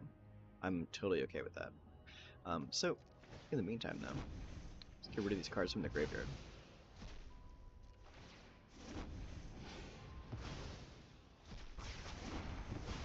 Those are gone. Alright. Well, GG, friend. Bank. Well, the Llanowar Elf was not relevant. We didn't even draw him in those 2 games. I'll tell you what. We'll do one more. Just to hope to draw him.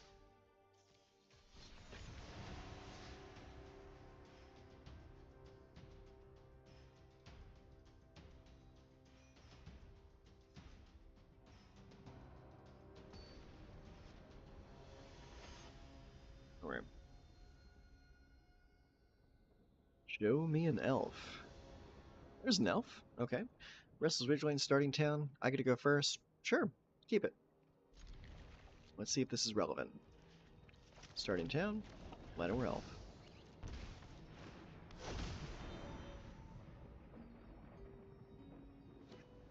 Okay. Play Thundering Falls. Okay, we got a forest here. So we'll go here and do double down on the Paw Patch. Pretty cool. Get to do that turn 2. That could potentially be relevant.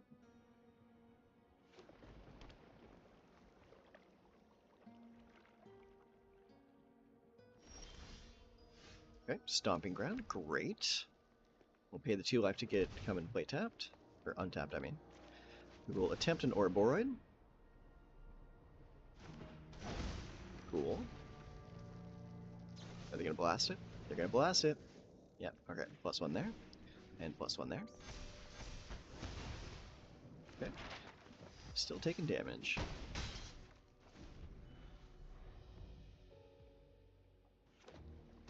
Okay. Alright, my turn. Perfect.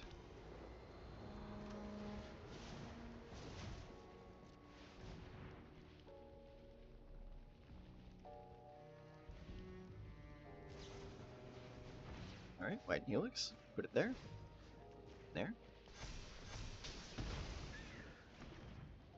Like they have a lot of single target removal, and not a whole lot of anything else. Knock him down. Twice today in different games, it seems my opponent has warped the same Quantum Riddler twice. I believe it. It was not too hard to do. I mean, you could potentially just bounce your own Riddler.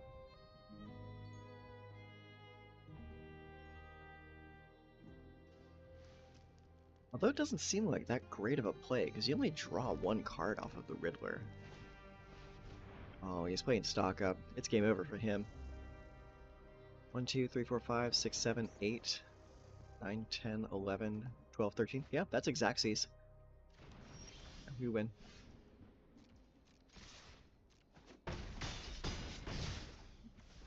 Lightning Strike. And Burst Lightning. GG. So yeah, I would say the Llanowar Elf definitely does make a difference. It helped us apply more pressure. Now granted, in that same game, if it was the Frog instead of the Elf, the Frog would have grown pretty well off of the bunnies, but those bunnies would not have come out nearly as quickly either. So it's kind of a trade-off there. Yeah, we'll have to play some more games with this to determine whether or not the elf is better than the frog. But based off of that game, it might be, just to elevate the speed just a little bit. Yeah. They didn't bounce or splash port or anything, so they didn't flicker it. They didn't bounce it. So you warp something out, it goes to the remove from game pile, and then you play it again. So you warp it out, and then you play it. So you've netted 2 cards total off of it by doing that.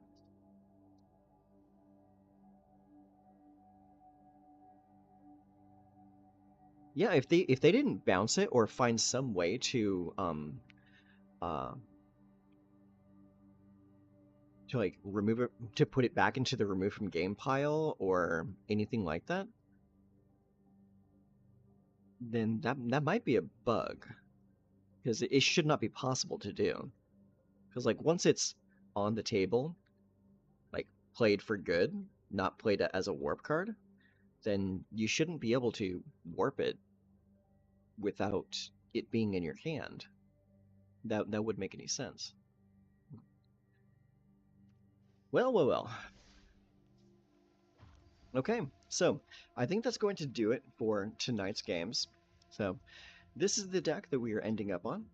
3 Burst Lightning, 4 Llanowar Elves, 4 Paw Patch, 2 Snakeskin, 3 Lightning Strike, 4 Frenzied, 4 Keen-Eyed, 3 Screaming Nemesis, 3 Surrock, 3 Scrap Shooters, 3 Ouroboros. That is the deck that we are playing for now. We are going to play 20 more games with this sometime soon, just to close out this series. But as it is right now, I'm pretty damn happy with the deck. So that is it. You know, they didn't have mana to full cast it. Yeah, that's weird. That's weird. Yeah, without actually seeing the game that you're playing, I really wouldn't be able to pass any kind of judgment. But based off of what you're telling me, it should not be possible. Anyways, well, thank you all for hanging out with me tonight. We had a lot of fun. Played some Valheim, played some Magic Arena, and that's going to be it for me tonight. So, until next time, you guys take care of yourselves.